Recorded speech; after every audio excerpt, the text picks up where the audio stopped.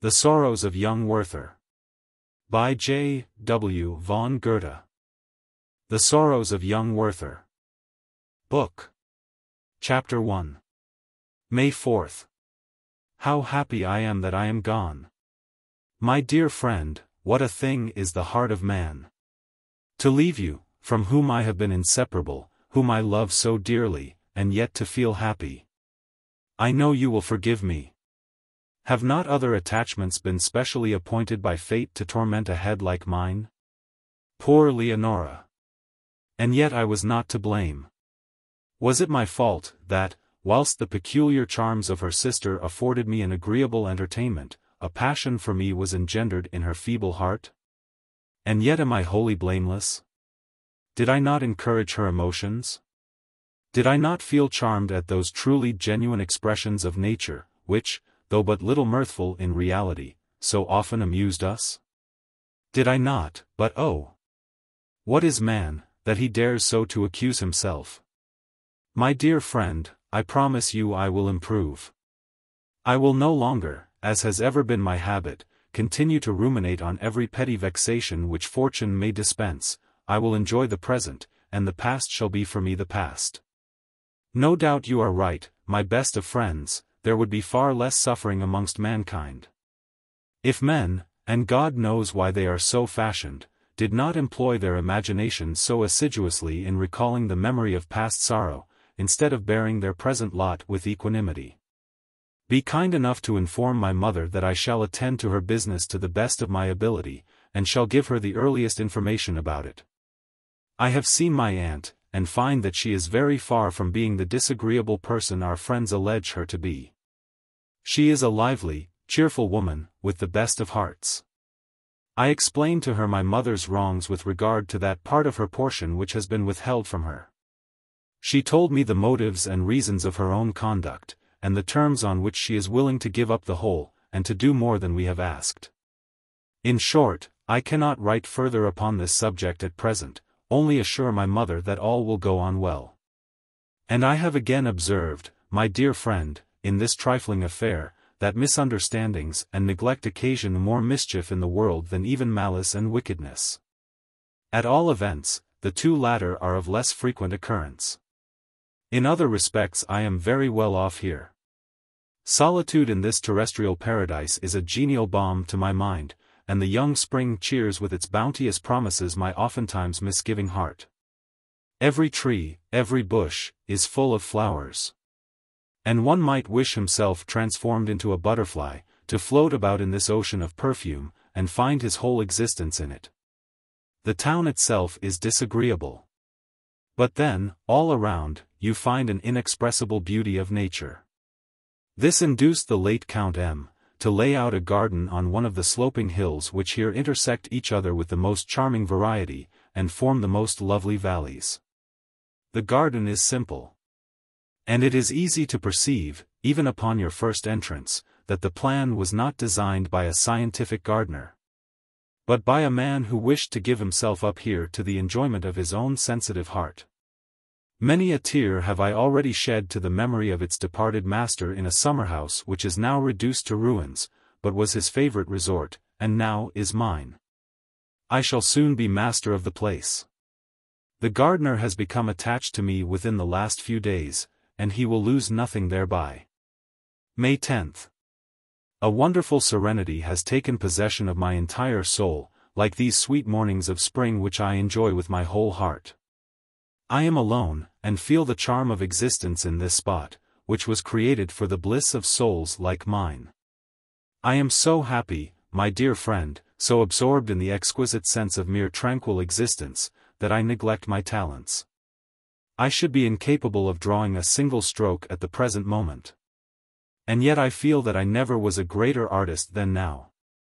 When, while the lovely valley teems with vapor around me, and the meridian sun strikes the upper surface of the impenetrable foliage of my trees, and but a few stray gleams steal into the inner sanctuary, I throw myself down among the tall grass by the trickling stream. And, as I lie close to the earth, 1,000 unknown plants are noticed by me, when I hear the buzz of the little world among the stalks. and grow familiar with the countless indescribable forms of the insects and flies, then I feel the presence of the Almighty, who formed us in His own image.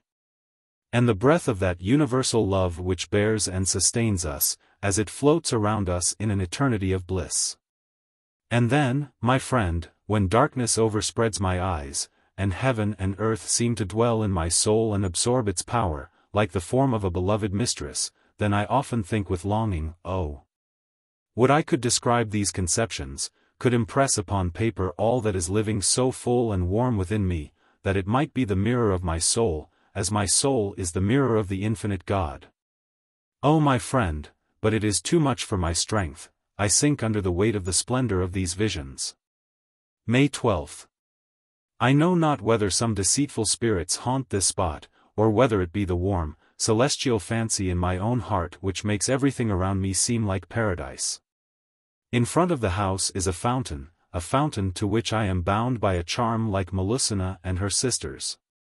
Descending a gentle slope, you come to an arch, where, some 20 steps lower down, water of the clearest crystal gushes from the marble rock. The narrow wall which encloses it above, the tall trees which encircle the spot, and the coolness of the place itself, everything imparts a pleasant but sublime impression. Not a day passes on which I do not spend an hour there. The young maidens come from the town to fetch water, innocent and necessary employment, and formerly the occupation of the daughters of kings. As I take my rest there, the idea of the old patriarchal life is awakened around me. I see them, our old ancestors, how they formed their friendships and contracted alliances at the fountain side.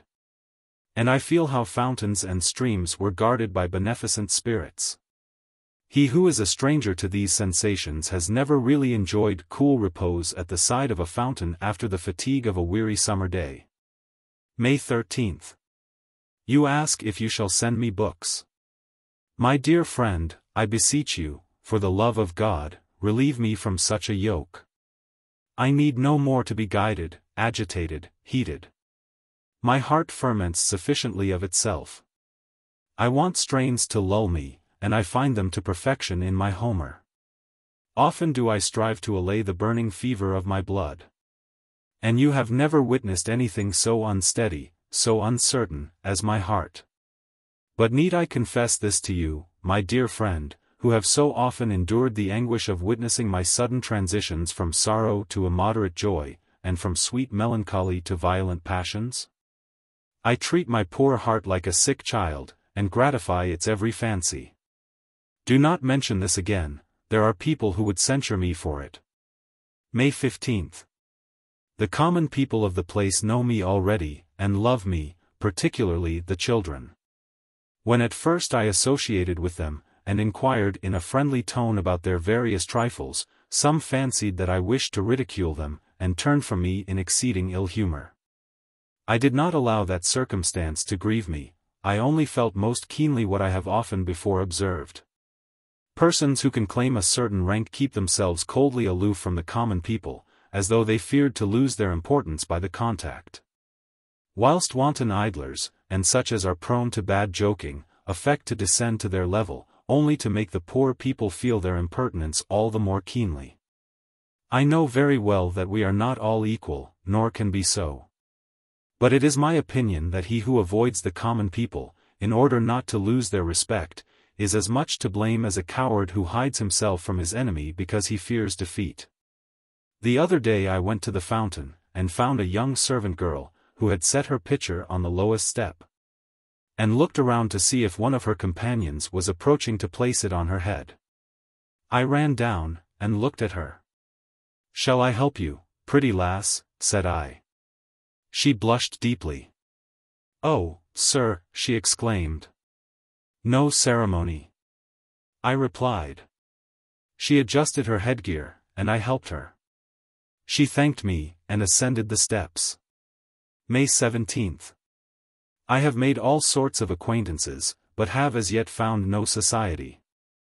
I know not what attraction I possess for the people, so many of them like me, and attach themselves to me, and then I feel sorry when the road we pursue together goes only a short distance. If you inquire what the people are like here, I must answer, the same as everywhere. The human race is but a monotonous affair. Most of them labor the greater part of their time for mere subsistence, and the scanty portion of freedom which remains to them so troubles them that they use every exertion to get rid of it. Oh, the destiny of man! But they are a right good sort of people. If I occasionally forget myself, and take part in the innocent pleasures which are not yet forbidden to the peasantry, and enjoy myself, for instance, with genuine freedom and sincerity, round a well-covered table, or arrange an excursion or a dance opportunely, and so forth, all this produces a good effect upon my disposition.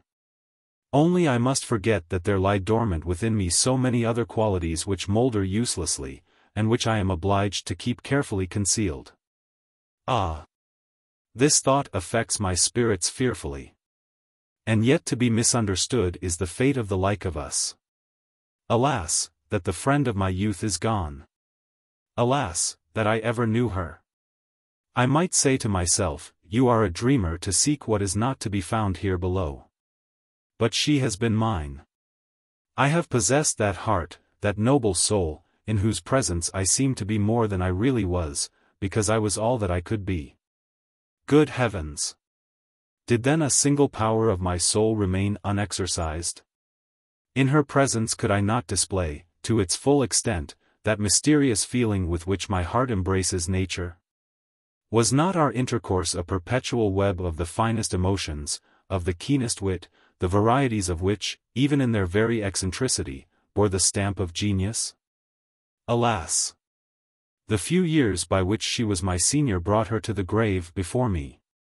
Never can I forget her firm mind or her heavenly patience.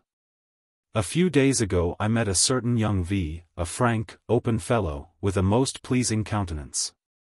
He has just left the university, does not deem himself overwise, but believes he knows more than other people.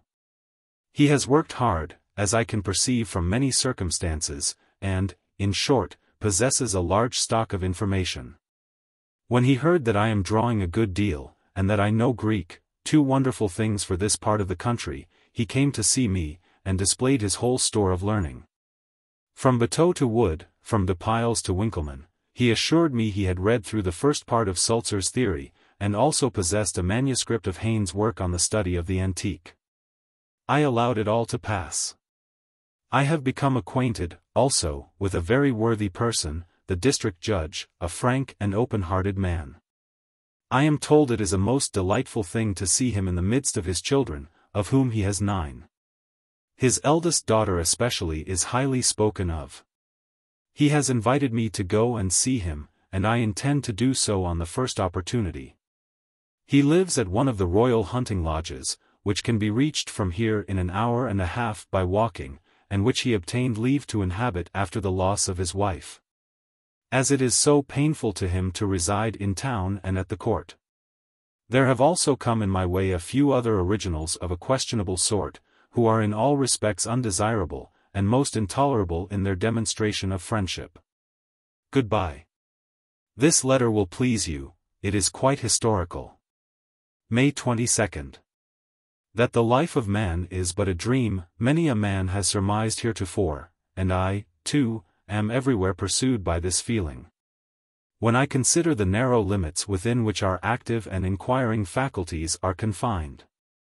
When I see how all our energies are wasted in providing for mere necessities, which again have no further end than to prolong a wretched existence. And then that all our satisfaction concerning certain subjects of investigation ends in nothing better than a passive resignation. Whilst we amuse ourselves painting our prison walls with bright figures and brilliant landscapes, when I consider all this, Wilhelm, I am silent. I examine my own being, and find there a world, but a world rather of imagination and dim desires, than of distinctness and living power. Then everything swims before my senses, and I smile and dream while pursuing my way through the world. All learned professors and doctors are agreed that children do not comprehend the cause of their desires. But that the grown-up should wander about this earth like children, without knowing whence they come, or whither they go, influenced as little by fixed motives, but guided like them by biscuits, sugar plums, and the rod, this is what nobody is willing to acknowledge. And yet I think it is palpable. I know what you will say in reply. For I am ready to admit that they are happiest, who, like children, amuse themselves with their playthings, dress and undress their dolls, and attentively watch the cupboard, where mamma has locked up her sweet things, and, when at last they get a delicious morsel, eat it greedily, and exclaim, "More." These are certainly happy beings. But others also are objects of envy, who dignify their paltry employments, and sometimes even their passions, with pompous titles, representing them to mankind as gigantic achievements performed for their welfare and glory. But the man who humbly acknowledges the vanity of all this, who observes with what pleasure the thriving citizen converts his little garden into a paradise, and how patiently even the poor man pursues his weary way under his burden, and how all wish equally to behold the light of the sun a little longer, yes, such a man is at peace, and creates his own world within himself. And he is also happy, because he is a man. And then, however limited his sphere, he still preserves in his bosom the sweet feeling of liberty, and knows that he can quit his prison whenever he likes. May 26th. You know of old my ways of settling anywhere, of selecting a little cottage in some cozy spot, and of putting up in it with every inconvenience. Here, too, I have discovered such a snug, comfortable place, which possesses peculiar charms for me. About a league from the town is a place called Walheim. It is delightfully situated on the side of a hill, and, by proceeding along one of the footpaths which lead out of the village, you can have a view of the whole valley. A good old woman lives there, who keeps a small inn. She sells wine, beer, and coffee, and is cheerful and pleasant notwithstanding her age.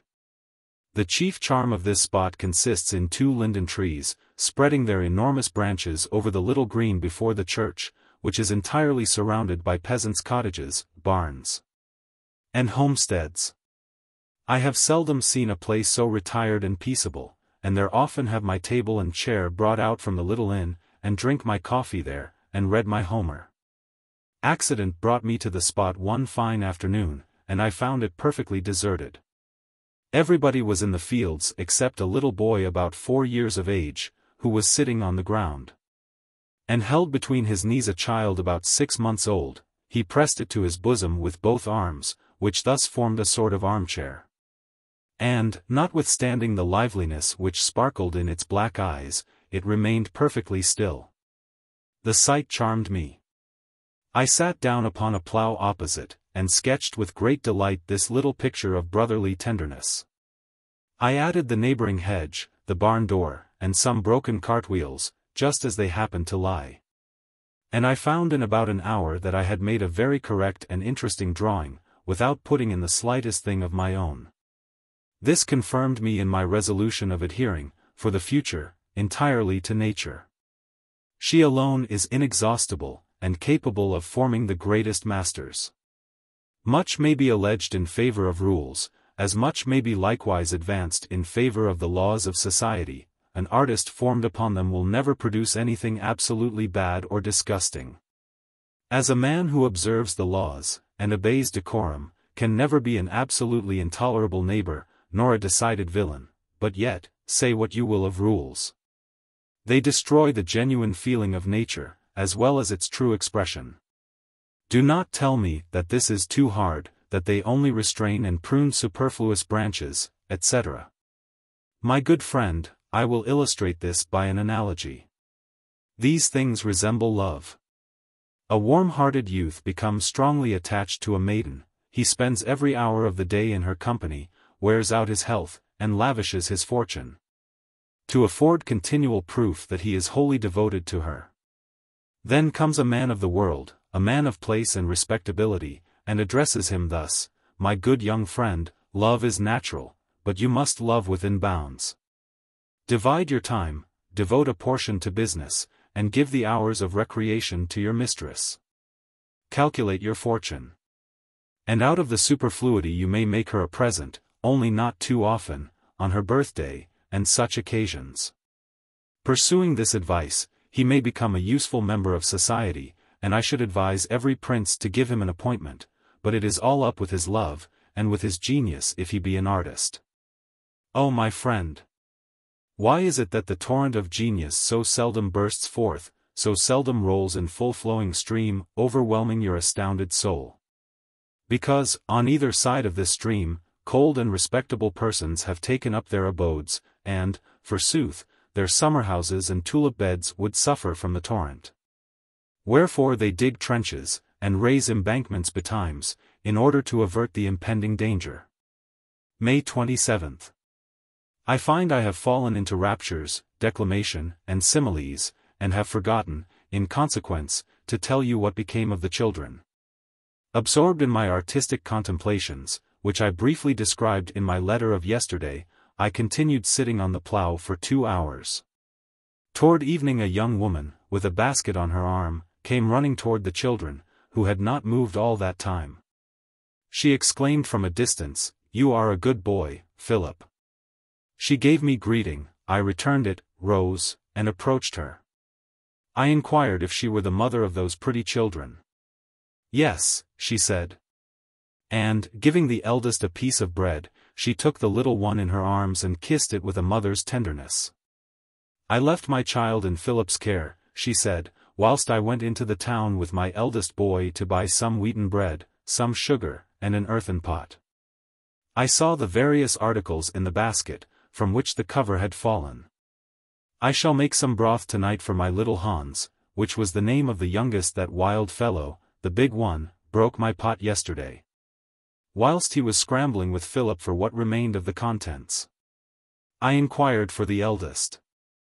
And she had scarcely time to tell me that he was driving a couple of geese home from the meadow, when he ran up, and handed Philip an osier twig. I talked a little longer with the woman, and found that she was the daughter of the schoolmaster, and that her husband was gone on a journey into Switzerland for some money a relation had left him. They wanted to cheat him, she said, and would not answer his letters, so he is gone there himself. I hope he has met with no accident, as I have heard nothing of him since his departure. I left the woman, with regret, giving each of the children a kreutzer, with an additional one for the youngest, to buy some wheaten bread for his broth when she went to town next, and so we parted. I assure you, my dear friend, when my thoughts are all in tumult, the sight of such a creature as this tranquilizes my disturbed mind. She moves in a happy thoughtlessness within the confined circle of her existence, she supplies her wants from day to day. And, when she sees the leaves fall, they raise no other idea in her mind than that winter is approaching. Since that time I have gone out there frequently. The children have become quite familiar with me, and each gets a lump of sugar when I drink my coffee, and they share my milk and bread and butter in the evening. They always receive their kreutzer on Sundays, for the good woman has orders to give it to them when I do not go there after evening service. They are quite at home with me, tell me everything. And I am particularly amused with observing their tempers, and the simplicity of their behavior, when some of the other village children are assembled with them. It has given me a deal of trouble to satisfy the anxiety of the mother, lest, as she says, they should inconvenience the gentleman. May 30th. What I have lately said of painting is equally true with respect to poetry. It is only necessary for us to know what is really excellent, and venture to give it expression. And that is saying much in few words. Today I have had a scene, which, if literally related, would make the most beautiful idyll in the world. But why should I talk of poetry and scenes and idylls? Can we never take pleasure in nature without having recourse to art? If you expect anything grand or magnificent from this introduction, you will be sadly mistaken. It relates merely to a peasant lad, who has excited in me the warmest interest. As usual, I shall tell my story badly, and you, as usual, will think me extravagant. It is Walheim once more, always Walheim, which produces these wonderful phenomena. A party had assembled outside the house under the linden trees, to drink coffee. The company did not exactly please me, and, under one pretext or another, I lingered behind. A peasant came from an adjoining house, and set to work arranging some part of the same plough which I had lately sketched. His appearance pleased me. And I spoke to him, inquired about his circumstances, made his acquaintance, and, as is my wont with persons of that class, was soon admitted into his confidence. He said he was in the service of a young widow, who set great store by him.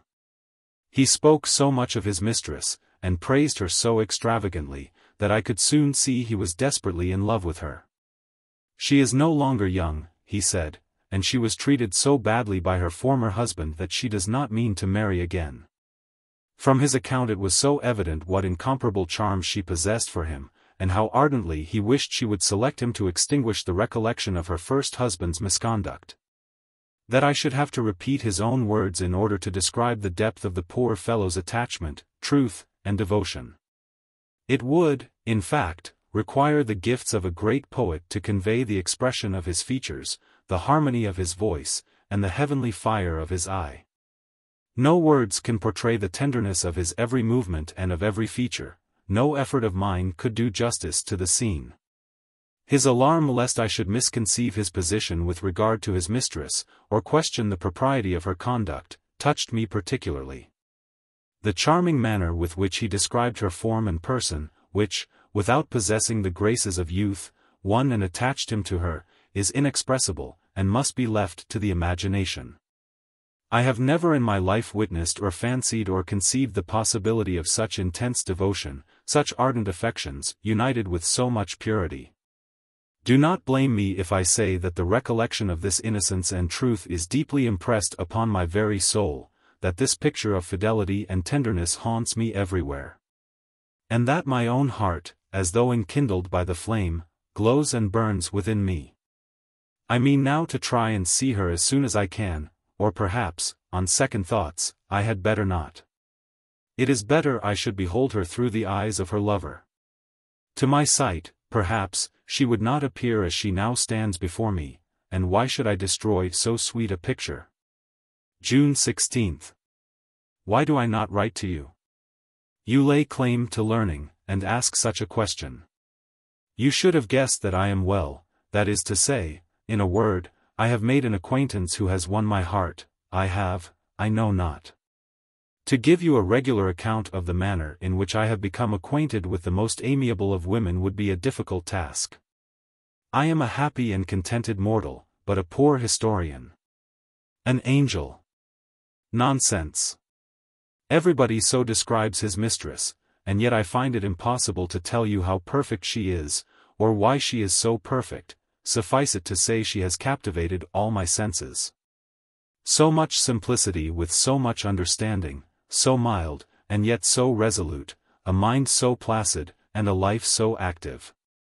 But all this is ugly balderdash, which expresses not a single character nor feature. Some other time, but no, not some other time, now, this very instant, will I tell you all about it. Now or never. Well, between ourselves, since I commenced my letter, I have been 3 times on the point of throwing down my pen, of ordering my horse, and riding out. And yet I vowed this morning that I would not ride today, and yet every moment I am rushing to the window to see how high the sun is. I could not restrain myself, go to her I must. I have just returned, Wilhelm, and whilst I am taking supper I will write to you. What a delight it was for my soul to see her in the midst of her dear, beautiful children, 8 brothers and sisters. But, if I proceed thus, you will be no wiser at the end of my letter than you were at the beginning. Attend, then, and I will compel myself to give you the details. I mentioned to you the other day that I had become acquainted with S., the district judge, and that he had invited me to go and visit him in his retirement, or rather in his little kingdom. But I neglected going, and perhaps should never have gone, if chance had not discovered to me the treasure which lay concealed in that retired spot. Some of our young people had proposed giving a ball in the country, at which I consented to be present. I offered my hand for the evening to a pretty and agreeable, but rather commonplace, sort of girl from the immediate neighborhood. And it was agreed that I should engage a carriage, and call upon Charlotte, with my partner and her aunt, to convey them to the ball. My companion informed me, as we drove along through the park to the hunting lodge, that I should make the acquaintance of a very charming young lady. Take care, added the aunt, that you do not lose your heart.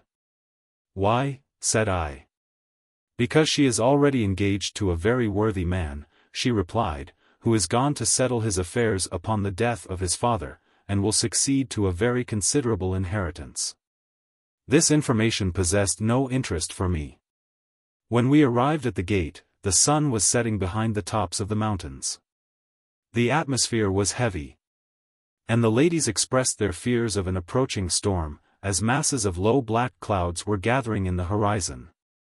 I relieved their anxieties by pretending to be weather-wise, although I myself had some apprehensions lest our pleasure should be interrupted. I alighted, and a maid came to the door, and requested us to wait a moment for her mistress.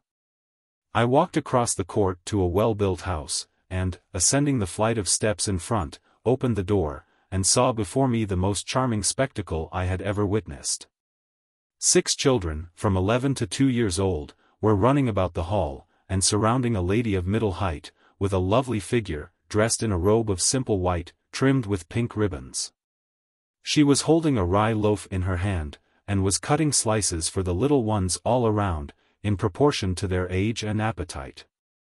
She performed her task in a graceful and affectionate manner, each claimant awaiting his turn with outstretched hands, and boisterously shouting his thanks. Some of them ran away at once, to enjoy their evening meal, whilst others, of a gentler disposition, retired to the courtyard to see the strangers, and to survey the carriage in which their Charlotte was to drive away. Pray forgive me for giving you the trouble to come for me, and for keeping the ladies waiting, but dressing, and arranging some household duties before I leave, had made me forget my children's supper. And they do not like to take it from anyone but me. I uttered some indifferent compliment, but my whole soul was absorbed by her air, her voice, her manner. And I had scarcely recovered myself when she ran into her room to fetch her gloves and fan. The young ones threw inquiring glances at me from a distance, whilst I approached the youngest, a most delicious little creature. He drew back, and Charlotte, entering at the very moment, said, "Louis, shake hands with your cousin." The little fellow obeyed willingly, and I could not resist giving him a hearty kiss, notwithstanding his rather dirty face. "Cousin," said I to Charlotte, as I handed her down, "do you think I deserve the happiness of being related to you?" She replied, with a ready smile, "Oh, I have such a number of cousins, that I should be sorry if you were the most undeserving of them." In taking leave, she desired her next sister, Sophie, a girl about 11 years old, to take great care of the children, and to say good-bye to Papa for her when he came home from his ride. She enjoined to the little ones to obey their sister Sophie as they would herself, upon which some promised that they would. But a little fair-haired girl, about 6 years old, looked discontented, and said, "But Sophie is not you, Charlotte, and we like you best." The 2 eldest boys had clambered up the carriage, and, at my request, she permitted them to accompany us a little way through the forest, upon their promising to sit very still, and hold fast. We were hardly seated, and the ladies had scarcely exchanged compliments, making the usual remarks upon each other's dress, and upon the company they expected to meet, when Charlotte stopped the carriage, and made her brothers get down. They insisted upon kissing her hands once more, which the eldest did with all the tenderness of a youth of 15, but the other in a lighter and more careless manner.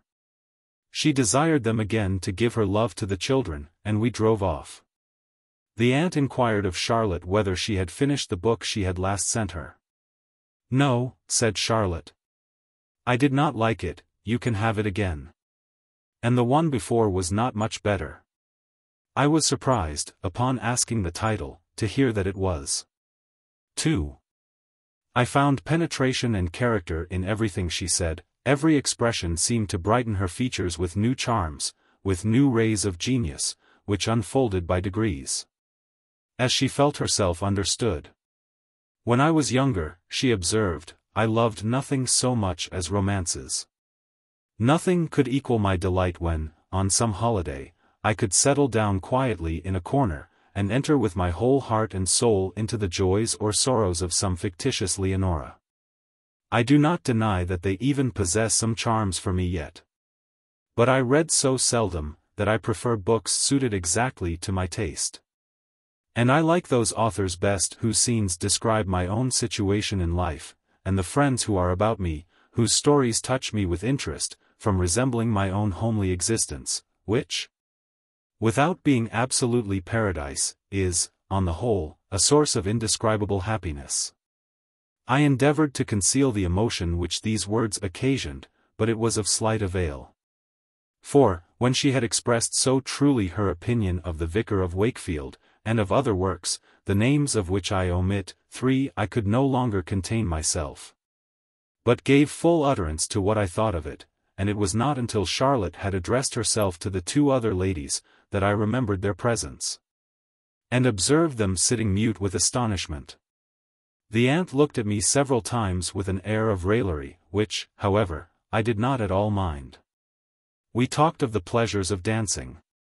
"If it is a fault to love it," said Charlotte, "I am ready to confess that I prize it above all other amusements. If anything disturbs me, I go to the piano, play an air to which I have danced, and all goes right again directly.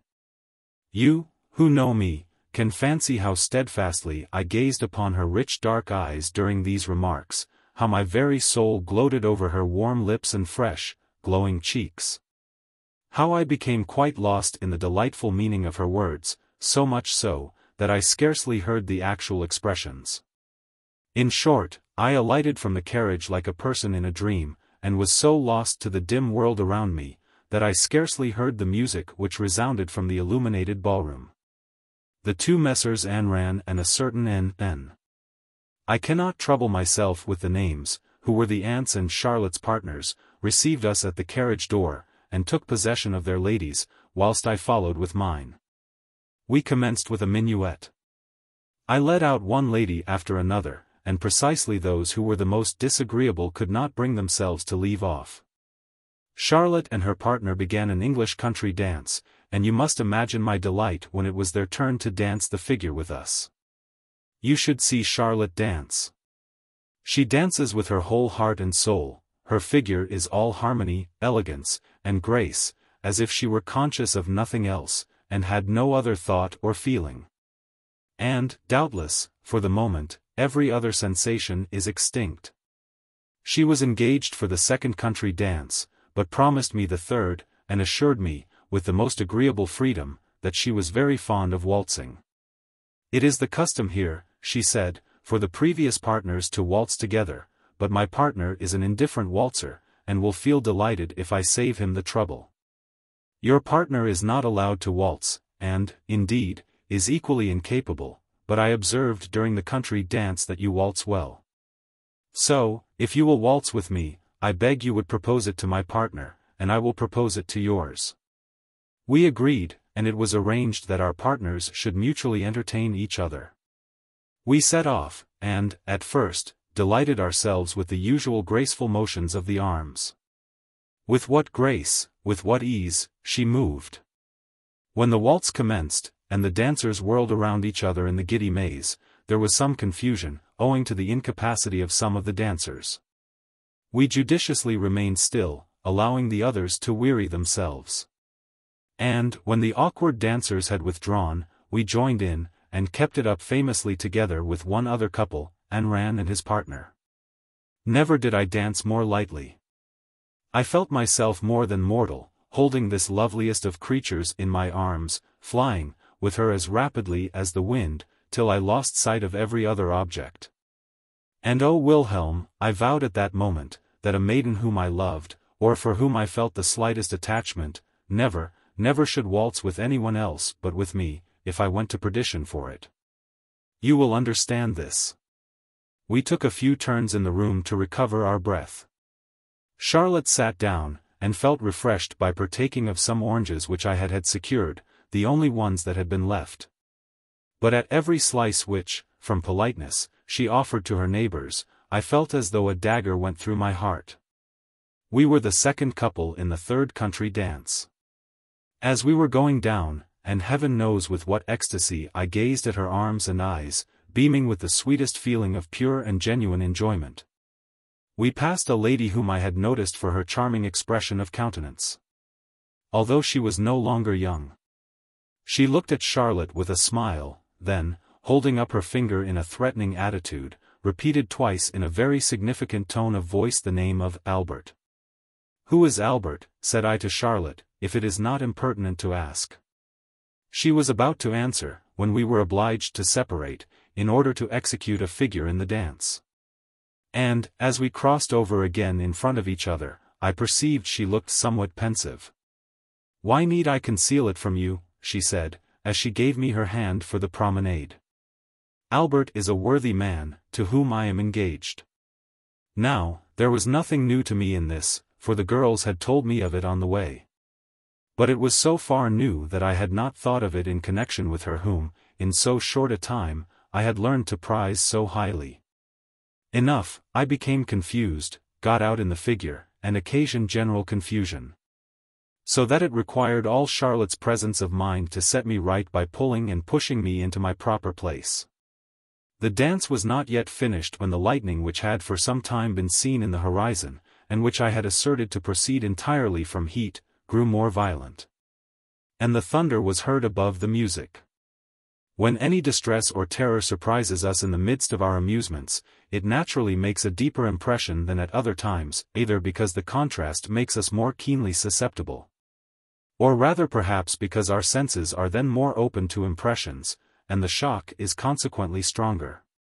To this cause I must ascribe the fright and shrieks of the ladies. One sagaciously sat down in a corner with her back to the window, and held her fingers to her ears. A second knelt down before her, and hid her face in her lap. A third threw herself between them, and embraced her sister with 1,000 tears. Some insisted on going home. Others, unconscious of their actions, wanted sufficient presence of mind to repress the impertinence of their young partners, who sought to direct to themselves those sighs which the lips of our agitated beauties intended for heaven. Some of the gentlemen had gone downstairs to smoke a quiet cigar, and the rest of the company gladly embraced a happy suggestion of the hostess to retire into another room which was provided with shutters and curtains. We had hardly got there, when Charlotte placed the chairs in a circle, and, when the company had sat down in compliance with her request, she forthwith proposed a round game. I noticed some of the company prepare their mouths and draw themselves up at the prospect of some agreeable forfeit. "Let us play at counting," said Charlotte. "Now, pay attention, I shall go round the circle from right to left. And each person is to count, one after the other, the number that comes to him, and must count fast. Whoever stops or mistakes is to have a box on the ear, and so on, till we have counted 1,000. It was delightful to see the fun. She went round the circle with upraised arm. 1, said the first, 2, the second, 3, the third, and so on, till Charlotte went faster and faster. One made a mistake, instantly a box on the ear. And, amid the laughter that ensued, came another box, and so on, faster and faster. I myself came in for 2. I fancied they were harder than the rest, and felt quite delighted. A general laughter and confusion put an end to the game long before we had counted as far as 1,000. The party broke up into little separate knots. The storm had ceased, and I followed Charlotte into the ballroom. On the way she said, the game banished their fears of the storm. I could make no reply. I myself, she continued, was as much frightened as any of them, but by affecting courage, to keep up the spirits of the others, I forgot my apprehensions. We went to the window. It was still thundering at a distance, a soft rain was pouring down over the country, and filled the air around us with delicious odors. Charlotte leaned forward on her arm. Her eyes wandered over the scene, she raised them to the sky, and then turned them upon me. They were moistened with tears. She placed her hand on mine and said, "Klopstock." At once I remembered the magnificent ode which was in her thoughts. I felt oppressed with the weight of my sensations, and sank under them. It was more than I could bear. I bent over her hand, kissed it in a stream of delicious tears, and again looked up to her eyes. Divine Klopstock! Why didst thou not see thy apotheosis in those eyes? And thy name so often profaned, would that I never heard it repeated. June 19th. I no longer remember where I stopped in my narrative, I only know it was 2 in the morning when I went to bed. And if you had been with me, that I might have talked instead of writing to you, I should, in all probability, have kept you up till daylight. I think I have not yet related what happened as we rode home from the ball, nor have I time to tell you now. It was a most magnificent sunrise, the whole country was refreshed, and the rain fell drop by drop from the trees in the forest. Our companions were asleep. Charlotte asked me if I did not wish to sleep also, and begged of me not to make any ceremony on her account. Looking steadfastly at her, I answered, as long as I see those eyes open, there is no fear of my falling asleep. We both continued awake till we reached her door. The maid opened it softly, and assured her, in answer to her inquiries, that her father and the children were well, and still sleeping. I left her asking permission to visit her in the course of the day.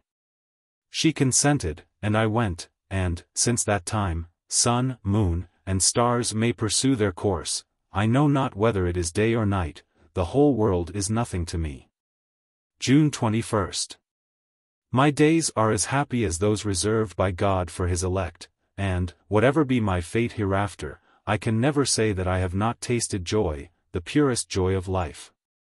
You know Walheim. I am now completely settled there. In that spot I am only half a league from Charlotte, and there I enjoy myself, and taste all the pleasure which can fall to the lot of man. Little did I imagine, when I selected Walheim for my pedestrian excursions, that all heaven lay so near it. How often in my wanderings from the hillside or from the meadows across the river, have I beheld this hunting lodge, which now contains within it all the joy of my heart. I have often, my dear Wilhelm, reflected on the eagerness men feel to wander and make new discoveries, and upon that secret impulse which afterward inclines them to return to their narrow circle, conform to the laws of custom, and embarrass themselves no longer with what passes around them. It is so strange how, when I came here first, and gazed upon that lovely valley from the hillside, I felt charmed with the entire scene surrounding me. The little wood opposite, how delightful to sit under its shade! How fine the view from that point of rock! Then, that delightful chain of hills, and the exquisite valleys at their feet! Could I but wander and lose myself amongst them! I went, and returned without finding what I wished. Distance, my friend, is like futurity.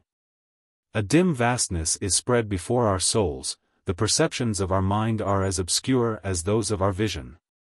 And we desire earnestly to surrender up our whole being, that it may be filled with the complete and perfect bliss of one glorious emotion. But alas! When we have attained our object, when the distant there becomes the present here, all is changed, we are as poor and circumscribed as ever, and our souls still languish for unattainable happiness. So does the restless traveler pant for his native soil, and find in his own cottage, in the arms of his wife, in the affections of his children, and in the labor necessary for their support, that happiness which he had sought in vain through the wide world. When, in the morning at sunrise, I go out to Walheim, and with my own hands gather in the garden the peas which are to serve for my dinner, when I sit down to shell them, and read my Homer during the intervals, and then, selecting a saucepan from the kitchen, fetch my own butter, put my mess on the fire, cover it up, and sit down to stir it as occasion requires. I figure to myself the illustrious suitors of Penelope, killing, dressing, and preparing their own oxen and swine. Nothing fills me with a more pure and genuine sense of happiness than those traits of patriarchal life which, thank heaven, I can imitate without affectation.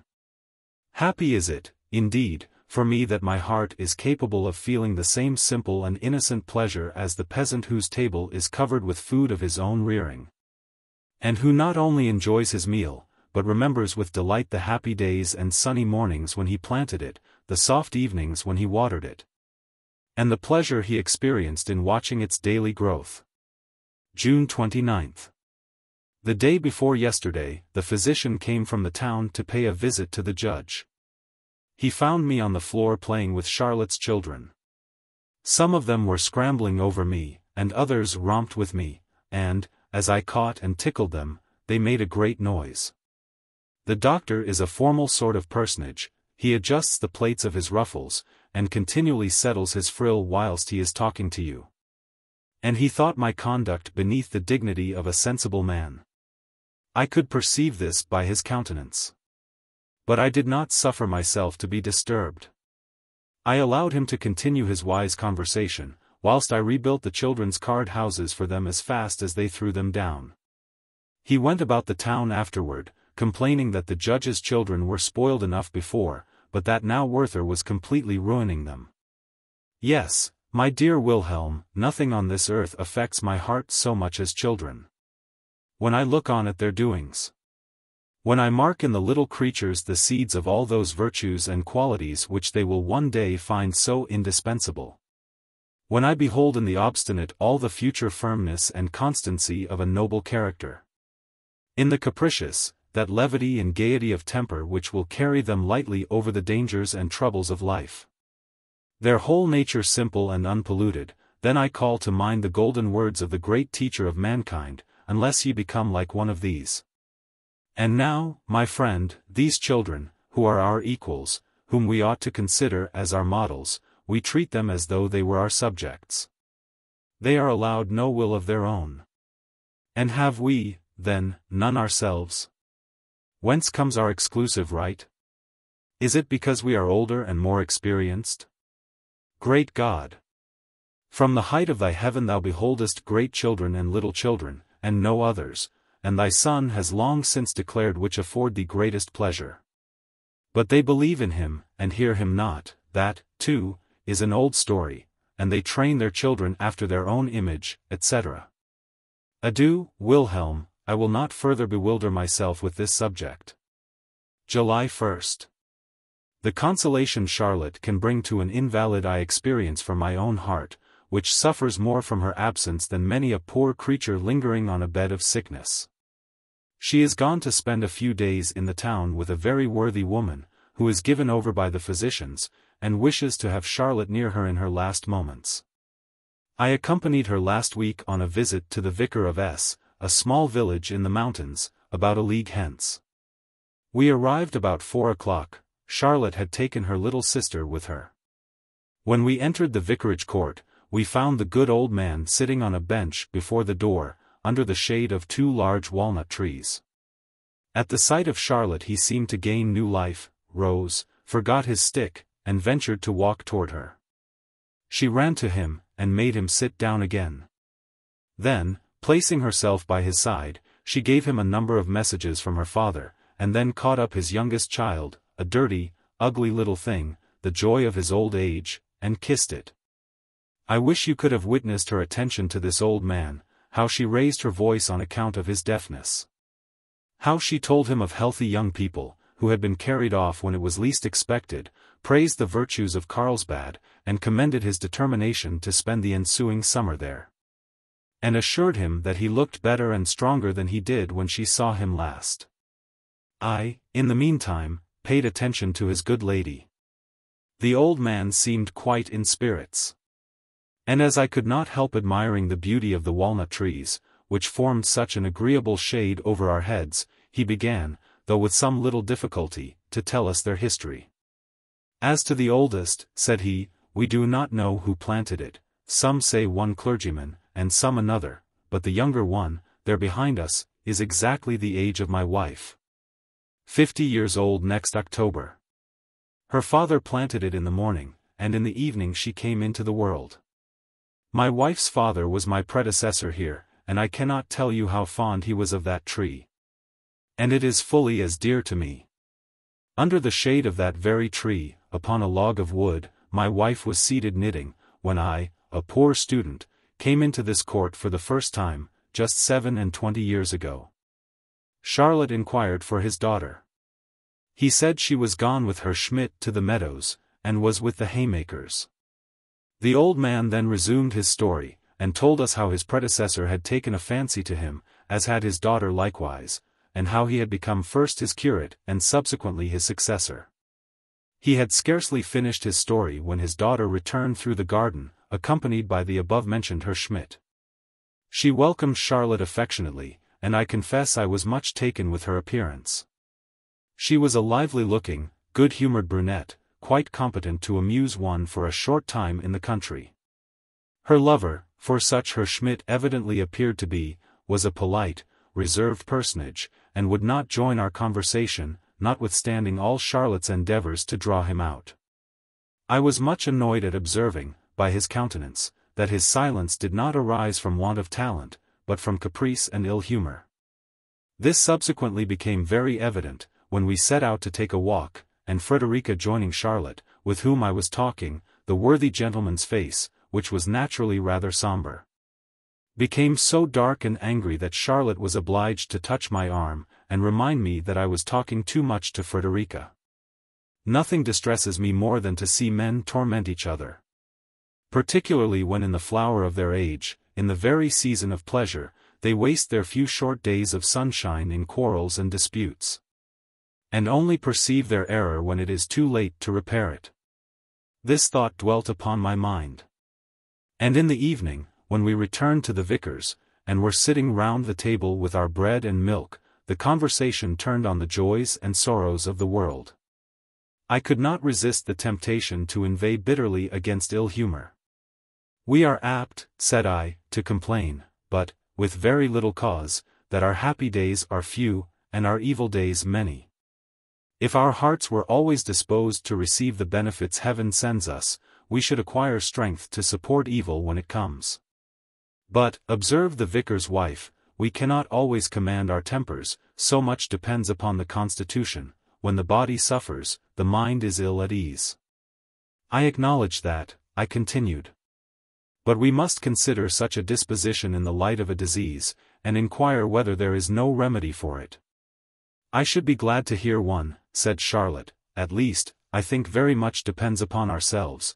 I know it is so with me.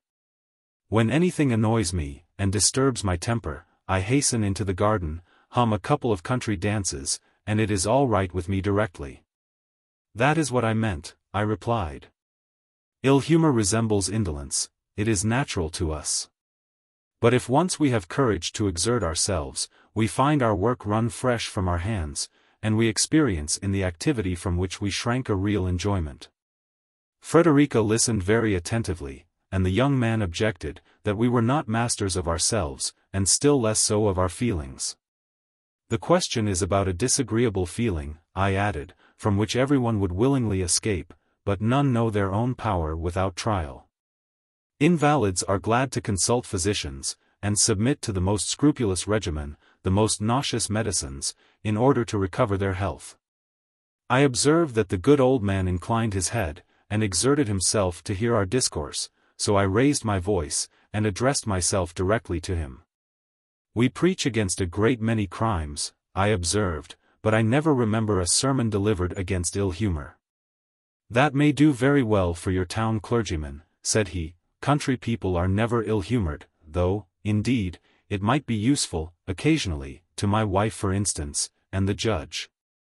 We all laughed, as did he likewise very cordially, till he fell into a fit of coughing, which interrupted our conversation for a time. Herr Schmidt resumed the subject. You call ill-humor a crime, he remarked, but I think you use too strong a term. Not at all, I replied, if that deserves the name which is so pernicious to ourselves and our neighbors. Is it not enough that we want the power to make one another happy, must we deprive each other of the pleasure which we can all make for ourselves? Show me the man who has the courage to hide his ill humor, who bears the whole burden himself, without disturbing the peace of those around him. No, ill humor arises from an inward consciousness of our own want of merit, from a discontent which ever accompanies that envy which foolish vanity engenders. We see people happy, whom we have not made so, and cannot endure the sight. Charlotte looked at me with a smile. She observed the emotion with which I spoke, and a tear in the eyes of Frederica stimulated me to proceed.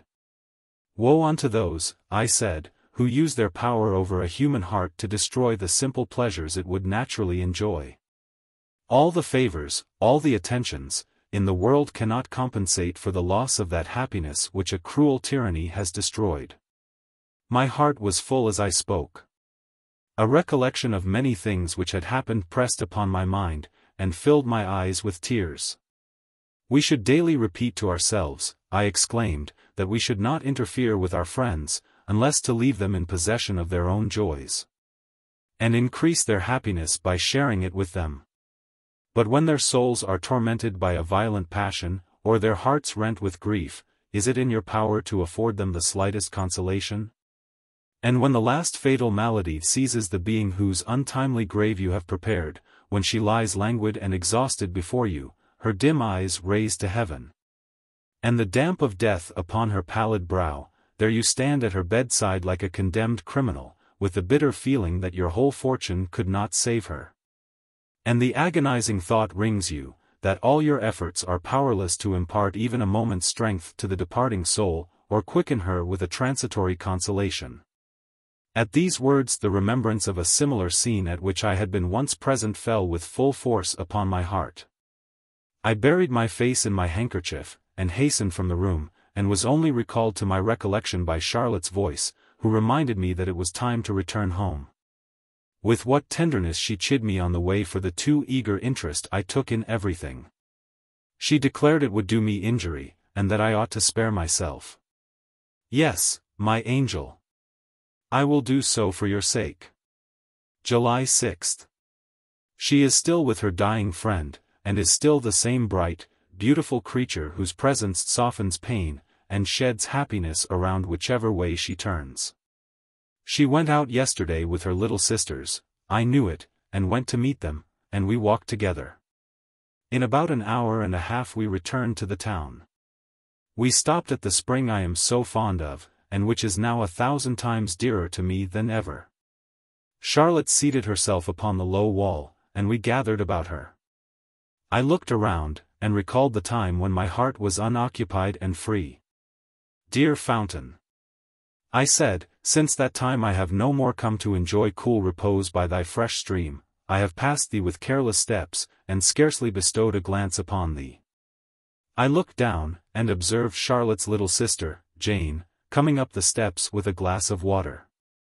I turned toward Charlotte, and I felt her influence over me. Jane at the moment approached with the glass. Her sister, Marianne, wished to take it from her. "No," cried the child, with the sweetest expression of face, "Charlotte must drink first." The affection and simplicity with which this was uttered so charmed me, that I sought to express my feelings by catching up the child and kissing her heartily. She was frightened, and began to cry. "You should not do that," said Charlotte. I felt perplexed. "Come, Jane," she continued, taking her hand, and leading her down the steps again, "it is no matter, wash yourself quickly in the fresh water." I stood and watched them. And when I saw the little dear rubbing her cheeks with her wet hands, in full belief that all the impurities contracted from my ugly beard would be washed off by the miraculous water, and how? Though Charlotte said it would do, she continued still to wash with all her might, as though she thought too much were better than too little. I assure you, Wilhelm, I never attended a baptism with greater reverence. And, when Charlotte came up from the well, I could have prostrated myself as before the prophet of an Eastern nation. In the evening I would not resist telling the story to a person who, I thought, possessed some natural feeling, because he was a man of understanding. But what a mistake I made! He maintained it was very wrong of Charlotte, that we should not deceive children, that such things occasioned countless mistakes and superstitions, from which we were bound to protect the young. It occurred to me then, that this very man had been baptized only a week before, so I said nothing further, but maintained the justice of my own convictions. We should deal with children as God deals with us. We are happiest under the influence of innocent delusions. July 8. What a child is man that he should be so solicitous about a look. What a child is man. We had been to Walheim, the ladies went in a carriage, but during our walk I thought I saw in Charlotte's dark eyes, "I am a fool, but forgive me." You should see them, those eyes. However, to be brief, for my own eyes are weighed down with sleep, you must know, when the ladies stepped into their carriage again, young W., Seldstadt, and Ran, and I were standing about the door. They are a merry set of fellows, and they were all laughing and joking together. I watched Charlotte's eyes. They wandered from one to the other. But they did not light on me, who stood there motionless, and who saw nothing but her. My heart bade her 1,000 times adieu, but she noticed me not. The carriage drove off. And my eyes filled with tears. I looked after her. Suddenly I saw Charlotte's bonnet leaning out of the window, and she turned to look back. Was it at me? My dear friend, I know not. And in this uncertainty I find consolation. Perhaps she turned to look at me. Perhaps. Good night, what a child I am. July 10th. You should see how foolish I look in company when her name is mentioned, particularly when I am asked plainly how I like her. How I like her. I detest the phrase. What sort of creature must he be who merely liked Charlotte, whose whole heart and senses were not entirely absorbed by her? Like her. Someone asked me lately how I liked Ossian. July 11th. Madame M. is very ill. I pray for her recovery, because Charlotte shares my sufferings. I see her occasionally at my friend's house, and today she has told me the strangest circumstance. Old M. is a covetous, miserly fellow, who has long worried and annoyed the poor lady sadly, but she has borne her afflictions patiently. A few days ago, when the physician informed us that her recovery was hopeless, she sent for her husband. Charlotte was present, and addressed him thus: I have something to confess, which, after my decease, may occasion trouble and confusion. I have hitherto conducted your household as frugally and economically as possible, but you must pardon me for having defrauded you for 30 years. At the commencement of our married life, you allowed a small sum for the wants of the kitchen, and the other household expenses. When our establishment increased and our property grew larger, I could not persuade you to increase the weekly allowance in proportion. In short, you know, that, when our wants were greatest, you required me to supply everything with 7 florins a week. I took the money from you without an observation, but made up the weekly deficiency from the money chest, as nobody would suspect your wife of robbing the household bank. But I have wasted nothing, and should have been content to meet my eternal judge without this confession, if she, upon whom the management of your establishment will devolve after my decease, would be free from embarrassment upon your insisting that the allowance made to me, your former wife, was sufficient. I talked with Charlotte of the inconceivable manner in which men allow themselves to be blinded. How anyone could avoid suspecting some deception, when 7 florins only were allowed to defray expenses twice as great. But I have myself known people who believed, without any visible astonishment, that their house possessed the prophet's never-failing cruse of oil. July 13th. No, I am not deceived. In her dark eyes I read a genuine interest in me and in my fortunes. Yes, I feel it, and I may believe my own heart which tells me, dare I say it, dare I pronounce the divine words? That she loves me. That she loves me. How the idea exalts me in my own eyes. And, as you can understand my feelings, I may say to you, how I honor myself since she loves me. Is this presumption, or is it a consciousness of the truth? I do not know a man able to supplant me in the heart of Charlotte. And yet when she speaks of her betrothed with so much warmth and affection, I feel like the soldier who has been stripped of his honors and titles, and deprived of his sword. July 16th. How my heart beats when by accident I touch her finger, or my feet meet hers under the table. I draw back as if from a furnace. But a secret force impels me forward again, and my senses become disordered. Her innocent, unconscious heart never knows what agony these little familiarities inflict upon me. Sometimes when we are talking she lays her hand upon mine, and in the eagerness of conversation comes closer to me, and her balmy breath reaches my lips, when I feel as if lightning had struck me, and that I could sink into the earth. And yet, Wilhelm, with all this heavenly confidence, if I know myself, and should ever dare, you understand me. No, no. My heart is not so corrupt, it is weak, weak enough, but is not that a degree of corruption? She is to me a sacred being. All passion is still in her presence, I cannot express my sensations when I am near her. I feel as if my soul beat in every nerve of my body. There is a melody which she plays on the piano with angelic skill, so simple is it, and yet so spiritual. It is her favorite air. And, when she plays the first note, all pain, care, and sorrow disappear from me in a moment. I believe every word that is said of the magic of ancient music. How her simple song enchants me. Sometimes, when I am ready to commit suicide, she sings that air, and instantly the gloom and madness which hung over me are dispersed, and I breathe freely again. July 18th. Wilhelm, what is the world to our hearts without love? What is a magic lantern without light?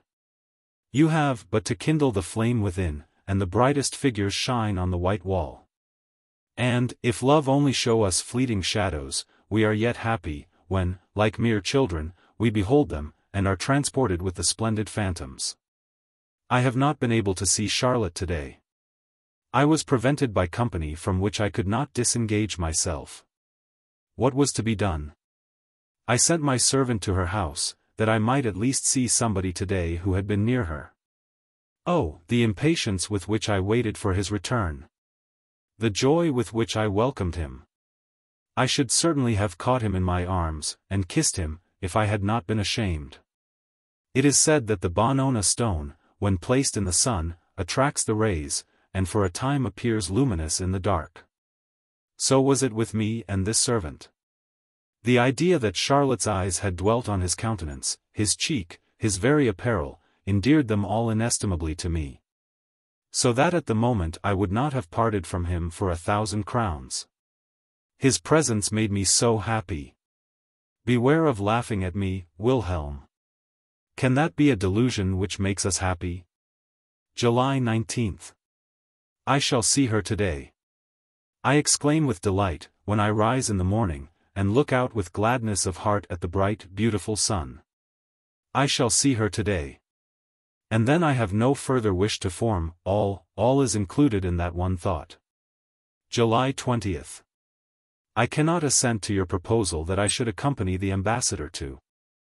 I do not love subordination, and we all know that he is a rough, disagreeable person to be connected with. You say my mother wishes me to be employed. I could not help laughing at that. Am I not sufficiently employed? And is it not in reality the same, whether I shell peas or count lentils? The world runs on from one folly to another. And the man who, solely from regard to the opinion of others, and without any wish or necessity of his own, toils after gold, honor, or any other phantom, is no better than a fool. July 24th. You insist so much on my not neglecting my drawing, that it would be as well for me to say nothing as to confess how little I have lately done. I never felt happier, I never understood nature better, even down to the veriest stem or smallest blade of grass. And yet I am unable to express myself, my powers of execution are so weak, everything seems to swim and float before me, so that I cannot make a clear, bold outline. But I fancy I should succeed better if I had some clay or wax to model. I shall try, if this state of mind continues much longer, and will take to modeling, if I only need dough. I have commenced Charlotte's portrait 3 times, and have as often disgraced myself. This is the more annoying, as I was formerly very happy in taking likenesses. I have since sketched her profile, and must content myself with that. July 25th. Yes, dear Charlotte. I will order and arrange everything. Only give me more commissions, the more the better. One thing, however, I must request, use no more writing sand with the dear notes you send me. Today I raised your letter hastily to my lips, and it set my teeth on edge. July 26th. I have often determined not to see her so frequently. But who could keep such a resolution? Every day I am exposed to the temptation, and promise faithfully that tomorrow I will really stay away, but, when tomorrow comes, I find some irresistible reason for seeing her. And, before I can account for it, I am with her again. Either she has said on the previous evening, you will be sure to call tomorrow, and who could stay away then?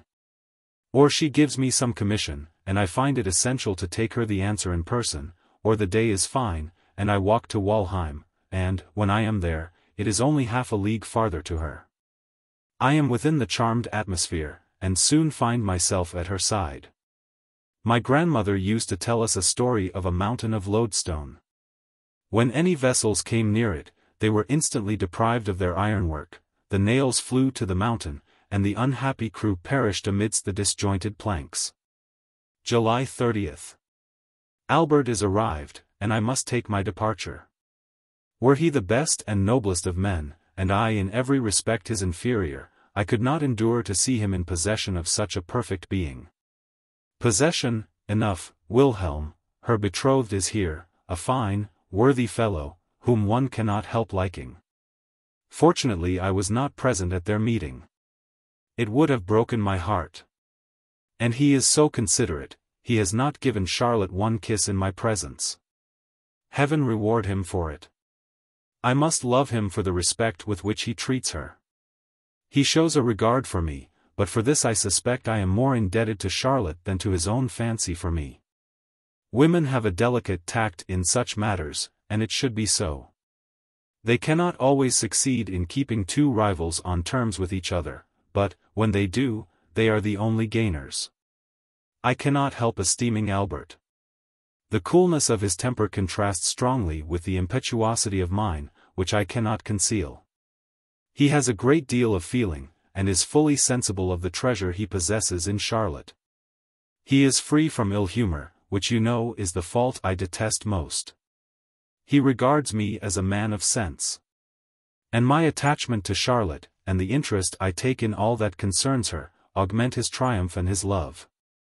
I shall not inquire whether he may not at times tease her with some little jealousies, as I know, that, were I in his place, I should not be entirely free from such sensations. But, be that as it may, my pleasure with Charlotte is over. Call it folly or infatuation, what signifies a name? The thing speaks for itself.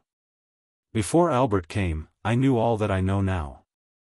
I knew I could make no pretensions to her, nor did I offer any, that is, as far as it was possible, in the presence of so much loveliness, not to pant for its enjoyment. And now, behold me like a silly fellow, staring with astonishment when another comes in, and deprives me of my love. I bite my lips, and feel infinite scorn for those who tell me to be resigned, because there is no help for it. Let me escape from the yoke of such silly subterfuges. I ramble through the woods. And when I return to Charlotte, and find Albert sitting by her side in the summer-house in the garden, I am unable to bear it, behave like a fool, and commit 1,000 extravagances. For heaven's sake, said Charlotte today, let us have no more scenes like those of last night. You terrify me when you are so violent. Between ourselves, I am always away now when he visits her, and I feel delighted when I find her alone. August 8th. Believe me, dear Wilhelm, I did not allude to you when I spoke so severely of those who advise resignation to inevitable fate. I did not think it possible for you to indulge such a sentiment. But in fact you are right. I only suggest one objection. In this world one is seldom reduced to make a selection between two alternatives. There are as many varieties of conduct and opinion as there are turns of feature between an aquiline nose and a flat one. You will, therefore, permit me to concede your entire argument, and yet contrive means to escape your dilemma. Your position is this, I hear you say, either you have hopes of obtaining Charlotte, or you have none. Well, in the first case, pursue your course, and press on to the fulfillment of your wishes. In the second, be a man, and shake off a miserable passion, which will enervate and destroy you. My dear friend, this is well and easily said. But would you require a wretched being, whose life is slowly wasting under a lingering disease, to dispatch himself at once by the stroke of a dagger? Does not the very disorder which consumes his strength deprive him of the courage to effect his deliverance? You may answer me, if you please, with a similar analogy, who would not prefer the amputation of an arm to the periling of life by doubt and procrastination. But I know not if I am right, and let us leave these comparisons. Enough. There are moments, Wilhelm, when I could rise up and shake it all off, and when, if I only knew where to go, I could fly from this place. The same evening. My diary, which I have for some time neglected, came before me today, and I am amazed to see how deliberately I have entangled myself step by step. To have seen my position so clearly, and yet to have acted so like a child. Even still I behold the result plainly, and yet have no thought of acting with greater prudence. August 10th. If I were not a fool, I could spend the happiest and most delightful life here. So many agreeable circumstances, and of a kind to ensure a worthy man's happiness, are seldom united. Alas! I feel it too sensibly, the heart alone makes our happiness. To be admitted into this most charming family, to be loved by the father as a son, by the children as a father, and by Charlotte. Then the noble Albert, who never disturbs my happiness by any appearance of ill humor, receiving me with the heartiest affection, and loving me, next to Charlotte, better than all the world. Wilhelm, you would be delighted to hear us in our rambles, and conversations about Charlotte. Nothing in the world can be more absurd than our connection, and yet the thought of it often moves me to tears. He tells me sometimes of her excellent mother. How, upon her deathbed, she had committed her house and children to Charlotte, and had given Charlotte herself in charge to him, how, since that time, a new spirit had taken possession of her. How, in care and anxiety for their welfare, she became a real mother to them. How every moment of her time was devoted to some labor of love in their behalf, and yet her mirth and cheerfulness had never forsaken her. I walk by his side, pluck flowers by the way, arrange them carefully into a nosegay, then fling them into the first stream I pass, and watch them as they float gently away. I forget whether I told you that Albert is to remain here. He has received a government appointment, with a very good salary, and I understand he is in high favor at court. I have met few persons so punctual and methodical in business. August 12th. Certainly Albert is the best fellow in the world. I had a strange scene with him yesterday. I went to take leave of him, for I took it into my head to spend a few days in these mountains, from where I now write to you. As I was walking up and down his room, my eye fell upon his pistols. "Lend me those pistols," said I, "for my journey." "By all means," he replied, "if you will take the trouble to load them, for they only hang there for form." I took down one of them. And he continued, "Ever since I was near suffering for my extreme caution, I will have nothing to do with such things." I was curious to hear the story. "I was staying," said he, "some 3 months ago, at a friend's house in the country. I had a brace of pistols with me, unloaded, and I slept without any anxiety. One rainy afternoon I was sitting by myself, doing nothing, when it occurred to me, I do not know how, that the house might be attacked, that we might require the pistols, that we might, in short. You know how we go on fancying, when we have nothing better to do. I gave the pistols to the servant, to clean and load. He was playing with the maid, and trying to frighten her, when the pistol went off, God knows how, the ramrod was in the barrel. And it went straight through her right hand, and shattered the thumb. I had to endure all the lamentation, and to pay the surgeon's bill, so, since that time, I have kept all my weapons unloaded. But, my dear friend, what is the use of prudence? We can never be on our guard against all possible dangers. However, now, you must know I can tolerate all men till they come to, however. For it is self-evident that every universal rule must have its exceptions. But he is so exceedingly accurate, that, if he only fancies he has said a word too precipitate, or too general, or only half true, he never ceases to qualify, to modify, and extenuate. Till at last he appears to have said nothing at all. Upon this occasion, Albert was deeply immersed in his subject, I ceased to listen to him, and became lost in reverie. With a sudden motion, I pointed the mouth of the pistol to my forehead, over the right eye. "What do you mean?" cried Albert, turning back the pistol. "It is not loaded," said I. "And even if not," he answered with impatience, "what can you mean?" I cannot comprehend how a man can be so mad as to shoot himself, and the bare idea of it shocks me. But why should anyone, said I, in speaking of an action, venture to pronounce it mad or wise, or good or bad? What is the meaning of all this? Have you carefully studied the secret motives of our actions? Do you understand, can you explain the causes which occasion them, and make them inevitable? If you can, you will be less hasty with your decision. But you will allow, said Albert, that some actions are criminal, let them spring from whatever motives they may. I granted it, and shrugged my shoulders. But still, my good friend, I continued, there are some exceptions here too. Theft is a crime. But the man who commits it from extreme poverty, with no design but to save his family from perishing, is he an object of pity or of punishment? Who shall throw the first stone at a husband, who, in the heat of just resentment, sacrifices his faithless wife and her perfidious seducer? Or at the young maiden, who, in her weak hour of rapture, forgets herself in the impetuous joys of love? Even our laws, cold and cruel as they are, relent in such cases, and withhold their punishment. That is quite another thing, said Albert. Because a man under the influence of violent passion loses all power of reflection, and is regarded as intoxicated or insane. Oh!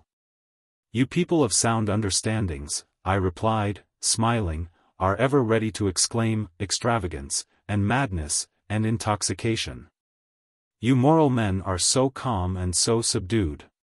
You abhor the drunken man, and detest the extravagant, you pass by, like the Levite, and thank God, like the Pharisee, that you are not like one of them. I have been more than once intoxicated, my passions have always bordered on extravagance, I am not ashamed to confess it. For I have learned, by my own experience, that all extraordinary men, who have accomplished great and astonishing actions, have ever been decried by the world as drunken or insane. And in private life, too, is it not intolerable that no one can undertake the execution of a noble or generous deed, without giving rise to the exclamation that the doer is intoxicated or mad? Shame upon you, ye sages! This is another of your extravagant humors, said Albert, you always exaggerate a case, and in this matter you are undoubtedly wrong. For we were speaking of suicide, which you compare with great actions, when it is impossible to regard it as anything but a weakness. It is much easier to die than to bear a life of misery with fortitude. I was on the point of breaking off the conversation, for nothing puts me so completely out of patience as the utterance of a wretched commonplace when I am talking from my inmost heart. However, I composed myself, for I had often heard the same observation with sufficient vexation. And I answered him, therefore, with a little warmth, you call this a weakness, beware of being led astray by appearances. When a nation, which has long groaned under the intolerable yoke of a tyrant, rises at last and throws off its chains, do you call that weakness? The man who, to rescue his house from the flames, finds his physical strength redoubled, so that he lifts burdens with ease, which, in the absence of excitement, he could scarcely move. He who, under the rage of an insult, attacks and puts to flight half a score of his enemies, are such persons to be called weak? My good friend, if resistance be strength, how can the highest degree of resistance be a weakness? Albert looked steadfastly at me, and said, pray forgive me, but I do not see that the examples you have adduced bear any relation to the question. Very likely, I answered. For I have often been told that my style of illustration borders a little on the absurd. But let us see if we cannot place the matter in another point of view. By inquiring what can be a man's state of mind who resolves to free himself from the burden of life, a burden often so pleasant to bear, for we cannot otherwise reason fairly upon the subject. Human nature, I continued, has its limits.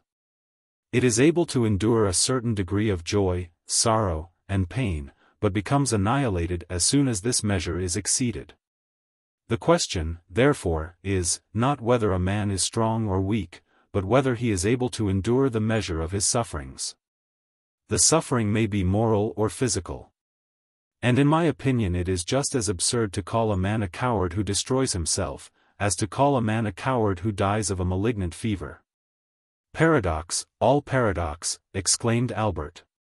Not so paradoxical as you imagine, I replied. You allow that we designate a disease as mortal when nature is so severely attacked, and her strength so far exhausted, that she cannot possibly recover her former condition under any change that may take place. Now, my good friend, apply this to the mind, observe a man in his natural, isolated condition. Consider how ideas work, and how impressions fasten on him, till at length a violent passion seizes him, destroying all his powers of calm reflection, and utterly ruining him. It is in vain that a man of sound mind and cool temper understands the condition of such a wretched being, in vain he counsels him. He can no more communicate his own wisdom to him than a healthy man can instill his strength into the invalid, by whose bedside he is seated. Albert thought this too general. I reminded him of a girl who had drowned herself a short time previously, and I related her history. She was a good creature, who had grown up in the narrow sphere of household industry and weekly appointed labor.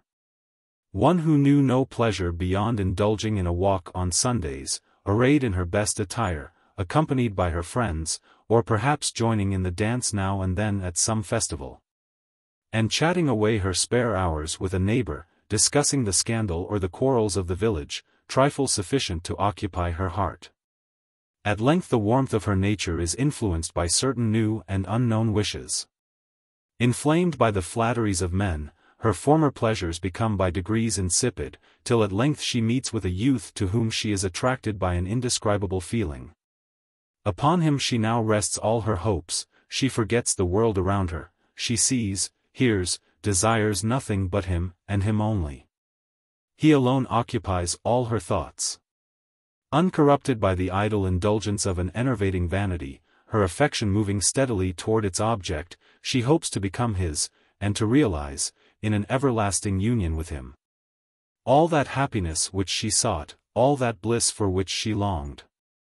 His repeated promises confirm her hopes, embraces and endearments, which increase the ardor of her desires, overmaster her soul. She floats in a dim, delusive anticipation of her happiness, and her feelings become excited to their utmost tension. She stretches out her arms finally to embrace the object of all her wishes, and her lover forsakes her. Stunned and bewildered, she stands upon a precipice. All is darkness around her. No prospect, no hope, no consolation, forsaken by him in whom her existence was centered. She sees nothing of the wide world before her, thinks nothing of the many individuals who might supply the void in her heart, she feels herself deserted, forsaken by the world. And, blinded and impelled by the agony which wrings her soul, she plunges into the deep, to end her sufferings in the broad embrace of death. See here, Albert, the history of thousands. And tell me, is not this a case of physical infirmity? Nature has no way to escape from the labyrinth, her powers are exhausted, she can contend no longer, and the poor soul must die. Shame upon him who can look on calmly, and exclaim, "The foolish girl." She should have waited, she should have allowed time to wear off the impression. Her despair would have been softened, and she would have found another lover to comfort her. One might as well say, the fool, to die of a fever. Why did he not wait till his strength was restored, till his blood became calm?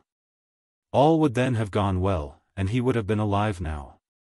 Albert, who could not see the justice of the comparison, offered some further objections, and, amongst others, urged that I had taken the case of a mere ignorant girl. But how any man of sense, of more enlarged views and experience, could be excused, he was unable to comprehend. "My friend," I exclaimed, "man is but man. And, whatever be the extent of his reasoning powers, they are of little avail when passion rages within, and he feels himself confined by the narrow limits of nature. It were better, then, but we will talk of this some other time," I said, and caught up my hat. Alas! My heart was full, and we parted without conviction on either side. How rarely in this world do men understand each other. August 15th. There can be no doubt that in this world nothing is so indispensable as love. I observe that Charlotte could not lose me without a pang, and the very children have but one wish, that is, that I should visit them again tomorrow. I went this afternoon to tune Charlotte's piano. But I could not do it, for the little ones insisted on my telling them a story, and Charlotte herself urged me to satisfy them. I waited upon them at tea, and they are now as fully contented with me as with Charlotte, and I told them my very best tale of the princess who was waited upon by dwarfs. I improve myself by this exercise, and am quite surprised at the impression my stories create. If I sometimes invent an incident which I forget upon the next narration, they remind one directly that the story was different before. So that I now endeavor to relate with exactness the same anecdote in the same monotonous tone, which never changes. I find by this, how much an author injures his works by altering them, even though they be improved in a poetical point of view. The first impression is readily received. We are so constituted that we believe the most incredible things, and, once they are engraved upon the memory, woe to him who would endeavor to efface them. August 18th. Must it ever be thus, that the source of our happiness must also be the fountain of our misery? The full and ardent sentiment which animated my heart with the love of nature, overwhelming me with a torrent of delight, and which brought all paradise before me, has now become an insupportable torment, a demon which perpetually pursues and harasses me. When in bygone days I gazed from these rocks upon yonder mountains across the river, and upon the green, flowery valley before me, and saw all nature budding and bursting around. The hills clothed from foot to peak with tall, thick forest trees, the valleys in all their varied windings, shaded with the loveliest woods, and the soft river gliding along amongst the lisping reeds, mirroring the beautiful clouds which the soft evening breeze wafted across the sky, when I heard the groves about me melodious with the music of birds, and saw the million swarms of insects dancing in the last golden beams of the sun, whose setting rays awoke the humming beetles from their grassy beds. Whilst the subdued tumult around directed my attention to the ground, and I there observed the arid rock compelled to yield nutriment to the dry moss, whilst the heath flourished upon the barren sands below me, all this displayed to me the inner warmth which animates all nature, and filled and glowed within my heart. I felt myself exalted by this overflowing fullness to the perception of the Godhead, and the glorious forms of an infinite universe became visible to my soul. Stupendous mountains encompassed me, abysses yawned at my feet, and cataracts fell headlong down before me, impetuous rivers rolled through the plain, and rocks and mountains resounded from afar. In the depths of the earth I saw innumerable powers in motion, and multiplying to infinity, whilst upon its surface, and beneath the heavens, there teemed 10,000 varieties of living creatures. Everything around is alive with an infinite number of forms. While mankind fly for security to their petty houses, from the shelter of which they rule in their imaginations over the wide extended universe. Poor fool! In whose petty estimation all things are little. From the inaccessible mountains, across the desert which no mortal foot has trod, far as the confines of the unknown ocean, breathes the spirit of the eternal Creator. And every atom to which he has given existence finds favor in his sight. Ah, how often at that time has the flight of a bird, soaring above my head, inspired me with the desire of being transported to the shores of the immeasurable waters, there to quaff the pleasures of life from the foaming goblet of the infinite, and to partake, if but for a moment even, with the confined powers of my soul, the beatitude of that Creator who accomplishes all things in himself, and through himself. My dear friend, the bare recollection of those hours still consoles me. Even this effort to recall those ineffable sensations, and give them utterance, exalts my soul above itself, and makes me doubly feel the intensity of my present anguish. It is as if a curtain had been drawn from before my eyes, and, instead of prospects of eternal life, the abyss of an ever-open grave yawned before me. Can we say of anything that it exists when all passes away, when time, with the speed of a storm, carries all things onward, and our transitory existence, hurried along by the torrent, is either swallowed up by the waves or dashed against the rocks? There is not a moment but preys upon you, and upon all around you, not a moment in which you do not yourself become a destroyer. The most innocent walk deprives of life thousands of poor insects, one step destroys the fabric of the industrious ant, and converts a little world into chaos. No, it is not the great and rare calamities of the world, the floods which sweep away whole villages, the earthquakes which swallow up our towns, that affect me. My heart is wasted by the thought of that destructive power which lies concealed in every part of universal nature. Nature has formed nothing that does not consume itself, and every object near it, so that, surrounded by earth and air, and all the active powers, I wander on my way with aching heart. And the universe is to me a fearful monster, forever devouring its own offspring. August 21st. In vain do I stretch out my arms toward her when I awaken in the morning from my weary slumbers. In vain do I seek for her at night in my bed, when some innocent dream has happily deceived me, and placed her near me in the fields, when I have seized her hand and covered it with countless kisses. And when I feel for her in the half-confusion of sleep, with the happy sense that she is near, tears flow from my oppressed heart, and, bereft of all comfort, I weep over my future woes. August 22nd. What a misfortune, Wilhelm! My active spirits have degenerated into contented indolence. I cannot be idle, and yet I am unable to set to work. I cannot think, I have no longer any feeling for the beauties of nature, and books are distasteful to me. Once we give ourselves up, we are totally lost. Many a time and oft I wish I were a common laborer, that, awakening in the morning, I might have but one prospect, one pursuit, one hope, for the day which has dawned. I often envy Albert when I see him buried in a heap of papers and parchments, and I fancy I should be happy were I in his place. Often impressed with this feeling I have been on the point of writing to you and to the minister, for the appointment at the embassy, which you think I might obtain. I believe I might procure it. The minister has long shown a regard for me, and has frequently urged me to seek employment. It is the business of an hour only. Now and then the fable of the horse recurs to me. Weary of liberty, he suffered himself to be saddled and bridled, and was ridden to death for his pains. I know not what to determine upon. For is not this anxiety for change the consequence of that restless spirit which would pursue me equally in every situation of life? August 28th. If my ills would admit of any cure, they would certainly be cured here. This is my birthday, and early in the morning I received a packet from Albert. Upon opening it, I found one of the pink ribbons which Charlotte wore in her dress the first time I saw her, and which I had several times asked her to give me. With it were 2 volumes in 12mo of Wettstein's Homer, a book I had often wished for, to save me the inconvenience of carrying the large Ernestine edition with me upon my walks. You see how they anticipate my wishes, how well they understand all those little attentions of friendship, so superior to the costly presents of the great, which are humiliating.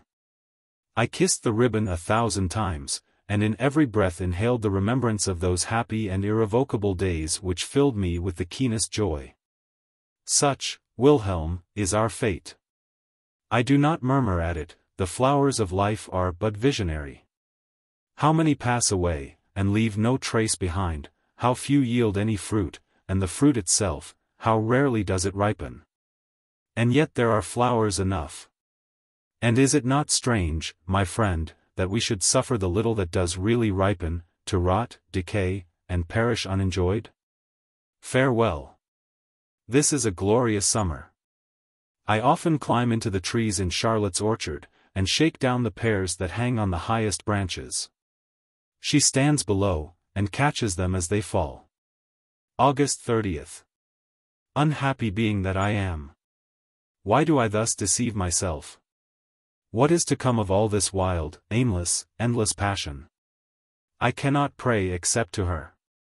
My imagination sees nothing but her, all surrounding objects are of no account, except as they relate to her. In this dreamy state I enjoy many happy hours, till at length I feel compelled to tear myself away from her. Ah, Wilhelm, to what does not my heart often compel me? When I have spent several hours in her company, till I feel completely absorbed by her figure, her grace, the divine expression of her thoughts. My mind becomes gradually excited to the highest excess, my sight grows dim, my hearing confused, my breathing oppressed as if by the hand of a murderer. And my beating heart seeks to obtain relief for my aching senses. I am sometimes unconscious whether I really exist. If in such moments I find no sympathy, and Charlotte does not allow me to enjoy the melancholy consolation of bathing her hand with my tears, I feel compelled to tear myself from her. When I either wander through the country, climb some precipitous cliff, or force a path through the trackless thicket, where I am lacerated and torn by thorns and briars. And thence I find relief. Sometimes I lie stretched on the ground, overcome with fatigue and dying with thirst. Sometimes, late in the night, when the moon shines above me, I recline against an aged tree in some sequestered forest, to rest my weary limbs, when, exhausted and worn, I sleep till break of day. O Wilhelm! The hermit's cell, his sackcloth, and girdle of thorns would be luxury and indulgence compared with what I suffer. Adieu. I see no end to this wretchedness except the grave. September 3rd. I must away. Thank you, Wilhelm, for determining my wavering purpose. For a whole fortnight I have thought of leaving her. I must away. She has returned to town, and is at the house of a friend. And then, Albert, yes, I must go. September 10th. Oh, what a night, Wilhelm. I can henceforth bear anything. I shall never see her again. Oh, why cannot I fall on your neck, and, with floods of tears and raptures, give utterance to all the passions which distract my heart? Here I sit gasping for breath, and struggling to compose myself. I wait for day, and at sunrise the horses are to be at the door.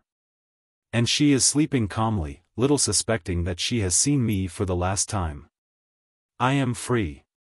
I have had the courage, in an interview of 2 hours' duration, not to betray my intention. And oh Wilhelm, what a conversation it was! Albert had promised to come to Charlotte in the garden immediately after supper. I was upon the terrace under the tall chestnut trees, and watched the setting sun. I saw him sink for the last time beneath this delightful valley and silent stream. I had often visited the same spot with Charlotte, and witnessed that glorious sight, and now, I was walking up and down the very avenue which was so dear to me. A secret sympathy had frequently drawn me thither before I knew Charlotte. And we were delighted when, in our early acquaintance, we discovered that we each loved the same spot, which is indeed as romantic as any that ever captivated the fancy of an artist. From beneath the chestnut trees, there is an extensive view. But I remember that I have mentioned all this in a former letter, and have described the tall mass of beech trees at the end. And how the avenue grows darker and darker as it winds its way among them, till it ends in a gloomy recess, which has all the charm of a mysterious solitude. I still remember the strange feeling of melancholy which came over me the first time I entered that dark retreat, at bright midday. I felt some secret foreboding that it would, one day, be to me the scene of some happiness or misery. I had spent half an hour struggling between the contending thoughts of going and returning, when I heard them coming up the terrace. I ran to meet them. I trembled as I took her hand, and kissed it. As we reached the top of the terrace, the moon rose from behind the wooded hill. We conversed on many subjects, and, without perceiving it, approached the gloomy recess. Charlotte entered, and sat down. Albert seated himself beside her. I did the same, but my agitation did not suffer me to remain long seated. I got up, and stood before her, then walked backward and forward, and sat down again. I was restless and miserable. Charlotte drew our attention to the beautiful effect of the moonlight, which threw a silver hue over the terrace in front of us, beyond the beech trees. It was a glorious sight, and was rendered more striking by the darkness which surrounded the spot where we were. We remained for some time silent, when Charlotte observed, "Whenever I walk by moonlight, it brings to my remembrance all my beloved and departed friends. And I am filled with thoughts of death and futurity.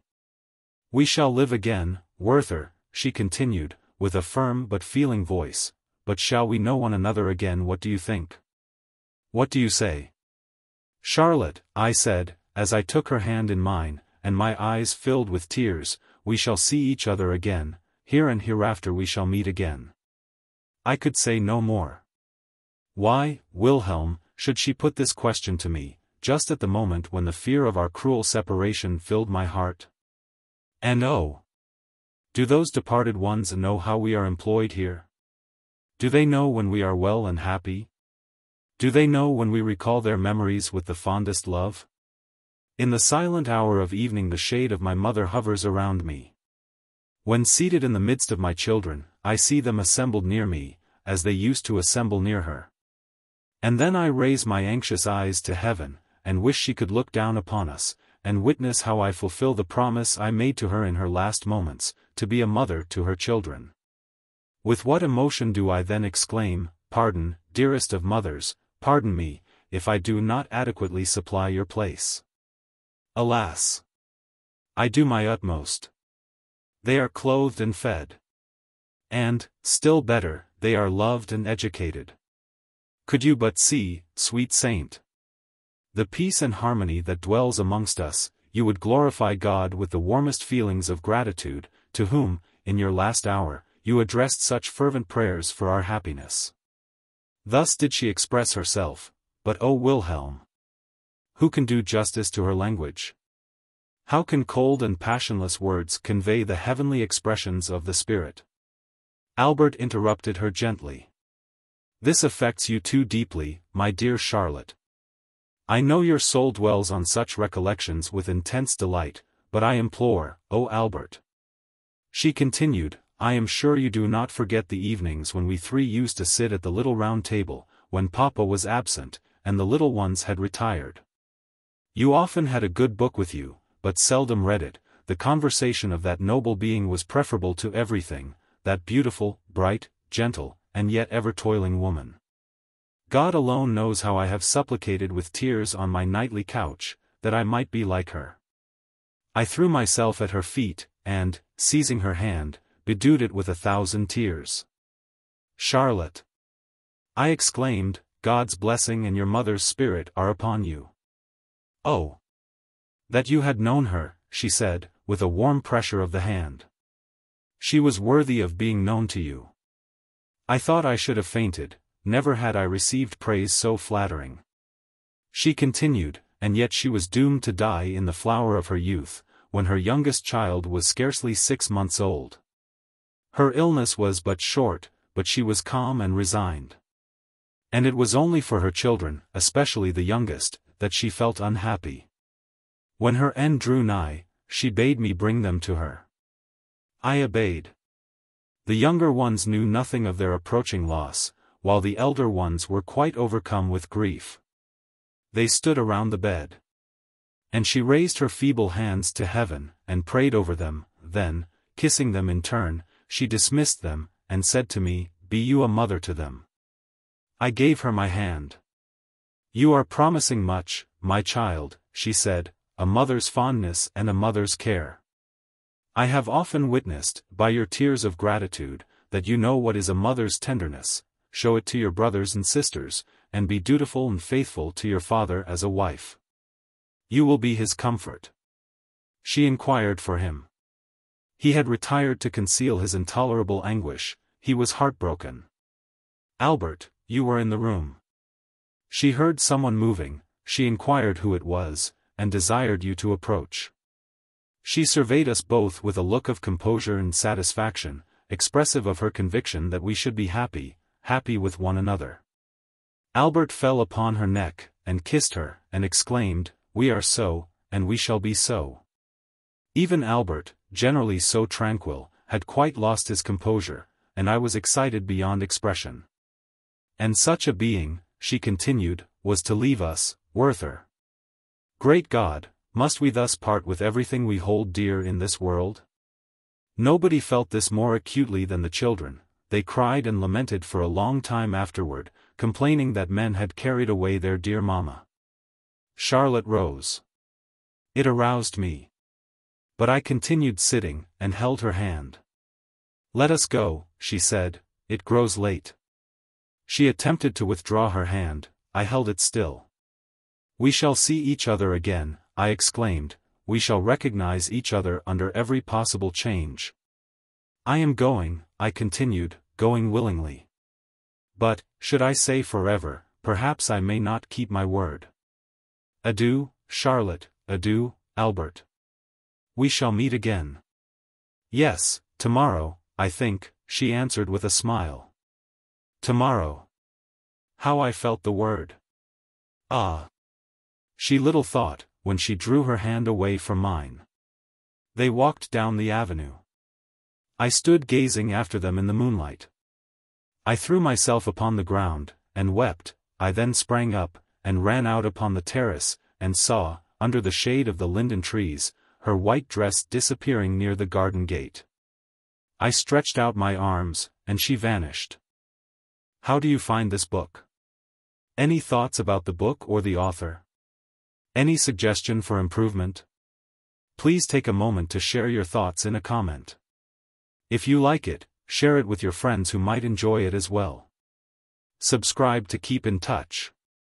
Visit CompleteAudiobooks.com for more quality content. Book. Chapter 2.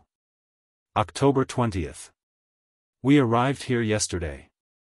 The ambassador is indisposed, and will not go out for some days. If he were less peevish and morose, all would be well. I see but too plainly that heaven has destined me to severe trials, but courage. A light heart may bear anything. A light heart. I smile to find such a word proceeding from my pen. A little more light-heartedness would render me the happiest being under the sun. But must I despair of my talents and faculties, whilst others of far inferior abilities parade before me with the utmost self-satisfaction? Gracious Providence, to whom I owe all my powers, why didst thou not withhold some of those blessings I possess, and substitute in their place a feeling of self-confidence and contentment? But patience! All will yet be well. For I assure you, my dear friend, you were right, since I have been obliged to associate continually with other people, and observe what they do, and how they employ themselves. I have become far better satisfied with myself. For we are so constituted by nature, that we are ever prone to compare ourselves with others, and our happiness or misery depends very much on the objects and persons around us. On this account, nothing is more dangerous than solitude. There our imagination, always disposed to rise, taking a new flight on the wings of fancy, pictures to us a chain of beings of whom we seem the most inferior. All things appear greater than they really are, and all seem superior to us. This operation of the mind is quite natural. We so continually feel our own imperfections, and fancy we perceive in others the qualities we do not possess, attributing to them also all that we enjoy ourselves, that by this process we form the idea of a perfect, happy man, a man, however, who only exists in our own imagination. But when, in spite of weakness and disappointments, we set to work in earnest, and persevere steadily, we often find, that, though obliged continually to tack, we make more way than others who have the assistance of wind and tide. And, in truth, there can be no greater satisfaction than to keep pace with others or outstrip them in the race. November 26th. I begin to find my situation here more tolerable, considering all circumstances. I find a great advantage in being much occupied. And the number of persons I meet, and their different pursuits, create a varied entertainment for me. I have formed the acquaintance of the Count C, and I esteem him more and more every day. He is a man of strong understanding and great discernment. But, though he sees farther than other people, he is not on that account cold in his manner, but capable of inspiring and returning the warmest affection. He appeared interested in me on one occasion, when I had to transact some business with him. He perceived, at the first word, that we understood each other, and that he could converse with me in a different tone from what he used with others. I cannot sufficiently esteem his frank and open kindness to me. It is the greatest and most genuine of pleasures to observe a great mind in sympathy with our own. December 24th. As I anticipated, the ambassador occasions me infinite annoyance. He is the most punctilious blockhead under heaven. He does everything step by step, with the trifling minuteness of an old woman. And he is a man whom it is impossible to please, because he is never pleased with himself. I like to do business regularly and cheerfully, and, when it is finished, to leave it. But he constantly returns my papers to me, saying, they will do, but recommending me to look over them again, as one may always improve by using a better word or a more appropriate particle. I then lose all patience, and wish myself at the devil's. Not a conjunction, not an adverb, must be omitted. He has a deadly antipathy to all those transpositions of which I am so fond. And, if the music of our periods is not tuned to the established, official key, he cannot comprehend our meaning. It is deplorable to be connected with such a fellow. My acquaintance with the Count C. is the only compensation for such an evil. He told me frankly, the other day, that he was much displeased with the difficulties and delays of the ambassador. That people like him are obstacles, both to themselves and to others. But, added he, one must submit, like a traveler who has to ascend a mountain. If the mountain was not there, the road would be both shorter and pleasanter. But there it is, and he must get over it. The old man perceives the Count's partiality for me, this annoys him, and he seizes every opportunity to depreciate the Count in my hearing. I naturally defend him, and that only makes matters worse.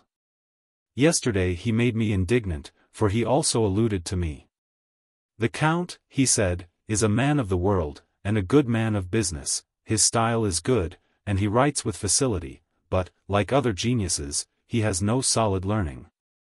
He looked at me with an expression that seemed to ask if I felt the blow. But it did not produce the desired effect. I despise a man who can think and act in such a manner. However, I made a stand, and answered with not a little warmth.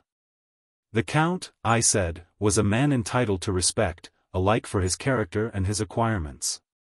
I had never met a person whose mind was stored with more useful and extensive knowledge, who had, in fact, mastered such an infinite variety of subjects, and who yet retained all his activity for the details of ordinary business. This was altogether beyond his comprehension, and I took my leave, lest my anger should be too highly excited by some new absurdity of his. And you are to blame for all this, you who persuaded me to bend my neck to this yoke by preaching a life of activity to me. If the man who plants vegetables, and carries his corn to town on market days, is not more usefully employed than I am, then let me work 10 years longer at the galleys to which I am now chained. Oh, the brilliant wretchedness, the weariness, that one is doomed to witness among the silly people whom we meet in society here. The ambition of rank. How they watch, how they toil, to gain precedence. What poor and contemptible passions are displayed in their utter nakedness. We have a woman here, for example, who never ceases to entertain the company with accounts of her family and her estates. Any stranger would consider her a silly being, whose head was turned by her pretensions to rank and property. But she is in reality even more ridiculous, the daughter of a mere magistrate's clerk from this neighborhood. I cannot understand how human beings can so debase themselves. Every day I observe more and more the folly of judging of others by ourselves. And I have so much trouble with myself, and my own heart is in such constant agitation, that I am well content to let others pursue their own course, if they only allow me the same privilege. What provokes me most is the unhappy extent to which distinctions of rank are carried. I know perfectly well how necessary are inequalities of condition, and I am sensible of the advantages I myself derive therefrom. But I would not have these institutions prove a barrier to the small chance of happiness which I may enjoy on this earth. I have lately become acquainted with a Miss B., a very agreeable girl, who has retained her natural manners in the midst of artificial life. Our first conversation pleased us both equally. And, at taking leave, I requested permission to visit her. She consented in so obliging a manner, that I waited with impatience for the arrival of the happy moment. She is not a native of this place, but resides here with her aunt. The countenance of the old lady is not prepossessing. I paid her much attention, addressing the greater part of my conversation to her. And, in less than half an hour, I discovered what her niece subsequently acknowledged to me, that her aged aunt, having but a small fortune, and a still smaller share of understanding, enjoys no satisfaction except in the pedigree of her ancestors, no protection save in her noble birth, and no enjoyment but in looking from her castle over the heads of the humble citizens. She was, no doubt, handsome in her youth, and in her early years probably trifled away her time in rendering many a poor youth the sport of her caprice. In her riper years she has submitted to the yoke of a veteran officer, who, in return for her person and her small independence, has spent with her what we may designate her age of brass. He is dead, and she is now a widow, and deserted. She spends her iron age alone, and would not be approached, except for the loveliness of her niece. January 8, 1772. What beings are men, whose whole thoughts are occupied with form and ceremony, who for years together devote their mental and physical exertions to the task of advancing themselves but one step, and endeavoring to occupy a higher place at the table. Not that such persons would otherwise want employment, on the contrary, they give themselves much trouble by neglecting important business for such petty trifles. Last week a question of precedence arose at a sledging party, and all our amusement was spoiled. The silly creatures cannot see that it is not place which constitutes real greatness, since the man who occupies the first place but seldom plays the principal part. How many kings are governed by their ministers, how many ministers by their secretaries? Who, in such cases, is really the chief? He, as it seems to me, who can see through the others, and possesses strength or skill enough to make their power or passion subservient to the execution of his own designs. January 20th. I must write to you from this place, my dear Charlotte, from a small room in a country inn, where I have taken shelter from a severe storm. During my whole residence in that wretched place where I lived amongst strangers, indeed, to this heart, I never at any time felt the smallest inclination to correspond with you. But in this cottage, in this retirement, in this solitude, with the snow and hail beating against my lattice pane, you are my first thought. The instant I entered, your figure rose up before me, and the remembrance. Oh my Charlotte, the sacred, tender remembrance. Gracious Heaven! Restore to me the happy moment of our first acquaintance. Could you but see me, my dear Charlotte, in the whirl of dissipation, how my senses are dried up, but my heart is at no time full. I enjoy no single moment of happiness, all is vain, nothing touches me. I stand, as it were, before the raree show, I see the little puppets move, and I ask whether it is not an optical illusion.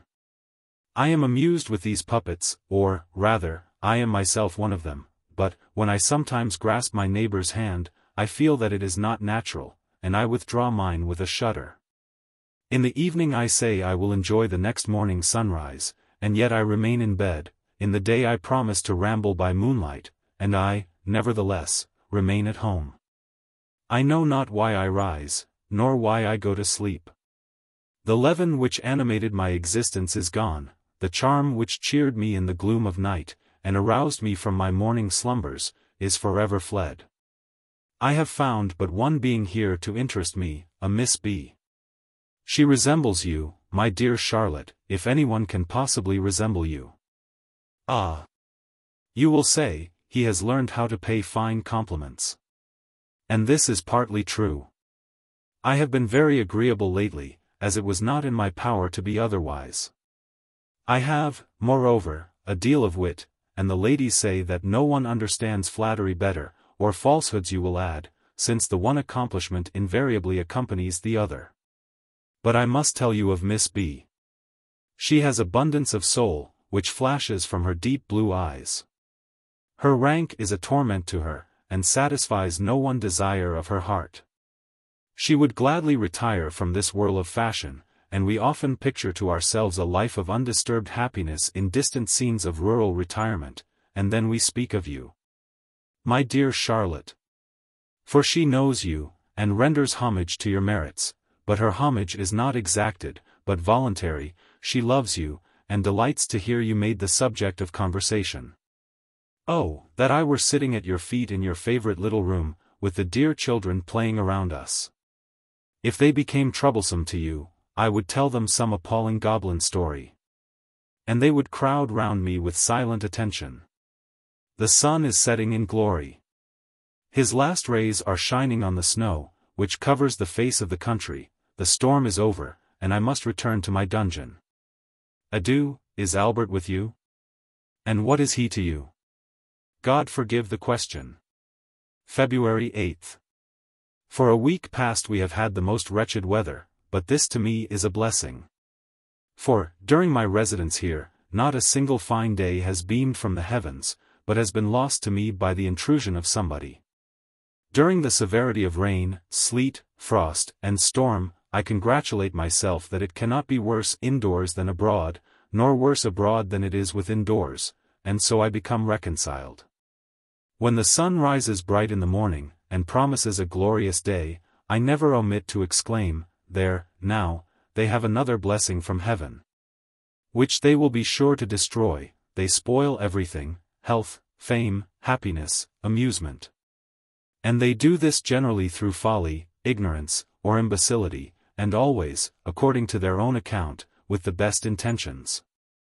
I could often beseech them, on my bended knees, to be less resolved upon their own destruction. February 17th. I fear that my ambassador and I shall not continue much longer together. He is really growing past endurance. He transacts his business in so ridiculous a manner, that I am often compelled to contradict him, and do things my own way. And then, of course, he thinks them very ill done.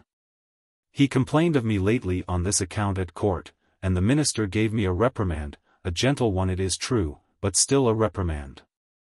In consequence of this, I was about to tender my resignation, when I received a letter, to which I submitted with great respect, on account of the high, noble, and generous spirit which dictated it. He endeavored to soothe my excessive sensibility, paid a tribute to my extreme ideas of duty, of good example, and of perseverance in business, as the fruit of my youthful ardor. An impulse which he did not seek to destroy, but only to moderate, that it might have proper play and be productive of good. So now I am at rest for another week, and no longer at variance with myself. Content and peace of mind are valuable things. I could wish, my dear friend, that these precious jewels were less transitory. February 20th. God bless you, my dear friends, and may He grant you that happiness which He denies to me. I thank you, Albert, for having deceived me. I waited for the news that your wedding day was fixed.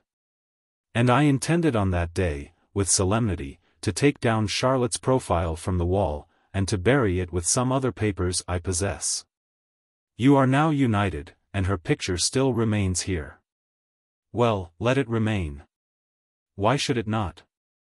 I know that I am still one of your society, that I still occupy a place uninjured in Charlotte's heart, that I hold the second place therein. And I intend to keep it. Oh, I should become mad if she could forget. Albert, that thought is hell. Farewell, Albert, farewell, angel of heaven, farewell, Charlotte. March 15th. I have just had a sad adventure, which will drive me away from here. I lose all patience, death, it is not to be remedied. And you alone are to blame, for you urged and impelled me to fill a post for which I was by no means suited. I have now reason to be satisfied, and so have you. But, that you may not again attribute this fatality to my impetuous temper, I send you, my dear sir, a plain and simple narration of the affair, as a mere chronicler of facts would describe it. The Count of O. likes and distinguishes me. It is well known, and I have mentioned this to you 100 times. Yesterday I dined with him. It is the day on which the nobility are accustomed to assemble at his house in the evening. I never once thought of the assembly, nor that we subalterns did not belong to such society. Well, I dined with the Count, and, after dinner, we adjourned to the large hall. We walked up and down together, and I conversed with him, and with Colonel B., who joined us. And in this manner the hour for the assembly approached. God knows, I was thinking of nothing, when who should enter but the honorable lady accompanied by her noble husband and their silly, scheming daughter, with her small waist and flat neck. And, with disdainful looks and a haughty air they passed me by. As I heartily detest the whole race, I determined upon going away. And only waited till the Count had disengaged himself from their impertinent prattle, to take leave, when the agreeable Miss B. came in. As I never meet her without experiencing a heartfelt pleasure, I stayed and talked to her, leaning over the back of her chair, and did not perceive, till after some time, that she seemed a little confused, and ceased to answer me with her usual ease of manner. I was struck with it. Heavens! I said to myself, can she, too, be like the rest? I felt annoyed, and was about to withdraw. But I remained, notwithstanding, forming excuses for her conduct, fancying she did not mean it, and still hoping to receive some friendly recognition. The rest of the company now arrived. There was the Baron F., in an entire suit that dated from the coronation of Francis I, the Chancellor N., with his deaf wife. The shabbily dressed I, whose old-fashioned coat bore evidence of modern repairs, this crowned the whole. I conversed with some of my acquaintances, but they answered me laconically. I was engaged in observing Miss B., and did not notice that the women were whispering at the end of the room, that the murmur extended by degrees to the men. That Madame S. addressed the Count with much warmth, this was all related to me subsequently by Miss B. Till at length the Count came up to me, and took me to the window. You know our ridiculous customs, he said. I perceive the company is rather displeased at your being here. I would not on any account, I beg your Excellency's pardon. I exclaimed. I ought to have thought of this before, but I know you will forgive this little inattention. I was going, I added, some time ago, but my evil genius detained me. And I smiled and bowed, to take my leave. He shook me by the hand, in a manner which expressed everything. I hastened at once from the illustrious assembly, sprang into a carriage, and drove to M. I contemplated the setting sun from the top of the hill, and read that beautiful passage in Homer, where Ulysses is entertained by the hospitable herdsman. This was indeed delightful. I returned home to supper in the evening. But few persons were assembled in the room. They had turned up a corner of the tablecloth, and were playing at dice. The good-natured A. came in. He laid down his hat when he saw me, approached me, and said in a low tone, "You have met with a disagreeable adventure." I exclaimed. "The Count obliged you to withdraw from the assembly." "Deuce take the assembly," said I was very glad to be gone. "I am delighted," he added, "that you take it so lightly. I am only sorry that it is already so much spoken of." The circumstance then began to pain me. I fancied that everyone who sat down, and even looked at me, was thinking of this incident, and my heart became embittered. And now I could plunge a dagger into my bosom, when I hear myself everywhere pitted, and observe the triumph of my enemies, who say that this is always the case with vain persons, whose heads are turned with conceit, who affect to despise forms and such petty, idle nonsense. Say what you will of fortitude, but show me the man who can patiently endure the laughter of fools, when they have obtained an advantage over him. 'Tis only when their nonsense is without foundation that one can suffer it without complaint. March 16th. Everything conspires against me. I met Miss B. walking today. I could not help joining her, and, when we were at a little distance from her companions, I expressed my sense of her altered manner toward me. "Oh, Werther," she said, in a tone of emotion, "you, who know my heart, how could you so ill interpret my distress? What did I not suffer for you, from the moment you entered the room? I foresaw it all, 100 times was I on the point of mentioning it to you. I knew that the S&T, with their husbands, would quit the room, rather than remain in your company. I knew that the Count would not break with them, and now so much is said about it. How? I exclaimed, and endeavored to conceal my emotion. For all that Adeline had mentioned to me yesterday recurred to me painfully at that moment. "Oh, how much it has already cost me," said this amiable girl, while her eyes filled with tears. I could scarcely contain myself, and was ready to throw myself at her feet. "Explain yourself," I cried. Tears flowed down her cheeks. I became quite frantic. She wiped them away, without attempting to conceal them. "You know my aunt," she continued, "she was present, and in what light does she consider the affair? Last night, and this morning, Werther, I was compelled to listen to a lecture upon my acquaintance with you. I have been obliged to hear you condemned and depreciated. And I could not, I dared not, say much in your defense. Every word she uttered was a dagger to my heart. She did not feel what a mercy it would have been to conceal everything from me. She told me, in addition, all the impertinence that would be further circulated, and how the malicious would triumph. How they would rejoice over the punishment of my pride, over my humiliation for that want of esteem for others with which I had often been reproached.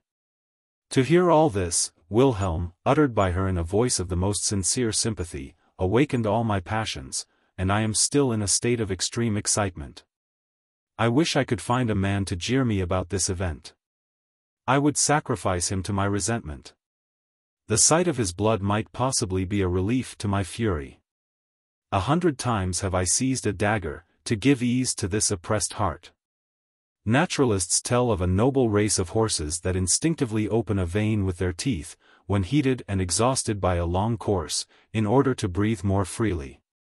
I am often tempted to open a vein, to procure for myself everlasting liberty. March 24th. I have tendered my resignation to the court. I hope it will be accepted, and you will forgive me for not having previously consulted you. It is necessary I should leave this place.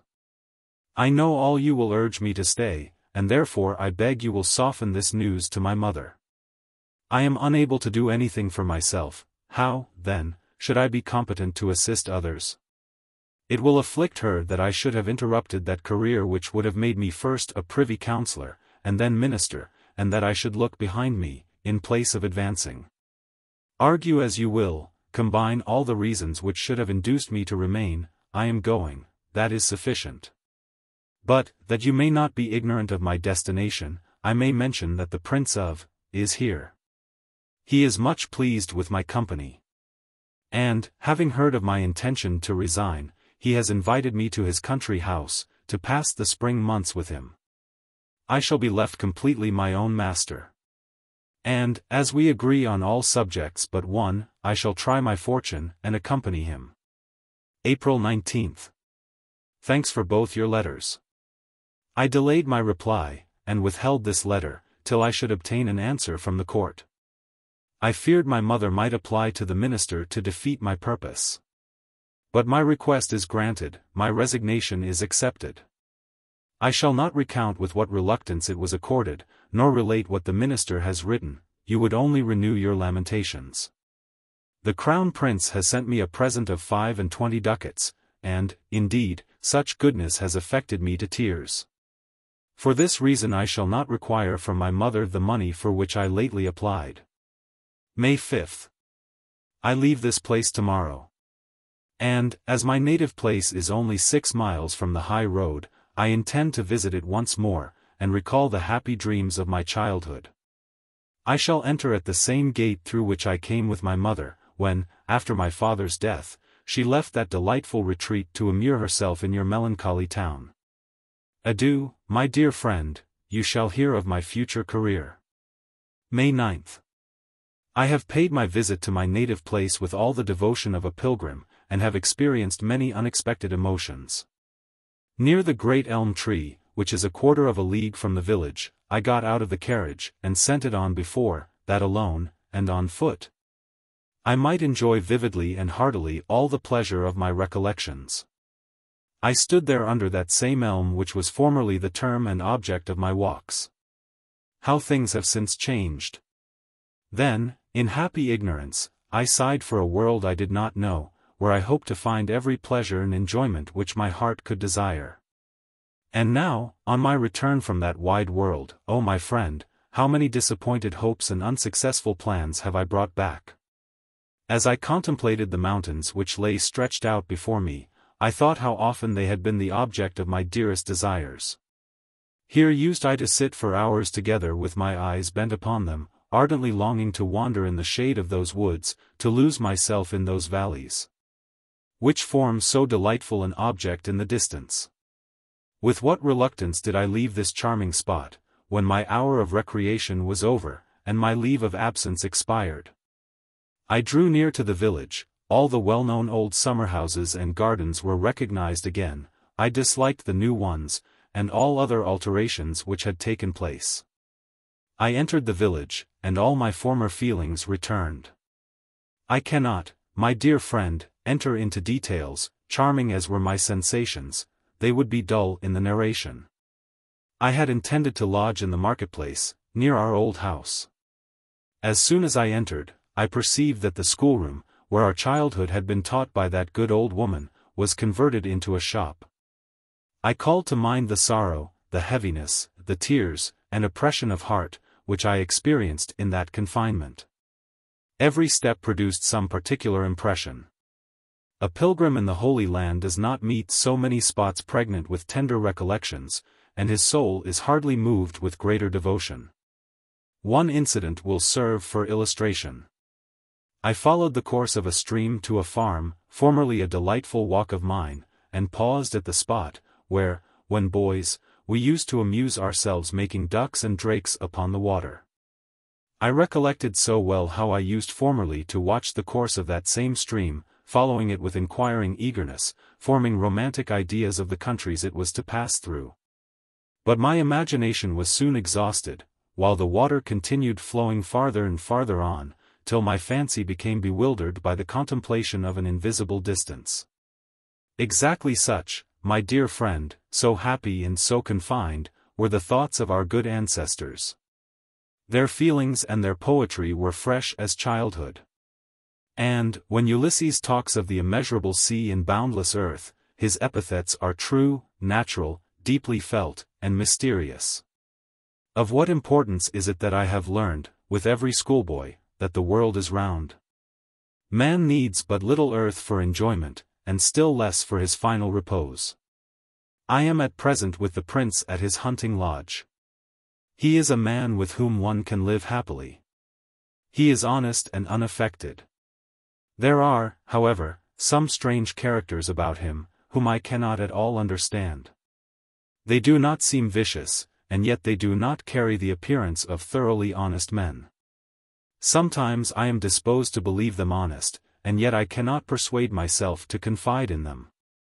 It grieves me to hear the prince occasionally talk of things which he has only read or heard of, and always with the same view in which they have been represented by others. He values my understanding and talents more highly than my heart, but I am proud of the latter only. It is the sole source of everything, of our strength, happiness, and misery. All the knowledge I possess everyone else can acquire, but my heart is exclusively my own. May 25. I have had a plan in my head of which I did not intend to speak to you until it was accomplished. Now that it has failed, I may as well mention it. I wished to enter the army, and had long been desirous of taking the step. This, indeed, was the chief reason for my coming here with the prince, as he is a general in the service. I communicated my design to him during one of our walks together. He disapproved of it, and it would have been actual madness not to have listened to his reasons. June 11. Say what you will, I can remain here no longer. Why should I remain? Time hangs heavy upon my hands. The prince is as gracious to me as anyone could be, and yet I am not at my ease. There is, indeed, nothing in common between us. He is a man of understanding, but quite of the ordinary kind. His conversation affords me no more amusement than I should derive from the perusal of a well-written book. I shall remain here a week longer, and then start again on my travels. My drawings are the best things I have done since I came here. The prince has a taste for the arts, and would improve if his mind were not fettered by cold rules and mere technical ideas. I often lose patience, when, with a glowing imagination, I am giving expression to art and nature, he interferes with learned suggestions, and uses at random the technical phraseology of artists. July 16th. Once more I am a wanderer, a pilgrim, through the world. But what else are you? July 18th. Whither am I going? I will tell you in confidence. I am obliged to continue a fortnight longer here, and then I think it would be better for me to visit the Mines Inn. But I am only deluding myself thus. The fact is, I wish to be near Charlotte again, that is all. I smile at the suggestions of my heart, and obey its dictates. July 29th. No, no. It is yet well, all is well. I her husband. O God, who gave me being, if thou hadst destined this happiness for me, my whole life would have been one continual thanksgiving. But I will not murmur, forgive these tears, forgive these fruitless wishes. She, my wife. Oh, the very thought of folding that dearest of heaven's creatures in my arms. Dear Wilhelm, my whole frame feels convulsed when I see Albert put his arms around her slender waist. And shall I avow it? Why should I not, Wilhelm? She would have been happier with me than with him. Albert is not the man to satisfy the wishes of such a heart. He wants a certain sensibility, he wants, in short, their hearts do not beat in unison. How often, my dear friend, I'm reading a passage from some interesting book, when my heart and Charlotte seem to meet. And in 100 other instances when our sentiments were unfolded by the story of some fictitious character, have I felt that we were made for each other. But, dear Wilhelm, he loves her with his whole soul, and what does not such a love deserve? I have been interrupted by an insufferable visit. I have dried my tears, and composed my thoughts. Adieu, my best friend. August 4th. I am not alone, unfortunate. All men are disappointed in their hopes, and deceived in their expectations. I have paid a visit to my good old woman under the lime trees. The eldest boy ran out to meet me, his exclamation of joy brought out his mother, but she had a very melancholy look. Her first word was, "Alas! Dear sir, my little John is dead." He was the youngest of her children. I was silent. And my husband has returned from Switzerland without any money. And, if some kind people had not assisted him, he must have begged his way home. He was taken ill with fever on his journey. I could answer nothing, but made the little one a present. She invited me to take some fruit, I complied, and left the place with a sorrowful heart. August 21st. My sensations are constantly changing. Sometimes a happy prospect opens before me. But alas! It is only for a moment, and then, when I am lost in reverie, I cannot help saying to myself, if Albert were to die? Yes, she would become, and I should be, and so I pursue a chimera, till it leads me to the edge of a precipice at which I shudder.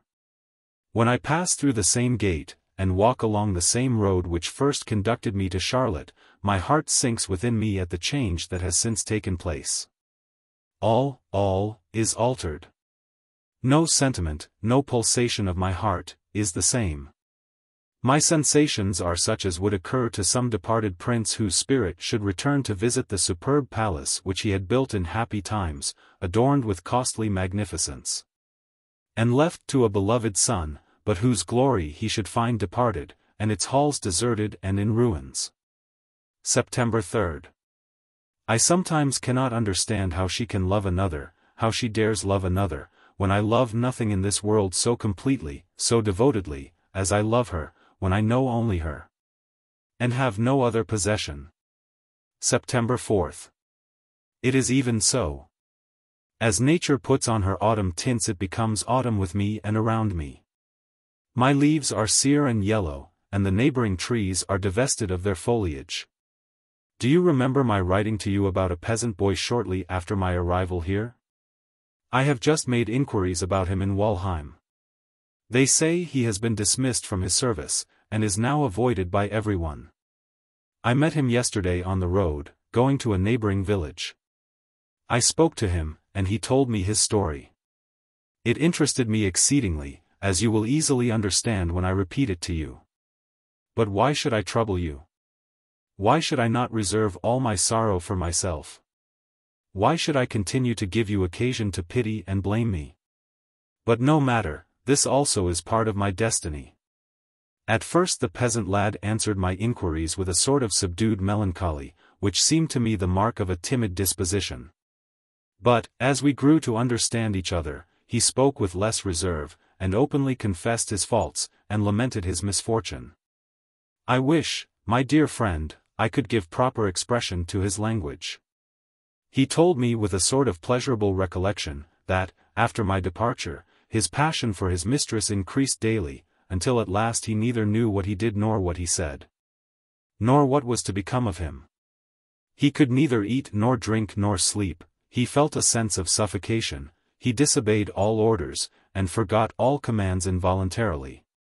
He seemed as if pursued by an evil spirit, till one day, knowing that his mistress had gone to an upper chamber, he had followed, or, rather, been drawn after her. As she proved deaf to his entreaties, he had recourse to violence. He knows not what happened. But he called God to witness that his intentions to her were honorable, and that he desired nothing more sincerely than that they should marry, and pass their lives together. When he had come to this point, he began to hesitate, as if there was something which he had not courage to utter. Till at length he acknowledged with some confusion certain little confidences she had encouraged, and liberties she had allowed. He broke off 2 or 3 times in his narration, and assured me most earnestly that he had no wish to make her bad, as he termed it, for he loved her still as sincerely as ever. That the tale had never before escaped his lips, and was only now told to convince me that he was not utterly lost and abandoned. And here, my dear friend, I must commence the old song which you know I utter eternally. If I could only represent the man as he stood, and stands now before me, could I only give his true expressions, you would feel compelled to sympathize in his fate. But enough, you, who know my misfortune and my disposition, can easily comprehend the attraction which draws me toward every unfortunate being. But particularly toward him whose story I have recounted. On perusing this letter a second time, I find I have omitted the conclusion of my tale, but it is easily supplied. She became reserved toward him, at the instigation of her brother who had long hated him, and desired his expulsion from the house. Fearing that his sister's second marriage might deprive his children of the handsome fortune they expected from her. As she is childless. He was dismissed at length, and the whole affair occasioned so much scandal, that the mistress dared not take him back, even if she had wished it. She has since hired another servant, with whom, they say, her brother is equally displeased, and whom she is likely to marry. But my informant assures me that he himself is determined not to survive such a catastrophe. This story is neither exaggerated nor embellished, indeed, I have weakened and impaired it in the narration, by the necessity of using the more refined expressions of society. This love, then, this constancy, this passion, is no poetical fiction. It is actual, and dwells in its greatest purity amongst that class of mankind whom we term rude, uneducated.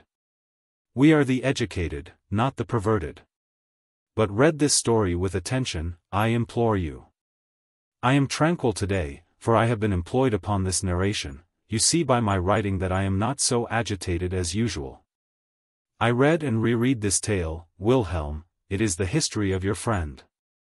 My fortune has been and will be similar, and I am neither half so brave nor half so determined as the poor wretch with whom I hesitate to compare myself. September 5th. Charlotte had written a letter to her husband in the country, where he was detained by business. It commenced, "My dearest love, return as soon as possible, I await you with 1,000 raptures." A friend who arrived, brought word, that, for certain reasons, he could not return immediately. Charlotte's letter was not forwarded, and the same evening it fell into my hands. I read it, and smiled. She asked the reason. "What a heavenly treasure is imagination!" I exclaimed. I fancied for a moment that this was written to me. She paused, and seemed displeased. I was silent. September 6th. It cost me much to part with the blue coat which I wore the first time I danced with Charlotte. But I could not possibly wear it any longer. But I have ordered a new one, precisely similar, even to the collar and sleeves, as well as a new waistcoat and pantaloons. But it does not produce the same effect upon me. I know not how it is, but I hope in time I shall like it better. September 12th. She has been absent for some days. She went to meet Albert. Today I visited her, she rose to receive me, and I kissed her hand most tenderly. A canary at the moment flew from a mirror, and settled upon her shoulder. "Here is a new friend," she observed, while she made him perch upon her hand. "He is a present for the children. What a dear he is! Look at him. When I feed him, he flutters with his wings, and pecks so nicely. He kisses me, too, only look." She held the bird to her mouth. And he pressed her sweet lips with so much fervor that he seemed to feel the excess of bliss which he enjoyed. "He shall kiss you too," she added, and then she held the bird toward me. His little beak moved from her mouth to mine, and the delightful sensation seemed like the forerunner of the sweetest bliss. A kiss, I observed, does not seem to satisfy him. He wishes for food, and seems disappointed by these unsatisfactory endearments. "But he eats out of my mouth," she continued, and extended her lips to him containing seed, and she smiled with all the charm of a being who has allowed an innocent participation of her love. I turned my face away. She should not act thus. She ought not to excite my imagination with such displays of heavenly innocence and happiness, nor awaken my heart from its slumbers, in which it dreams of the worthlessness of life. And why not? Because she knows how much I love her. September 15th. It makes me wretched, Wilhelm, to think that there should be men incapable of appreciating the few things which possess a real value in life. You remember the walnut trees at S., under which I used to sit with Charlotte, during my visits to the worthy old vicar. Those glorious trees, the very sight of which has so often filled my heart with joy, how they adorned and refreshed the parsonage yard, with their wide extended branches. And how pleasing was our remembrance of the good old pastor, by whose hands they were planted so many years ago. The schoolmaster has frequently mentioned his name. He had it from his grandfather. He must have been a most excellent man, and, under the shade of those old trees, his memory was ever venerated by me. The schoolmaster informed us yesterday, with tears in his eyes, that those trees had been felled. Yes, cut to the ground. I could, in my wrath, have slain the monster who struck the first stroke. And I must endure this, I, who, if I had had 2 such trees in my own court, and one had died from old age, should have wept with real affliction. But there is some comfort left, such a thing is sentiment. The whole village murmurs at the misfortune. And I hope the vicar's wife will soon find, by the cessation of the villagers' presence, how much she has wounded the feelings of the neighborhood. It was she who did it, the wife of the present incumbent. Our good old man is dead, a tall, sickly creature who is so far right to disregard the world, as the world totally disregards her.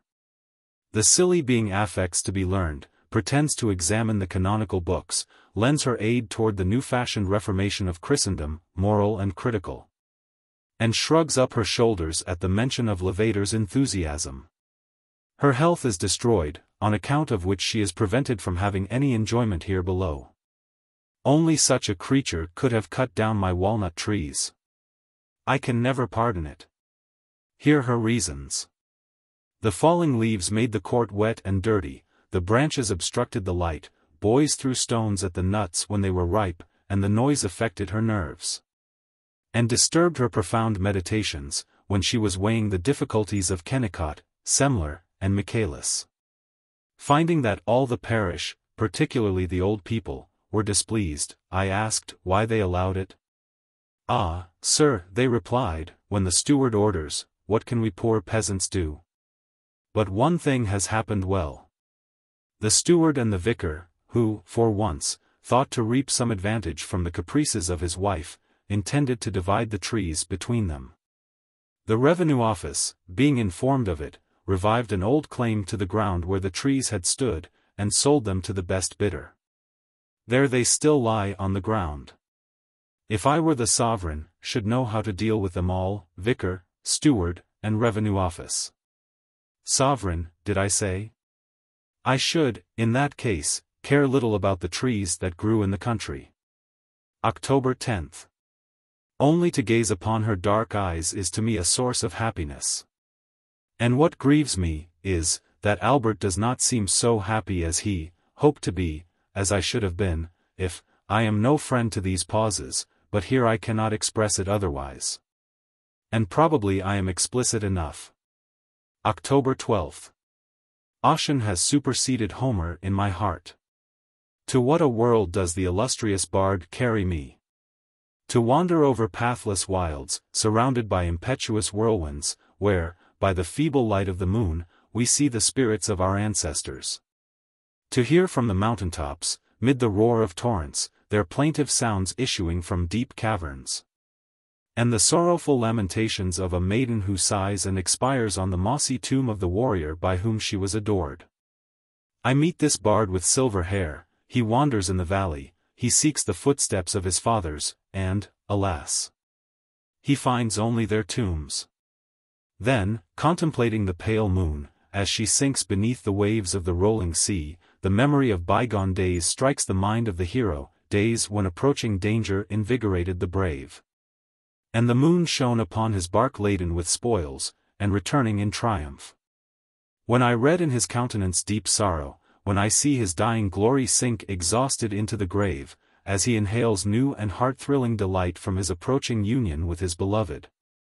And he casts a look on the cold earth and the tall grass which is so soon to cover him, and then exclaims, "The traveler will come, he will come who has seen my beauty, and he will ask, 'Where is the bard, where is the illustrious son of Fingal?' He will walk over my tomb, and will seek me in vain. Then, O my friend, I could instantly, like a true and noble knight, draw my sword, and deliver my prince from the long and painful languor of a living death. And dismiss my own soul to follow the demigod whom my hand had set free." October 19th. Alas! The void, the fearful void, which I feel in my bosom. Sometimes I think, if I could only once, but once, press her to my heart, this dreadful void would be filled. October 26th. Yes, I feel certain, Wilhelm, and every day I become more certain, that the existence of any being whatever is of very little consequence. A friend of Charlotte's called to see her just now. I withdrew into a neighboring apartment, and took up a book, but, finding I could not read, I sat down to write. I heard them converse in an undertone, they spoke upon indifferent topics, and retailed the news of the town. One was going to be married. Another was ill, very ill, she had a dry cough, her face was growing thinner daily, and she had occasional fits. N. is very unwell too, said Charlotte. His limbs begin to swell already, answered the other, and my lively imagination carried me at once to the beds of the infirm. There I see them struggling against death, with all the agonies of pain and horror, and these women, Wilhelm, talk of all this with as much indifference as one would mention the death of a stranger. And when I look around the apartment where I now am, when I see Charlotte's apparel lying before me, and Albert's writings, and all those articles of furniture which are so familiar to me, even to the very inkstand which I am using, when I think what I am to this family, everything. My friends esteem me, I often contribute to their happiness, and my heart seems as if it could not beat without them. And yet, if I were to die, if I were to be summoned from the midst of this circle, would they feel, or how long would they feel the void which my loss would make in their existence? How long? Yes, such is the frailty of man, that even there, where he has the greatest consciousness of his own being, where he makes the strongest and most forcible impression, even in the memory, In the heart of his beloved, there also he must perish, vanish, and that quickly. October 27th. I could tear open my bosom with vexation to think how little we are capable of influencing the feelings of each other. No one can communicate to me those sensations of love, joy, rapture, and delight which I do not naturally possess. And, though my heart may glow with the most lively affection, I cannot make the happiness of one in whom the same warmth is not inherent. October 27th, evening. I possess so much, but my love for her absorbs it all. I possess so much, but without her I have nothing. October 30th. 100 times have I been on the point of embracing her. Heavens! What a torment it is to see so much loveliness passing and repassing before us, and yet not dare to lay hold of it. And laying hold is the most natural of human instincts. Do not children touch everything they see? And I. November 3rd. Witness, heaven, how often I lie down in my bed with a wish, and even a hope, that I may never awaken again. And in the morning, when I open my eyes, I behold the sun once more, and am wretched. If I were whimsical, I might blame the weather, or an acquaintance, or some personal disappointment, for my discontented mind. And then this insupportable load of trouble would not rest entirely upon myself. But, alas! I feel it too sadly. I am alone the cause of my own woe, am I not? Truly, my own bosom contains the source of all my sorrow, as it previously contained the source of all my pleasure. Am I not the same being who once enjoyed an excess of happiness, who, at every step, saw paradise open before him, and whose heart was ever expanded toward the whole world? And this heart is now dead, no sentiment can revive it, my eyes are dry, and my senses, no more refreshed by the influence of soft tears, wither and consume my brain. I suffer much, for I have lost the only charm of life, that active, sacred power which created worlds around me, it is no more. When I look from my window at the distant hills, and behold the morning sun breaking through the mists, and illuminating the country around, which is still wrapped in silence, whilst the soft stream winds gently through the willows, which have shed their leaves.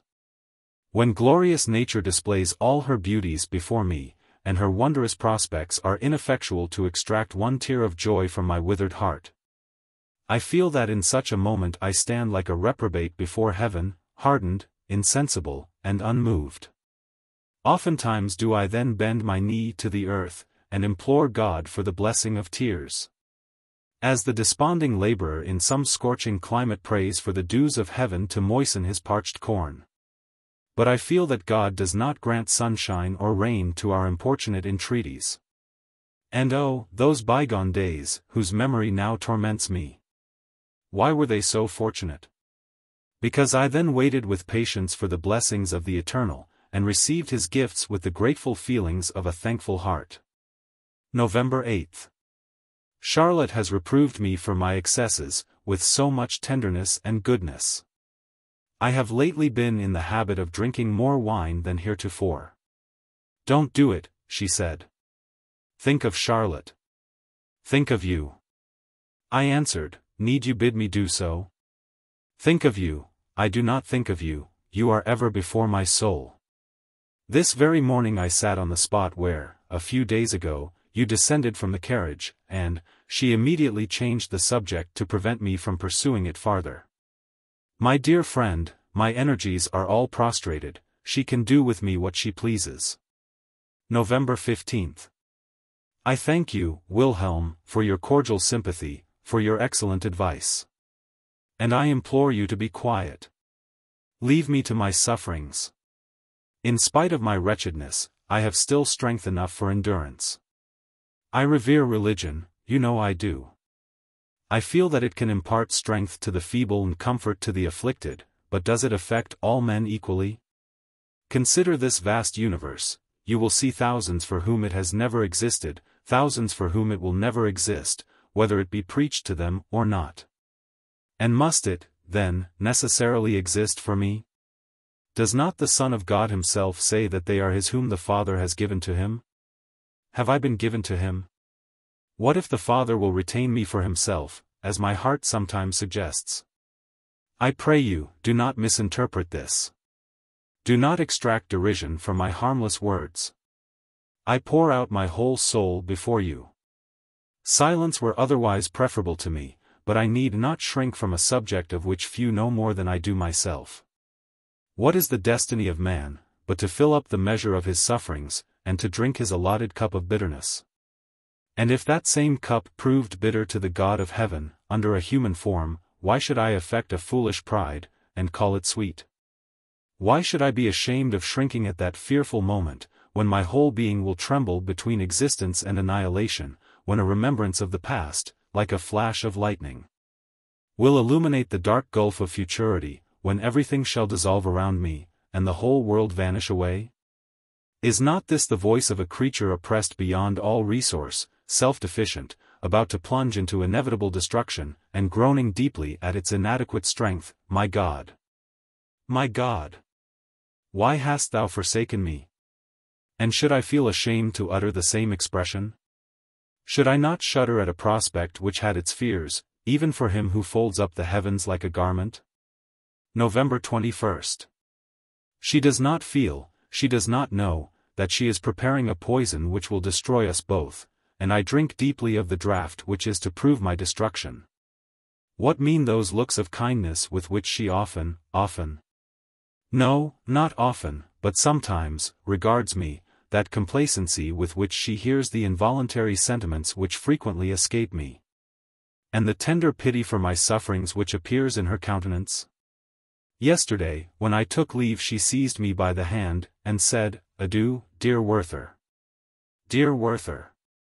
It was the first time she ever called me dear. The sound sunk deep into my heart. I have repeated it 100 times, and last night, on going to bed, and talking to myself of various things, I suddenly said, "Good night, dear Werther," and then could not but laugh at myself. November 22nd. I cannot pray, "Leave her to me," and yet she often seems to belong to me. I cannot pray, "Give her to me," for she is another's. In this way I affect mirth over my troubles.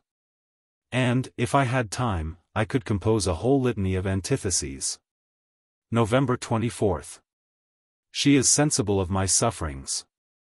This morning her look pierced my very soul. I found her alone, and she was silent, she steadfastly surveyed me. I no longer saw in her face the charms of beauty or the fire of genius, these had disappeared. But I was affected by an expression much more touching, a look of the deepest sympathy and of the softest pity. Why was I afraid to throw myself at her feet? Why did I not dare to take her in my arms, and answer her by 1,000 kisses? She had recourse to her piano for relief, and in a low and sweet voice accompanied the music with delicious sounds. Her lips never appeared so lovely, they seemed but just to open, that they might imbibe the sweet tones which issued from the instrument, and return the heavenly vibration from her lovely mouth. Oh! Who can express my sensations? I was quite overcome, and, bending down, pronounced this vow, "Beautiful lips, which the angels guard, never will I seek to profane your purity with a kiss." And yet, my friend, oh, I wish, but my heart is darkened by doubt and indecision, could I but taste felicity, and then die to expiate the sin. What sin? November 26th. Oftentimes I say to myself, "Thou alone art wretched, all other mortals are happy, none are distressed like thee." Then I read a passage in an ancient poet, and I seem to understand my own heart. I have so much to endure. Have men before me ever been so wretched? November 30th. I shall never be myself again.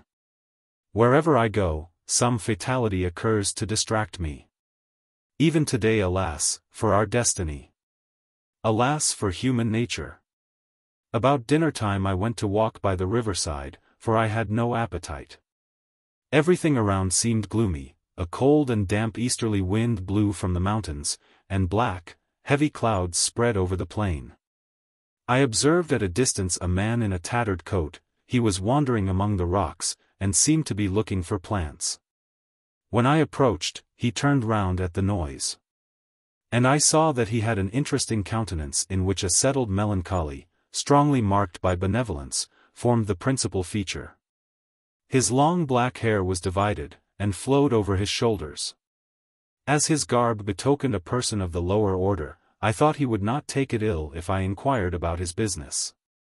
And I therefore asked what he was seeking. He replied, with a deep sigh, that he was looking for flowers, and could find none. But it is not the season, I observed, with a smile.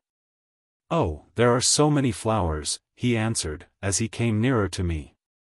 In my garden there are roses and honeysuckles of two sorts. One sort was given to me by my father.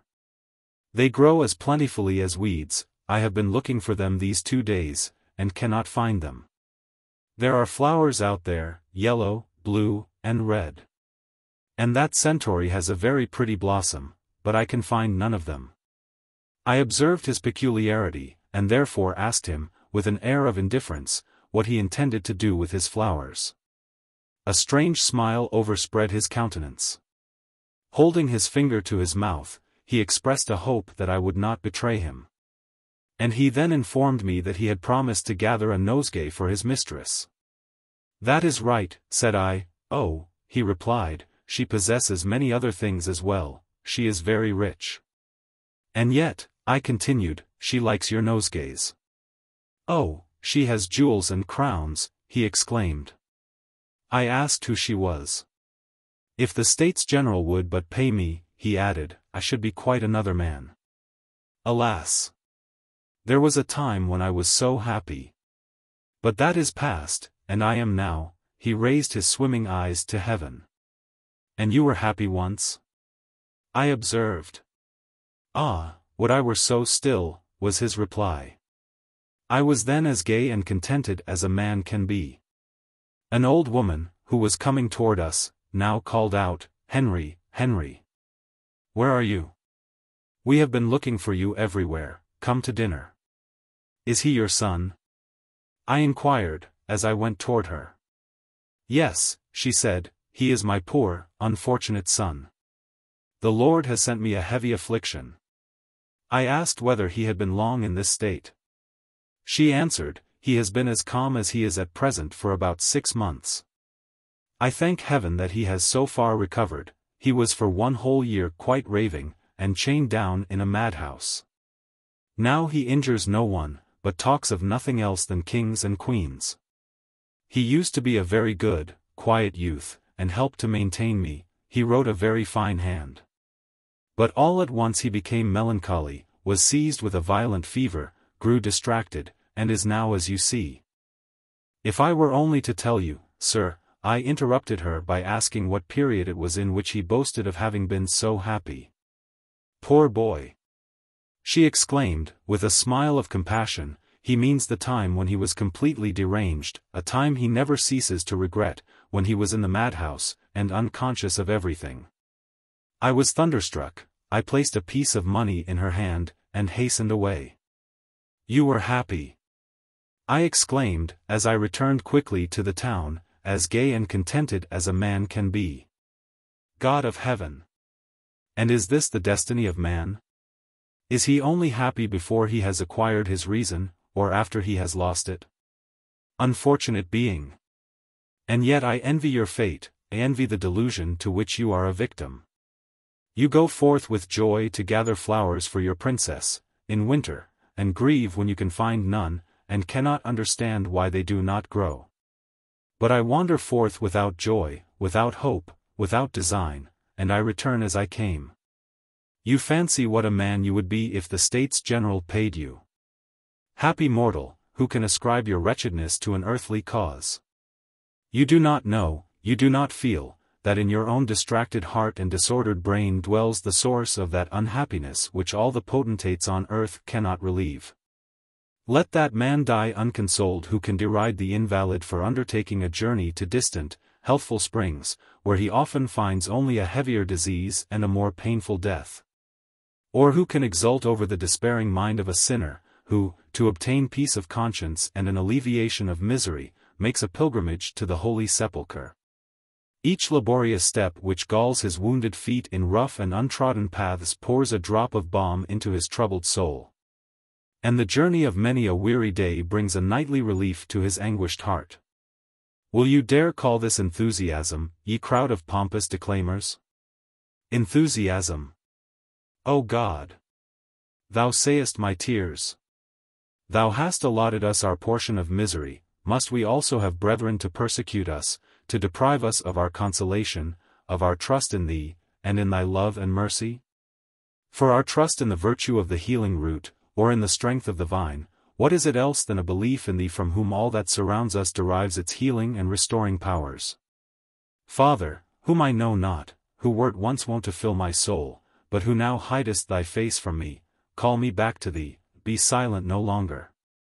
Thy silence shall not delay a soul which thirsts after Thee.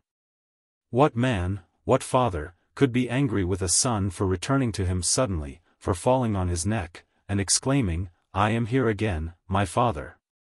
Forgive me if I have anticipated my journey, and returned before the appointed time. The world is everywhere the same, a scene of labor and pain, of pleasure and reward, but what does it all avail?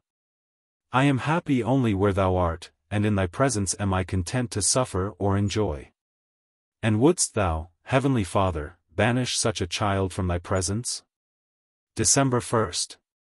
Wilhelm, the man about whom I wrote to you, that man so enviable in his misfortunes, was secretary to Charlotte's father.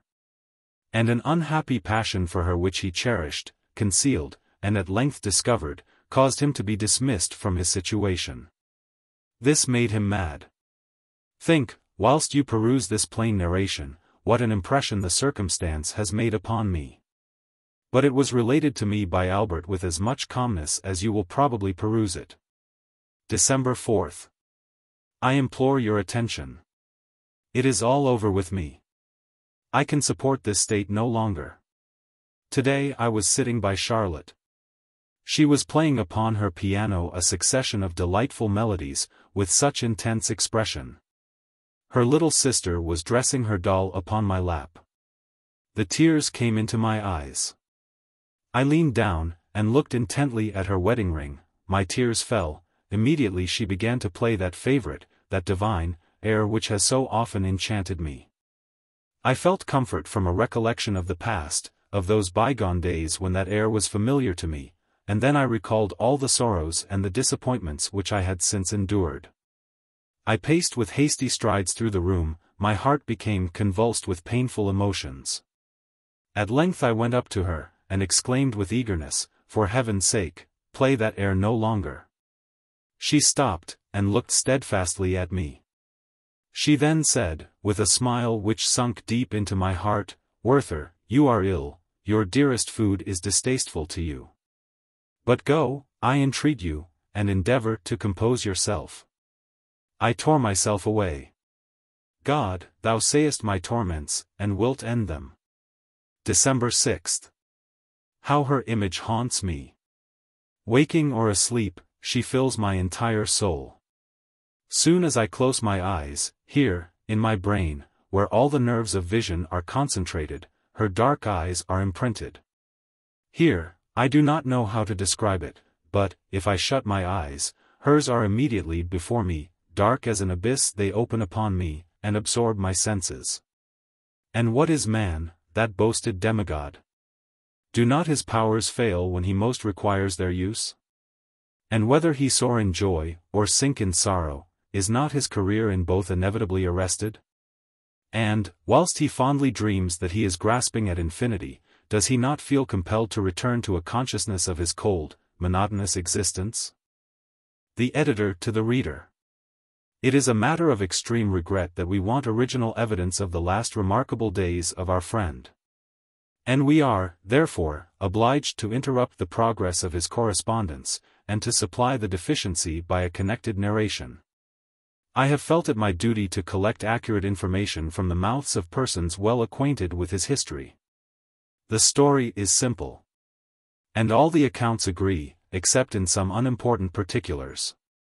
It is true that, with respect to the characters of the persons spoken of, opinions and judgments vary. We have only, then, to relate conscientiously the facts which our diligent labor has enabled us to collect, to give the letters of the deceased, and to pay particular attention to the slightest fragment from his pen, more especially as it is so difficult to discover the real and correct motives of men who are not of the common order. Sorrow and discontent had taken deep root in Werther's soul, and gradually imparted their character to his whole being. The harmony of his mind became completely disturbed. A perpetual excitement and mental irritation, which weakened his natural powers, produced the saddest effects upon him, and rendered him at length the victim of an exhaustion against which he struggled with still more painful efforts than he had displayed, even in contending with his other misfortunes. His mental anxiety weakened his various good qualities, and he was soon converted into a gloomy companion, always unhappy and unjust in his ideas, the more wretched he became. This was, at least, the opinion of Albert's friends. They assert, moreover, that the character of Albert himself had undergone no change in the meantime. He was still the same being whom Werther had loved, honored, and respected from the commencement. His love for Charlotte was unbounded, he was proud of her, and desired that she should be recognized by everyone as the noblest of created beings. Was he, however, to blame for wishing to avert from her every appearance of suspicion? Or for his unwillingness to share his rich prize with another, even for a moment, and in the most innocent manner? It is asserted that Albert frequently retired from his wife's apartment during Werther's visits. But this did not arise from hatred or aversion to his friend, but only from a feeling that his presence was oppressive to Werther. Charlotte's father, who was confined to the house by indisposition, was accustomed to send his carriage for her, that she might make excursions in the neighborhood. One day the weather had been unusually severe, and the whole country was covered with snow. Werther went for Charlotte the following morning, in order that, if Albert were absent, he might conduct her home. The beautiful weather produced but little impression on his troubled spirit. A heavy weight lay upon his soul, deep melancholy had taken possession of him, and his mind knew no change save from one painful thought to another. As he now never enjoyed internal peace, the condition of his fellow creatures was to him a perpetual source of trouble and distress. He believed he had disturbed the happiness of Albert and his wife, and, whilst he censured himself strongly for this, he began to entertain a secret dislike to Albert. His thoughts were occasionally directed to this point. Yes, he would repeat to himself, with ill-concealed dissatisfaction, yes, this is, after all, the extent of that confiding, dear, tender, and sympathetic love, that calm and eternal fidelity. What do I behold but satiety and indifference? Does not every frivolous engagement attract him more than his charming and lovely wife? Does he know how to prize his happiness? Can he value her as she deserves? He possesses her, it is true, I know that, as I know much more, and I have become accustomed to the thought that he will drive me mad, or, perhaps, murder me. Is his friendship toward me unimpaired? Does he not view my attachment to Charlotte as an infringement upon his rights, and consider my attention to her as a silent rebuke to himself? I know, and indeed feel, that he dislikes me, that he wishes for my absence, that my presence is hateful to him. He would often pause when on his way to visit Charlotte, stand still, as though in doubt, and seem desirous of returning, but would nevertheless proceed. And, engaged in such thoughts and soliloquies as we have described, he finally reached the hunting lodge, with a sort of involuntary consent. Upon one occasion he entered the house, and, inquiring for Charlotte, he observed that the inmates were in a state of unusual confusion. The eldest boy informed him that a dreadful misfortune had occurred at Walheim, that a peasant had been murdered. But this made little impression upon him. Entering the apartment, he found Charlotte engaged reasoning with her father, who, in spite of his infirmity, insisted on going to the scene of the crime, in order to institute an inquiry. The criminal was unknown, the victim had been found dead at his own door that morning. Suspicions were excited, the murdered man had been in the service of a widow, and the person who had previously filled the situation had been dismissed from her employment. As soon as Werther heard this, he exclaimed with great excitement, "Is it possible? I must go to the spot, I cannot delay a moment." He hastened to Walheim. Every incident returned vividly to his remembrance. And he entertained not the slightest doubt that that man was the murderer to whom he had so often spoken, and for whom he entertained so much regard. His way took him past the well-known lime trees, to the house where the body had been carried, and his feelings were greatly excited at the sight of the fondly recollected spot. That threshold where the neighbors' children had so often played together was stained with blood. Love and attachment, the noblest feelings of human nature, had been converted into violence and murder. The huge trees stood there leafless and covered with hoarfrost. The beautiful hedgerows which surrounded the old churchyard wall were withered, and the gravestones, half covered with snow, were visible through the openings. As he approached the inn, in front of which the whole village was assembled, screams were suddenly heard. A troop of armed peasants was seen approaching, and everyone exclaimed that the criminal had been apprehended. Werther looked, and was not long in doubt. The prisoner was no other than the servant, who had been formerly so attached to the widow, and whom he had met prowling about, with that suppressed anger and ill-concealed despair, which we have before described. "What have you done, unfortunate man?" inquired Werther, as he advanced toward the prisoner. The latter turned his eyes upon him in silence, and then replied with perfect composure. "No one will now marry her, and she will marry no one." The prisoner was taken into the inn, and Werther left the place. The mind of Werther was fearfully excited by this shocking occurrence. He ceased, however, to be oppressed by his usual feeling of melancholy, moroseness, and indifference to everything that passed around him. He entertained a strong degree of pity for the prisoner, and was seized with an indescribable anxiety to save him from his impending fate. He considered him so unfortunate, he deemed his crime so excusable, and thought his own condition so nearly similar, that he felt convinced he could make everyone else view the matter in the light in which he saw it himself. He now became anxious to undertake his defense, and commenced composing an eloquent speech for the occasion. And, on his way to the hunting lodge, he could not refrain from speaking aloud the statement which he resolved to make to the judge. Upon his arrival, he found Albert had been before him, and he was a little perplexed by this meeting, but he soon recovered himself, and expressed his opinion with much warmth to the judge. The latter shook his head doubtingly. And although Werther urged his case with the utmost zeal, feeling, and determination in defense of his client, yet, as we may easily suppose, the judge was not much influenced by his appeal. On the contrary, he interrupted him in his address, reasoned with him seriously, and even administered a rebuke to him for becoming the advocate of a murderer. He demonstrated that, according to this precedent, every law might be violated, and the public security utterly destroyed. He added, moreover, that in such a case he could himself do nothing, without incurring the greatest responsibility, that everything must follow in the usual course, and pursue the ordinary channel. Werther, however, did not abandon his enterprise, and even besought the judge to connive at the flight of the prisoner. But this proposal was peremptorily rejected. Albert, who had taken some part in the discussion, coincided in opinion with the judge.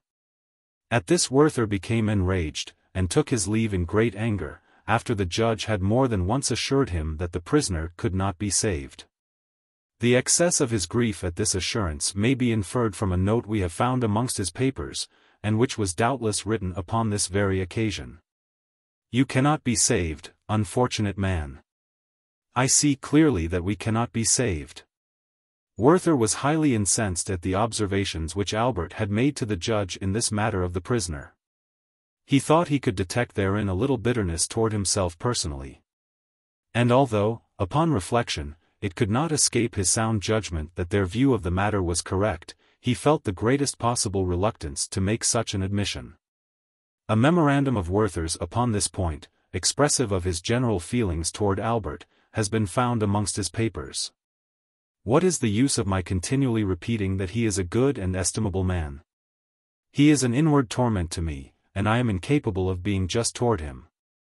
One fine evening in winter, when the weather seemed inclined to thaw, Charlotte and Albert were returning home together. The former looked from time to time about her, as if she missed Werther's company.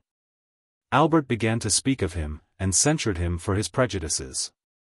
He alluded to his unfortunate attachment, and wished it were possible to discontinue his acquaintance. "I desire it on our own account," he added. "And I request you will compel him to alter his deportment toward you, and to visit you less frequently. The world is censorious, and I know that here and there we are spoken of." Charlotte made no reply, and Albert seemed to feel her silence. At least, from that time he never again spoke of Werther. And, when she introduced the subject, he allowed the conversation to die away, or else he directed the discourse into another channel. The vain attempt Werther had made to save the unhappy murderer was the last feeble glimmering of a flame about to be extinguished. He sank almost immediately afterward into a state of gloom and inactivity, until he was at length brought to perfect distraction by learning that he was to be summoned as a witness against the prisoner, who asserted his complete innocence. His mind now became oppressed by the recollection of every misfortune of his past life. The mortification he had suffered at the ambassador's, and his subsequent troubles, were revived in his memory. He became utterly inactive. Destitute of energy, he was cut off from every pursuit and occupation which composed the business of common life. And he became a victim to his own susceptibility, and to his restless passion for the most amiable and beloved of women, whose peace he destroyed. In this unvarying monotony of existence his days were consumed, and his powers became exhausted without aim or design, until they brought him to a sorrowful end. A few letters which he left behind, and which we here subjoin, afford the best proofs of his anxiety of mind and of the depth of his passion, as well as of his doubts and struggles, and of his weariness of life. December 12. Dear Wilhelm, I am reduced to the condition of those unfortunate wretches who believe they are pursued by an evil spirit. Sometimes I am oppressed, not by apprehension or fear, but by an inexpressible internal sensation, which weighs upon my heart, and impedes my breath. Then I wander forth at night, even in this tempestuous season, and feel pleasure in surveying the dreadful scenes around me. Yesterday evening I went forth. A rapid thaw had suddenly set in. I had been informed that the river had risen, that the brooks had all overflowed their banks, and that the whole vale of Walheim was under water. Upon the stroke of 12 I hastened forth. I beheld a fearful sight. The foaming torrents rolled from the mountains in the moonlight. Fields and meadows, trees and hedges, were confounded together. And the entire valley was converted into a deep lake, which was agitated by the roaring wind. And when the moon shone forth, and tinged the black clouds with silver, and the impetuous torrent at my feet foamed and resounded with awful and grand impetuosity, I was overcome by a mingled sensation of apprehension and delight. With extended arms I looked down into the yawning abyss, and cried, "Plunge!" For a moment my senses forsook me, in the intense delight of ending my sorrows and my sufferings by a plunge into that gulf. And then I felt as if I were rooted to the earth, and incapable of seeking an end to my woes. But my hour is not yet come, I feel it is not. O Wilhelm, how willingly could I abandon my existence to ride the whirlwind, or to embrace the torrent. And then might not rapture perchance be the portion of this liberated soul? I turned my sorrowful eyes toward a favorite spot, where I was accustomed to sit with Charlotte beneath a willow after a fatiguing walk. Alas! It was covered with water, and with difficulty I found even the meadow. And the fields around the hunting lodge, thought I. Has our dear bower been destroyed by this unpitying storm? And a beam of past happiness streamed upon me, as the mind of a captive is illumined by dreams of flocks and herds and bygone joys of home. But I am free from blame. I have courage to die. Perhaps I have, but I still sit here, like a wretched pauper, who collects faggots, and begs her bread from door to door, that she may prolong for a few days a miserable existence which she is unwilling to resign. December 15th. What is the matter with me, dear Wilhelm? I am afraid of myself. Is not my love for her of the purest, most holy, and most brotherly nature? Has my soul ever been sullied by a single sensual desire? But I will make no protestations. And now, ye nightly visions, how truly have those mortals understood you, who ascribe your various contradictory effects to some invincible power. This night I tremble at the avowal. I held her in my arms, locked in a close embrace, I pressed her to my bosom, and covered with countless kisses those dear lips which murmured in reply soft protestations of love. My sight became confused by the delicious intoxication of her eyes. Heavens! Is it sinful to revel again in such happiness, to recall once more those rapturous moments with intense delight? Charlotte! Charlotte! I am lost. My senses are bewildered, my recollection is confused, mine eyes are bathed in tears, I am ill. And yet I am well, I wish for nothing, I have no desires, it were better I were gone. Under the circumstances narrated above, a determination to quit this world had now taken fixed possession of Werther's soul. Since Charlotte's return, this thought had been the final object of all his hopes and wishes. But he had resolved that such a step should not be taken with precipitation, but with calmness and tranquillity, and with the most perfect deliberation. His troubles and internal struggles may be understood from the following fragment, which was found, without any date, amongst his papers, and appears to have formed the beginning of a letter to Wilhelm. Her presence, her fate, her sympathy for me, have power still to extract tears from my withered brain. One lifts up the curtain, and passes to the other side, that is all. And why all these doubts and delays? Because we know not what is behind, because there is no returning, and because our mind infers that all is darkness and confusion, where we have nothing but uncertainty. His appearance at length became quite altered by the effect of his melancholy thoughts.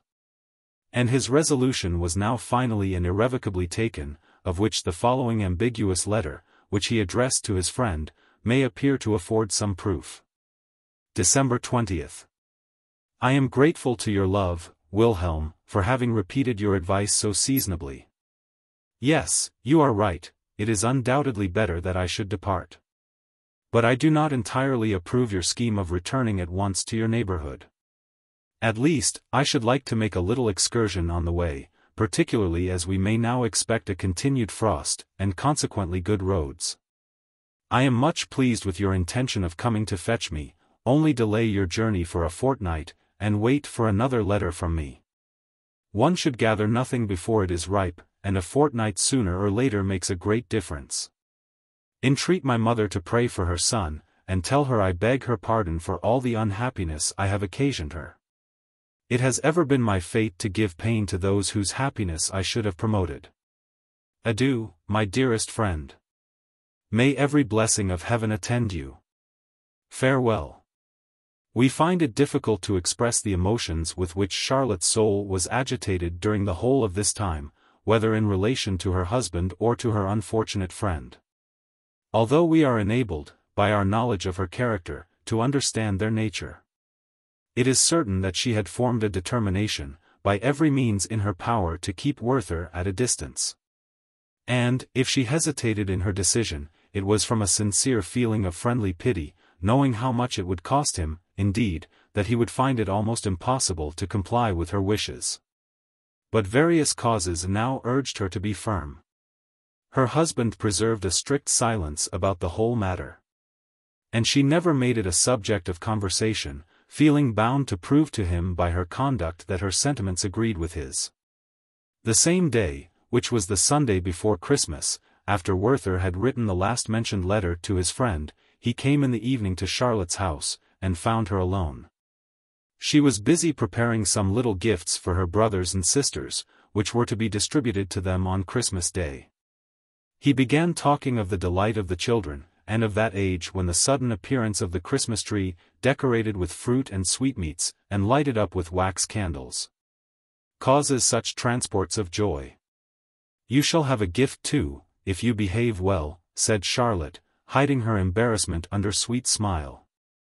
And what do you call behaving well? What should I do, what can I do, my dear Charlotte? Said he. Thursday night, she answered, is Christmas Eve. The children are all to be here, and my father too. There is a present for each. Do you come likewise, but do not come before that time. Werther started. I desire you will not, it must be so, she continued. I ask it of you as a favor, for my own peace and tranquility. We cannot go on in this manner any longer. He turned away his face, walked hastily up and down the room, muttering indistinctly, we cannot go on in this manner any longer. Charlotte, seeing the violent agitation into which these words had thrown him, endeavored to divert his thoughts by different questions, but in vain. No, Charlotte, he exclaimed. I will never see you any more. And why so? She answered. We must see each other again, only let it be with more discretion. Oh! Why were you born with that excessive, that ungovernable passion for everything that is dear to you? Then, taking his hand, she said, I entreat of you to be more calm. Your talents, your understanding, your genius, will furnish you with 1,000 resources. Be a man, and conquer an unhappy attachment toward a creature who can do nothing but pity you. He bit his lips, and looked at her with a gloomy countenance. She continued to hold his hand. Grant me but a moment's patience, Werther, she said. Do you not see that you are deceiving yourself, that you are seeking your own destruction? Why must you love me only, who belong to another? I much fear, that it is only the impossibility of possessing me which makes your desire for me so strong. He drew back his hand, whilst he surveyed her with a wild and angry look. 'Tis well, he exclaimed, 'tis very well. Did not Albert furnish you with this reflection? It is profound, a very profound remark. A reflection that anyone might easily make, she answered. And is there not a woman in the whole world who is at liberty, and has the power to make you happy? Conquer yourself, look for such a being, and believe me when I say that you will certainly find her. I have long felt for you, and for us all, you have confined yourself too long within the limits of too narrow a circle. Conquer yourself, make an effort, a short journey will be of service to you. Seek and find an object worthy of your love, then return hither, and let us enjoy together all the happiness of the most perfect friendship. This speech, replied Werther with a cold smile, this speech should be printed, for the benefit of all teachers. My dear Charlotte, allow me but a short time longer, and all will be well. But however, Werther, she added, do not come again before Christmas. He was about to make some answer, when Albert came in. They saluted each other coldly, and with mutual embarrassment paced up and down the room. Werther made some common remarks, Albert did the same, and their conversation soon dropped. Albert asked his wife about some household matters, and, finding that his commissions were not executed, he used some expressions which, to Werther's ear, savored of extreme harshness.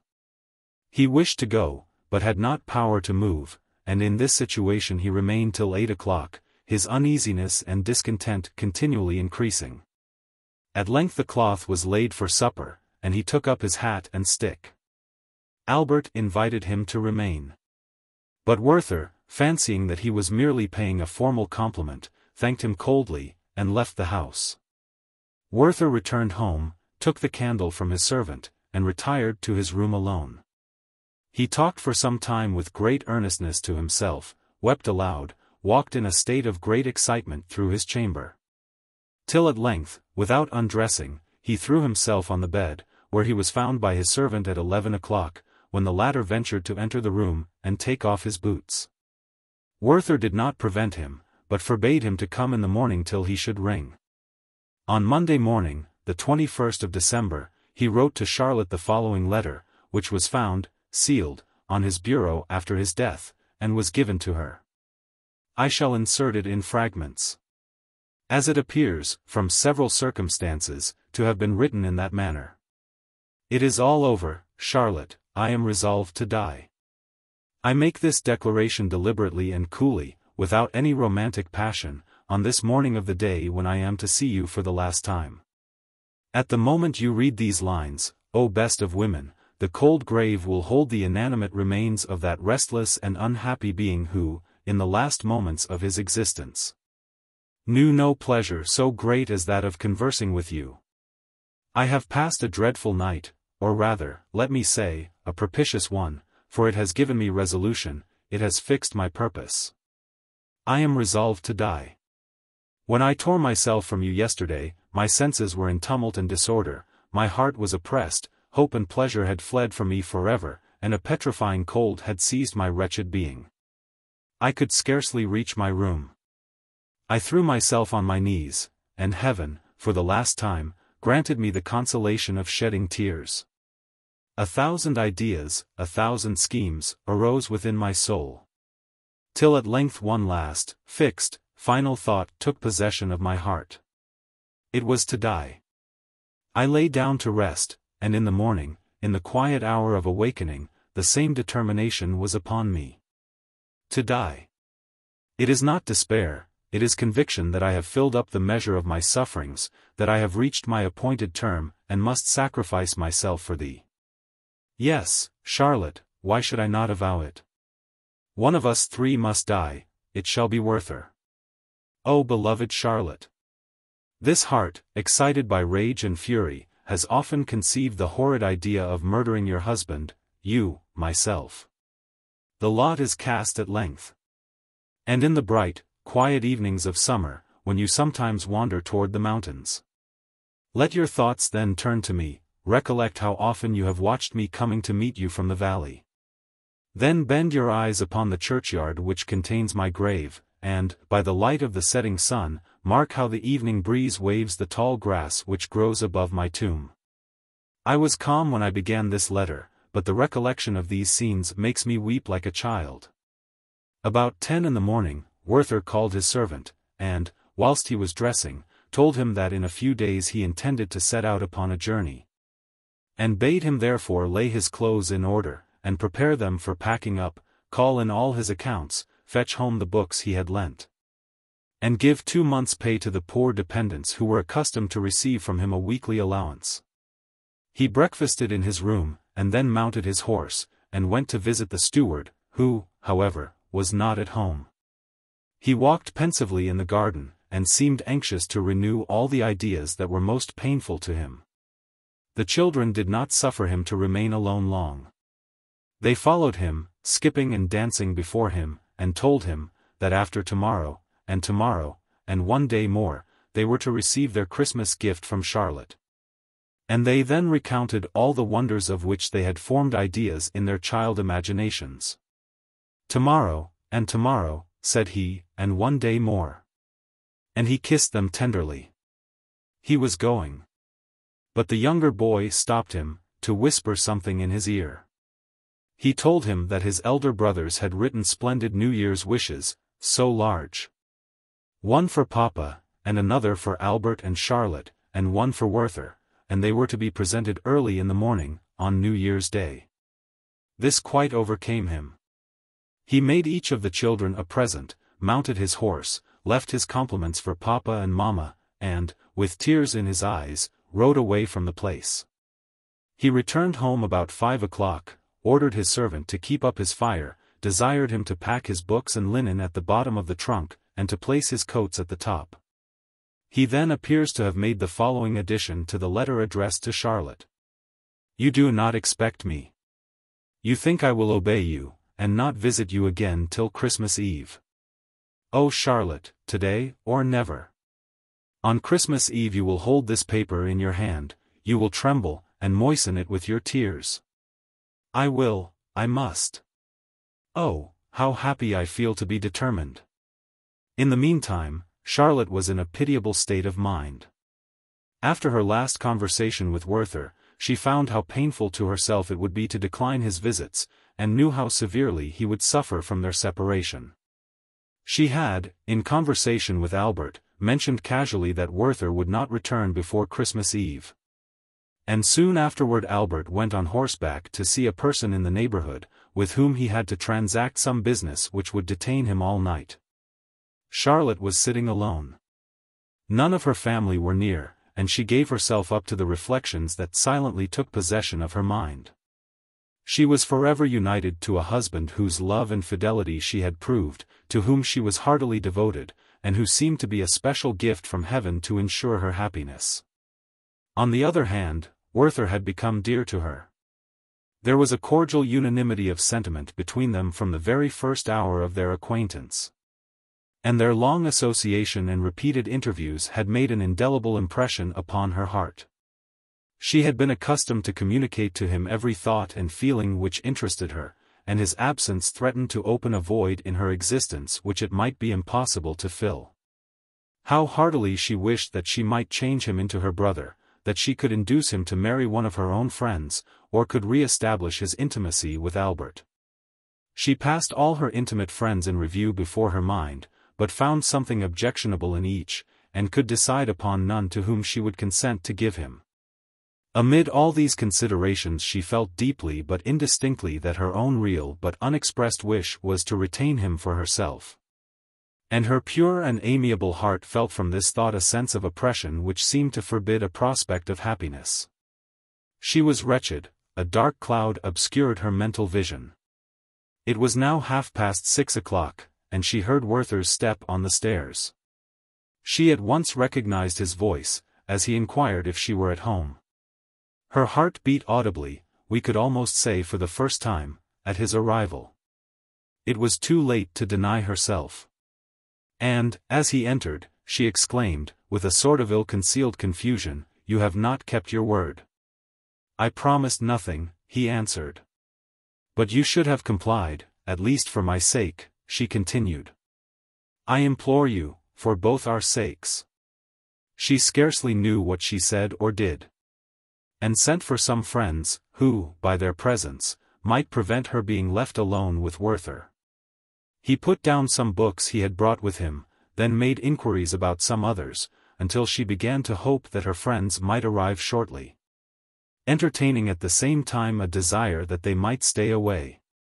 At one moment she felt anxious that the servant should remain in the adjoining room, then she changed her mind. Werther, meanwhile, walked impatiently up and down. She went to the piano, and determined not to retire. She then collected her thoughts, and sat down quietly at Werther's side, who had taken his usual place on the sofa. "Have you brought nothing to read?" she inquired.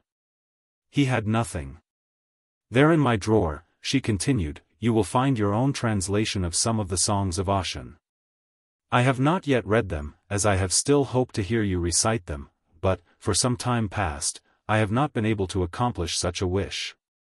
He smiled, and went for the manuscript, which he took with a shudder. He sat down, and, with eyes full of tears, he began to read. "Star of descending night. Fair is thy light in the west. Thou liftest thy unshorn head from thy cloud, thy steps are stately on thy hill. What dost thou behold in the plain? The stormy winds are laid. The murmur of the torrent comes from afar. Roaring waves climb the distant rock. The flies of evening are on their feeble wings, the hum of their course is on the field. What dost thou behold, fair light? But thou dost smile and depart. The waves come with joy around thee, they bathe thy lovely hair. Farewell, thou silent beam. Let the light of Ossian's soul arise. And it does arise in its strength. I behold my departed friends. Their gathering is on Laura, as in the days of other years. Fingal comes like a watery column of mist. His heroes are around, and see the bards of song, grey-haired Ullin. Stately Rhino. Alpin with the tuneful voice, the soft complaint of Minona. How are ye changed, my friends, since the days of Selma's feast? When we contended, like gales of spring as they fly along the hill, and bend by turns the feebly whistling grass. Minona came forth in her beauty, with downcast look and tearful eye. Her hair was flying slowly with the blast that rushed unfrequent from the hill. The souls of the heroes were sad when she raised the tuneful voice. Oft had they seen the grave of Salgar, the dark dwelling of white-bosomed Kalma. Kalma left alone on the hill with all her voice of song. Salgar promised to come. But the night descended around. Hear the voice of Kalma, when she sat alone on the hill. Kalma. It is night, I am alone, forlorn on the hill of storms. The wind is heard on the mountain. The torrent is howling down the rock. No hut receives me from the rain, forlorn on the hill of winds. Rise, moon. From behind thy clouds. Stars of the night, arise. Lead me, some light, to the place where my love rests from the chase alone. His bow near him unstrung, his dogs panting around him. But here I must sit alone by the rock of the mossy stream. The stream and the wind roar aloud. I hear not the voice of my love. Why delays my Salgar, why the chief of the hill his promise? Here is the rock and here the tree. Here is the roaring stream. Thou didst promise with night to be here. Ah! Whither is my Salgar gone? With thee I would fly from my father, with thee from my brother of pride.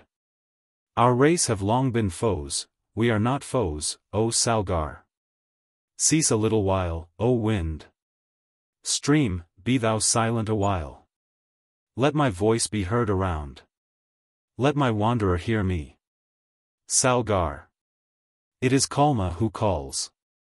Here is the tree and the rock. Salgar, my love, I am here. Why delayest thou thy coming? Lo! The calm moon comes forth. The flood is bright in the vale. The rocks are grey on the steep. I see him not on the brow. His dogs come not before him with tidings of his near approach. Here I must sit alone. Who lie on the heath beside me? Are they my love and my brother? Speak to me, O my friends. To Kalma they give no reply. Speak to me, I am alone. My soul is tormented with fears. Ah, they are dead. Their swords are red from the fight. O my brother! My brother! Why hast thou slain my Salgar? Why, O Salgar, hast thou slain my brother? Dear were ye both to me. What shall I say in your praise? Thou wert fair on the hill among thousands. He was terrible in fight. Speak to me. Hear my voice. Hear me, sons of my love. They are silent. Silent forever. Cold, cold, are their breasts of clay. Oh, from the rock on the hill, from the top of the windy steep, speak, ye ghosts of the dead. Speak, I will not be afraid. Whither are ye gone to rest? In what cave of the hill shall I find the departed? No feeble voice is on the gale, no answer half drowned in the storm. I sit in my grief, I wait for morning in my tears. Rear the tomb, ye friends of the dead. Close it not till Kalma come. My life flies away like a dream. Why should I stay behind? Here shall I rest with my friends, by the stream of the sounding rock. When night comes on the hill, when the loud winds arise, my ghost shall stand in the blast, and mourn the death of my friends. The hunter shall hear from his booth, he shall fear, but love my voice. For sweet shall my voice be for my friends, pleasant were her friends to Kalma. Such was thy song, Minona, softly blushing daughter of Torman. Our tears descended for Kalma, and our souls were sad. Ullin came with his harp, he gave the song of Alpin. The voice of Alpin was pleasant, the soul of Rhino was a beam of fire. But they had rested in the narrow house, their voice had ceased in Selma. Ullin had returned one day from the chase before the heroes fell. He heard their strife on the hill, their song was soft, but sad. They mourned the fall of Morar, first of mortal men. His soul was like the soul of Fingal, his sword like the sword of Oscar. But he fell, and his father mourned, his sister's eyes were full of tears. Minona's eyes were full of tears, the sister of Carborn Morar. She retired from the song of Ullin, like the moon in the west, when she foresees the shower, and hides her fair head in a cloud. I touched the harp with Ullin, the song of morning rose. Rhino. The wind and the rain are past, calm is the noon of day. The clouds are divided in heaven. Over the green hills flies the inconstant sun. Red through the stony vale comes down the stream of the hill. Sweet are thy murmurs, O stream. But more sweet is the voice I hear.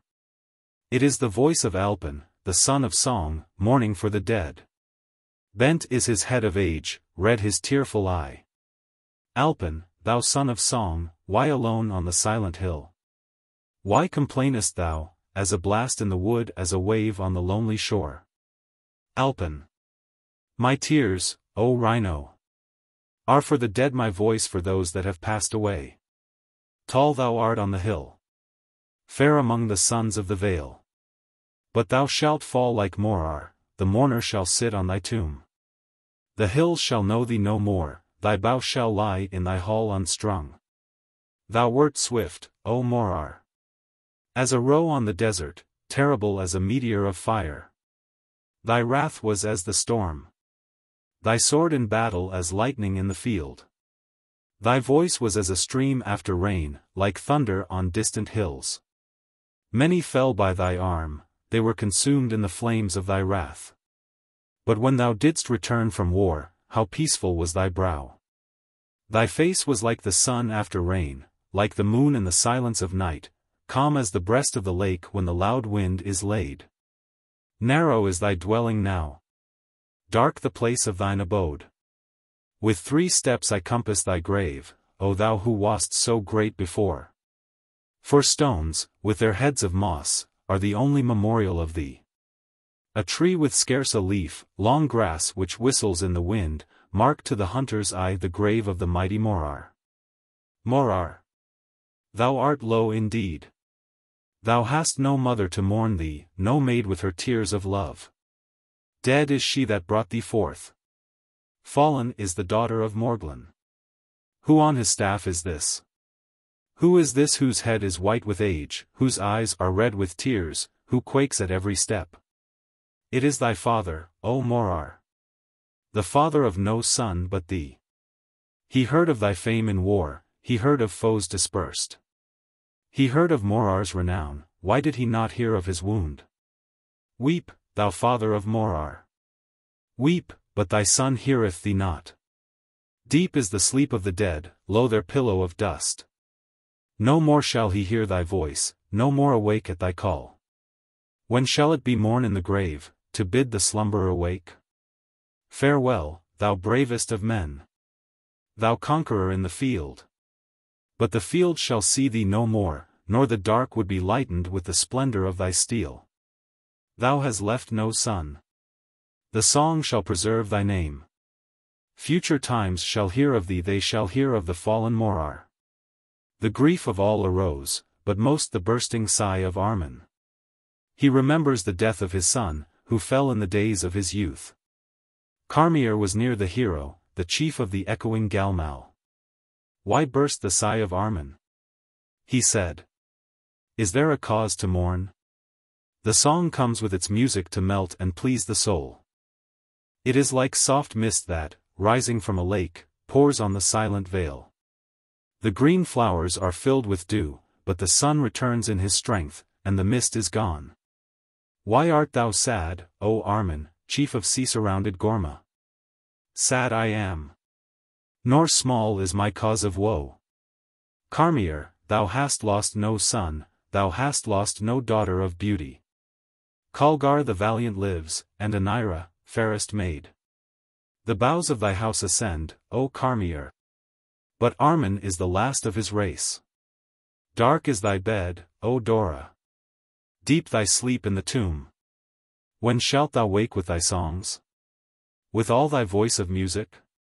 Arise, winds of autumn, arise, blow along the heath. Streams of the mountains, roar, roar, tempests in the groves of my oaks. Walk through broken clouds, O moon.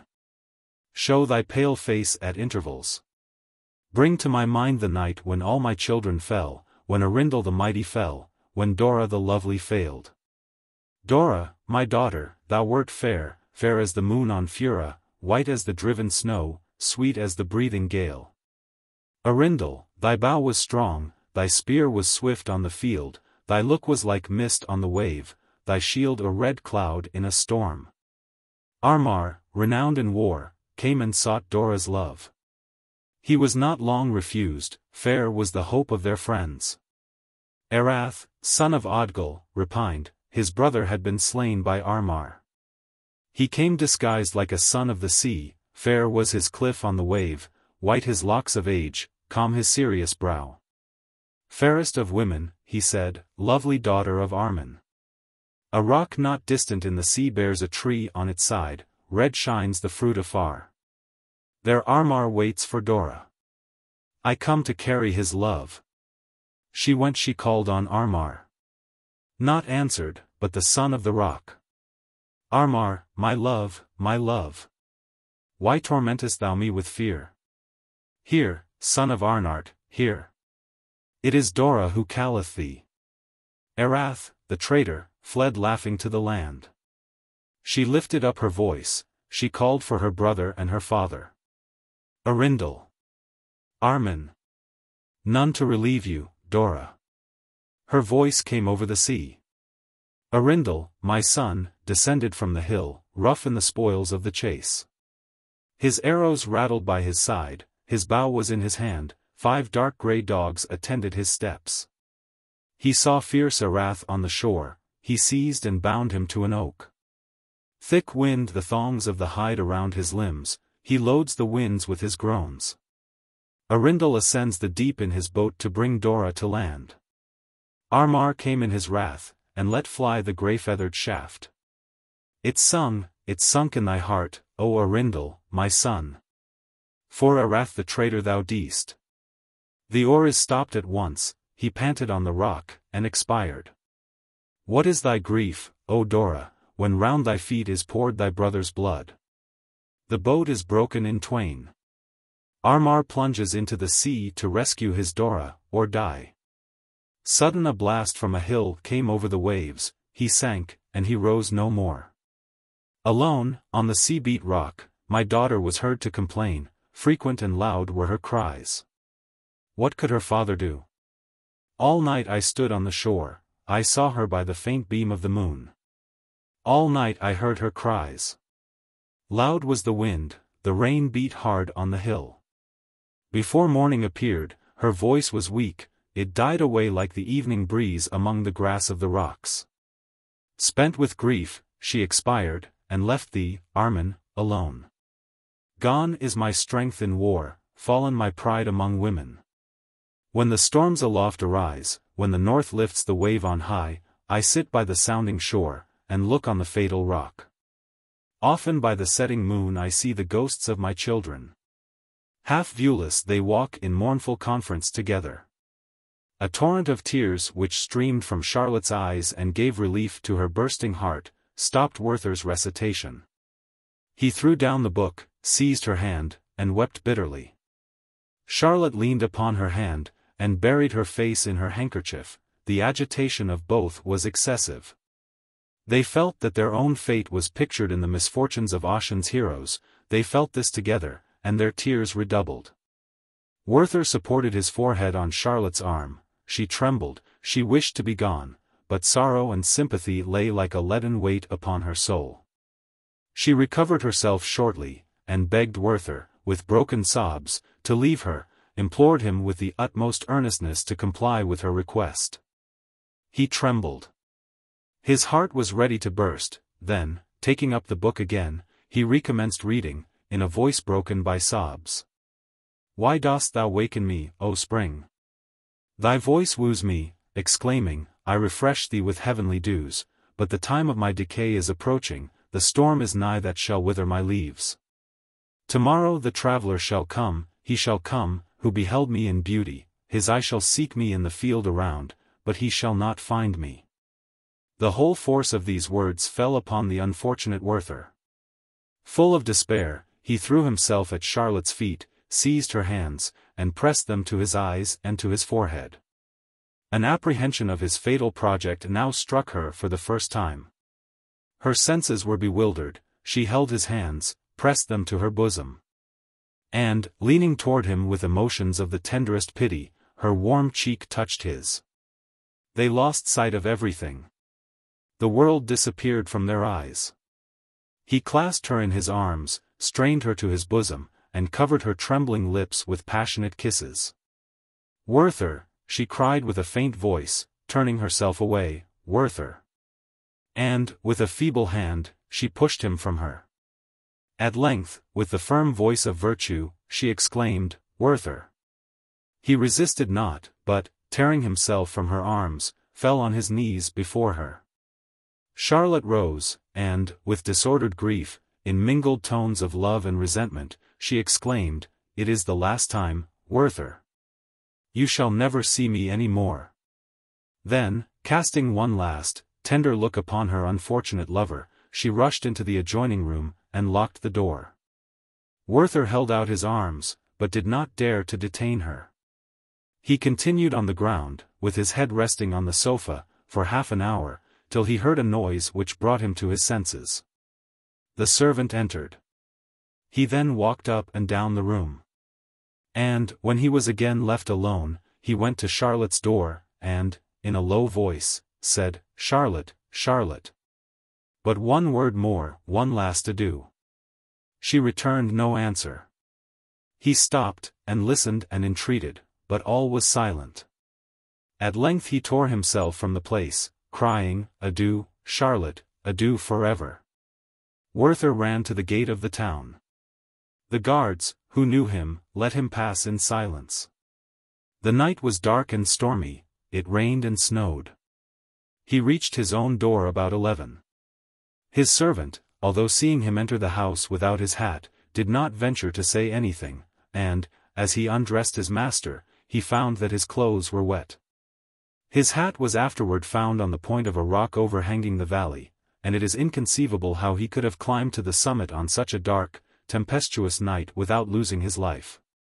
He retired to bed, and slept to a late hour. The next morning his servant, upon being called to bring his coffee, found him writing. He was adding, to Charlotte, what we here annex. "For the last time I open these eyes. Alas! They will behold the sun no more. It is covered by a thick, impenetrable cloud. Yes, nature. Put on mourning, your child, your friend, your lover, draws near his end." This thought, Charlotte, is without parallel, and yet it seems like a mysterious dream when I repeat, this is my last day. The last. Charlotte, no word can adequately express this thought. The last. Today I stand erect in all my strength, tomorrow, cold and stark, I shall lie extended upon the ground. To die. What is death? We do but dream in our discourse upon it. I have seen many human beings die. But, so straitened is our feeble nature, we have no clear conception of the beginning or the end of our existence. At this moment I am my own, or rather I am thine, my adored. And the next we are parted, severed, perhaps forever. No, Charlotte, no. How can you, be annihilated? We exist. What is annihilation? A mere word, an unmeaning sound that fixes no impression on the mind. Dead, Charlotte. Laid in the cold earth, in the dark and narrow grave. I had a friend once who was everything to me in early youth. She died. I followed her hearse, I stood by her grave when the coffin was lowered. And when I heard the creaking of the cords as they were loosened and drawn up, when the first shovelful of earth was thrown in, and the coffin returned a hollow sound, which grew fainter and fainter till all was completely covered over, I threw myself on the ground. My heart was smitten, grieved, shattered, rent, but I neither knew what had happened, nor what was to happen to me. Death. The grave. I understand not the words, forgive, oh, forgive me.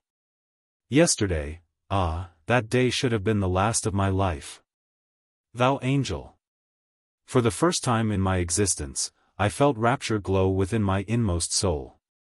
She loves me. Still burns upon my lips the sacred fire they received from thine. New torrents of delight overwhelm my soul. Forgive me, oh, forgive.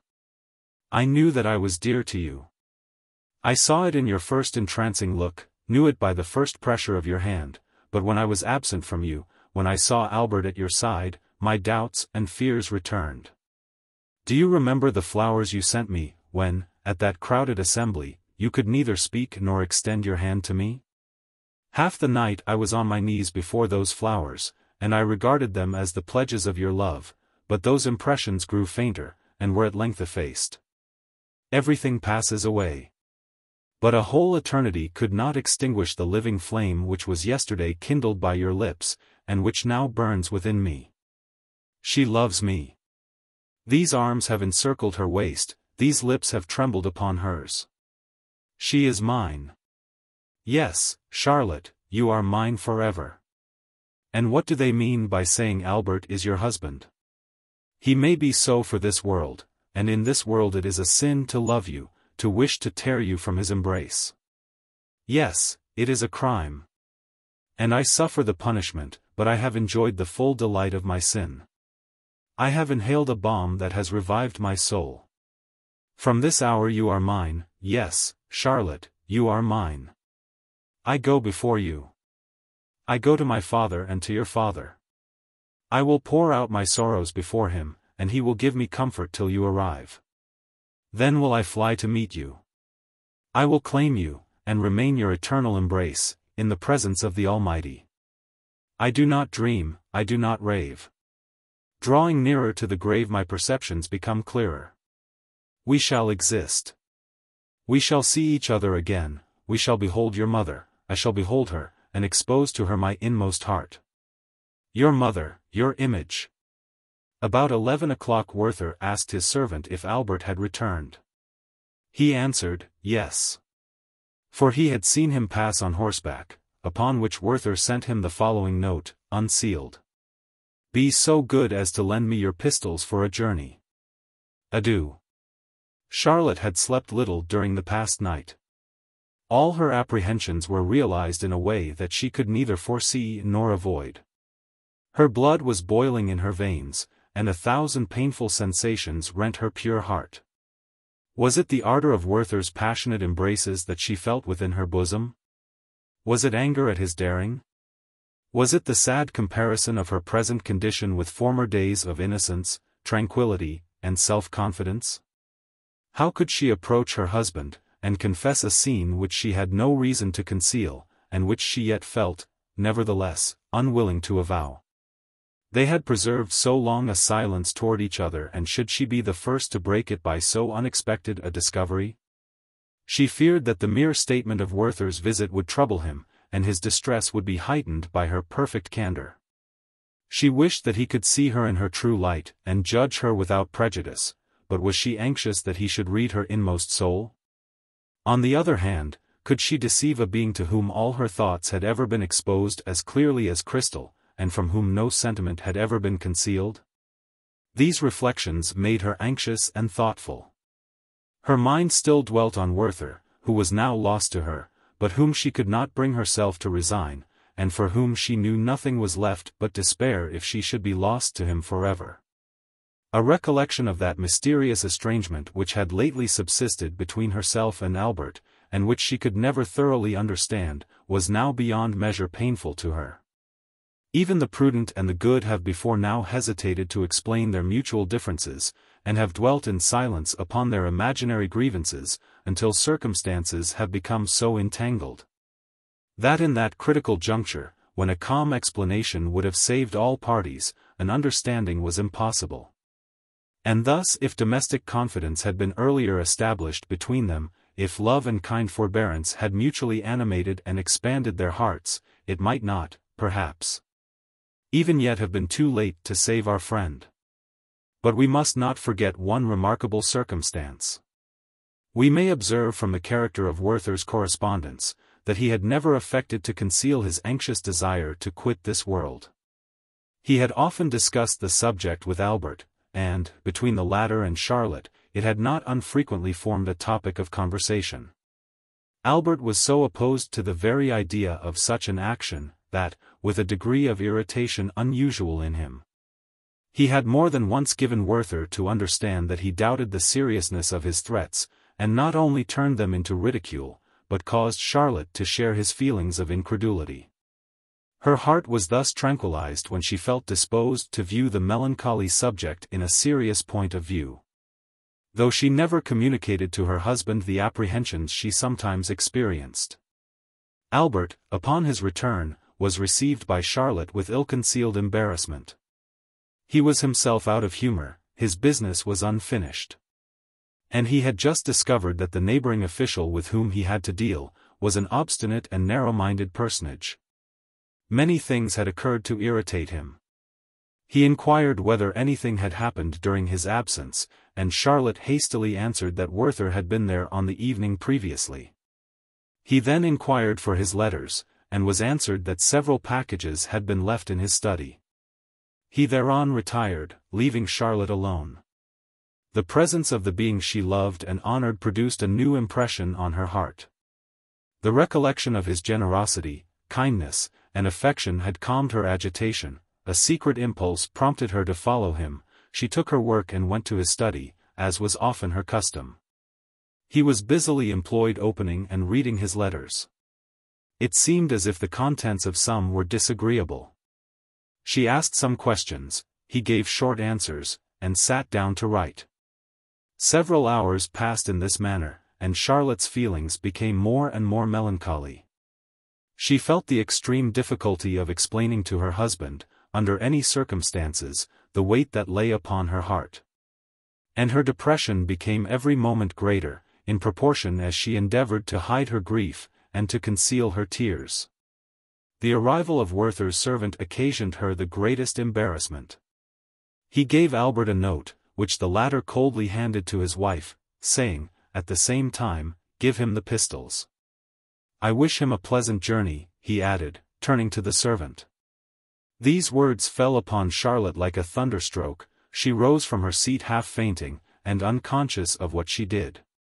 She walked mechanically toward the wall, took down the pistols with a trembling hand, slowly wiped the dust from them, and would have delayed longer, had not Albert hastened her movements by an impatient look.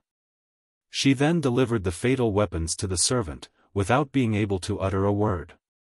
As soon as he had departed, she folded up her work, and retired at once to her room, her heart overcome with the most fearful forebodings. She anticipated some dreadful calamity. She was at one moment on the point of going to her husband, throwing herself at his feet, and acquainting him with all that had happened on the previous evening, that she might acknowledge her fault, and explain her apprehensions. Then she saw that such a step would be useless, as she would certainly be unable to induce Albert to visit Werther. Dinner was served. And a kind friend whom she had persuaded to remain assisted to sustain the conversation, which was carried on by a sort of compulsion, till the events of the morning were forgotten. When the servant brought the pistols to Werther, the latter received them with transports of delight upon hearing that Charlotte had given them to him with her own hand. He ate some bread, drank some wine, sent his servant to dinner, and then sat down to write as follows. "They have been in your hands, you wiped the dust from them. I kissed them 1,000 times, you have touched them. Yes, heaven favors my design, and you, Charlotte, provide me with the fatal instruments.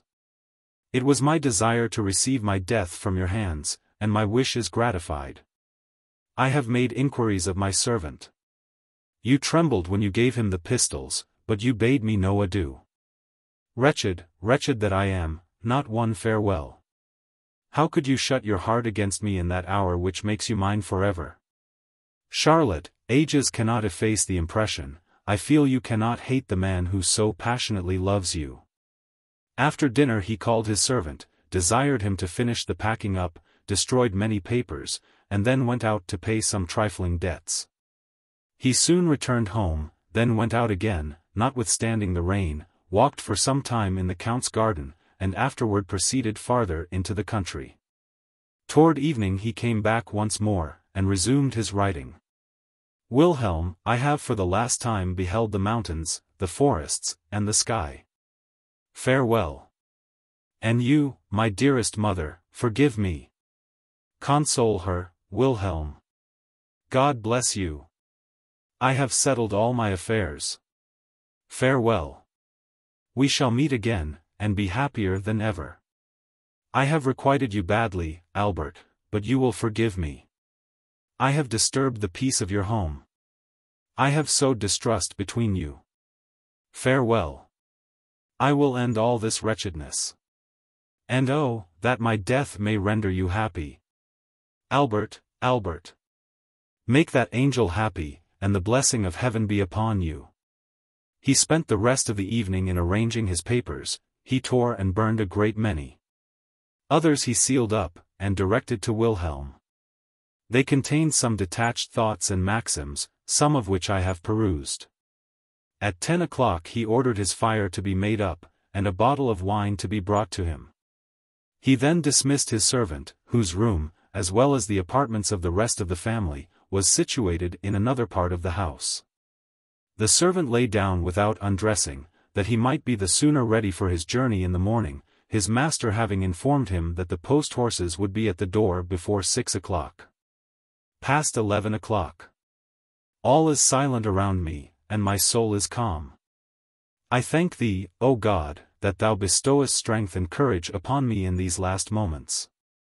I approach the window, my dearest of friends, and through the clouds, which are at this moment driven rapidly along by the impetuous winds, I behold the stars which illumine the eternal heavens. No, you will not fall, celestial bodies, the hand of the Almighty supports both you and me. I have looked for the last time upon the constellation of the Greater Bear, it is my favorite star. For when I bade you farewell at night, Charlotte, and turned my steps from your door, it always shone upon me. With what rapture have I at times beheld it! How often have I implored it with uplifted hands to witness my felicity! And even still, but what object is there, Charlotte, which fails to summon up your image before me? Do you not surround me on all sides? And have I not, like a child, treasured up every trifle which you have consecrated by your touch? Your profile, which was so dear to me, I return to you. And I pray you to preserve it. Thousands of kisses have I imprinted upon it, and 1,000 times has it gladdened my heart on departing from and returning to my home. I have implored your father to protect my remains. At the corner of the churchyard, looking toward the fields, there are 2 lime trees, there I wish to lie. Your father can, and doubtless will, do this much for his friend. Implore it of him. But perhaps pious Christians will not choose that their bodies should be buried near the corpse of a poor, unhappy wretch like me. Then let me be laid in some remote valley, or near the highway, where the priest and Levite may bless themselves as they pass by my tomb, whilst the Samaritan will shed a tear for my fate. See, Charlotte, I do not shudder to take the cold and fatal cup, from which I shall drink the draught of death. Your hand presents it to me, and I do not tremble. All is now concluded, the wishes and the hopes of my existence are fulfilled. With cold, unflinching hand I knock at the brazen portals of death. Oh, that I had enjoyed the bliss of dying for you! How gladly would I have sacrificed myself for you, Charlotte! And could I but restore peace and joy to your bosom, with what resolution, with what joy, would I not meet my fate! But it is the lot of only a chosen few to shed their blood for their friends, and by their death to augment, 1,000 times, the happiness of those by whom they are beloved. I wish, Charlotte, to be buried in the dress I wear at present, it has been rendered sacred by your touch. I have begged this favor of your father. My spirit soars above my sepulchre. I do not wish my pockets to be searched. The knot of pink ribbon which you wore on your bosom the first time I saw you, surrounded by the children, oh, kiss them 1,000 times for me, and tell them the fate of their unhappy friend. I think I see them playing around me. The dear children! How warmly have I been attached to you, Charlotte! Since the first hour I saw you, how impossible have I found it to leave you. This ribbon must be buried with me, it was a present from you on my birthday. How confused it all appears! Little did I then think that I should journey this road. But peace! I pray you, peace! They are loaded, the clock strikes 12. I say amen. Charlotte, Charlotte. Farewell, farewell. A neighbor saw the flash, and heard the report of the pistol. But, as everything remained quiet, he thought no more of it. In the morning, at 6 o'clock, the servant went into Werther's room with a candle. He found his master stretched upon the floor, weltering in his blood, and the pistols at his side. He called, he took him in his arms, but received no answer. Life was not yet quite extinct. The servant ran for a surgeon, and then went to fetch Albert. Charlotte heard the ringing of the bell, a cold shudder seized her. She wakened her husband, and they both rose. The servant, bathed in tears, faltered forth the dreadful news. Charlotte fell senseless at Albert's feet. When the surgeon came to the unfortunate Werther, he was still lying on the floor. And his pulse beat, but his limbs were cold. The bullet, entering the forehead, over the right eye, had penetrated the skull. A vein was opened in his right arm, the blood came, and he still continued to breathe. From the blood which flowed from the chair, it could be inferred that he had committed the rash act sitting at his bureau, and that he afterward fell upon the floor. He was found lying on his back near the window.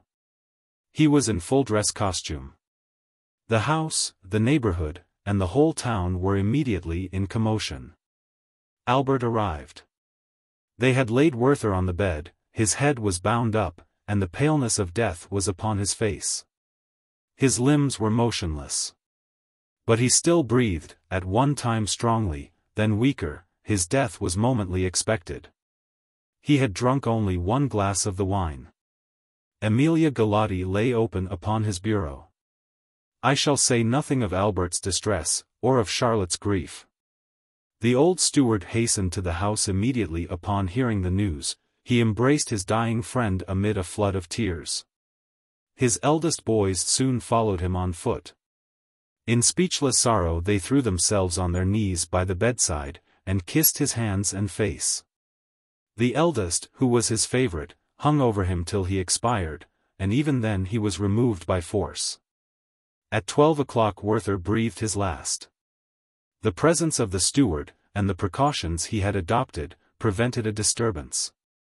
And that night, at the hour of 11, he caused the body to be interred in the place which Werther had selected for himself.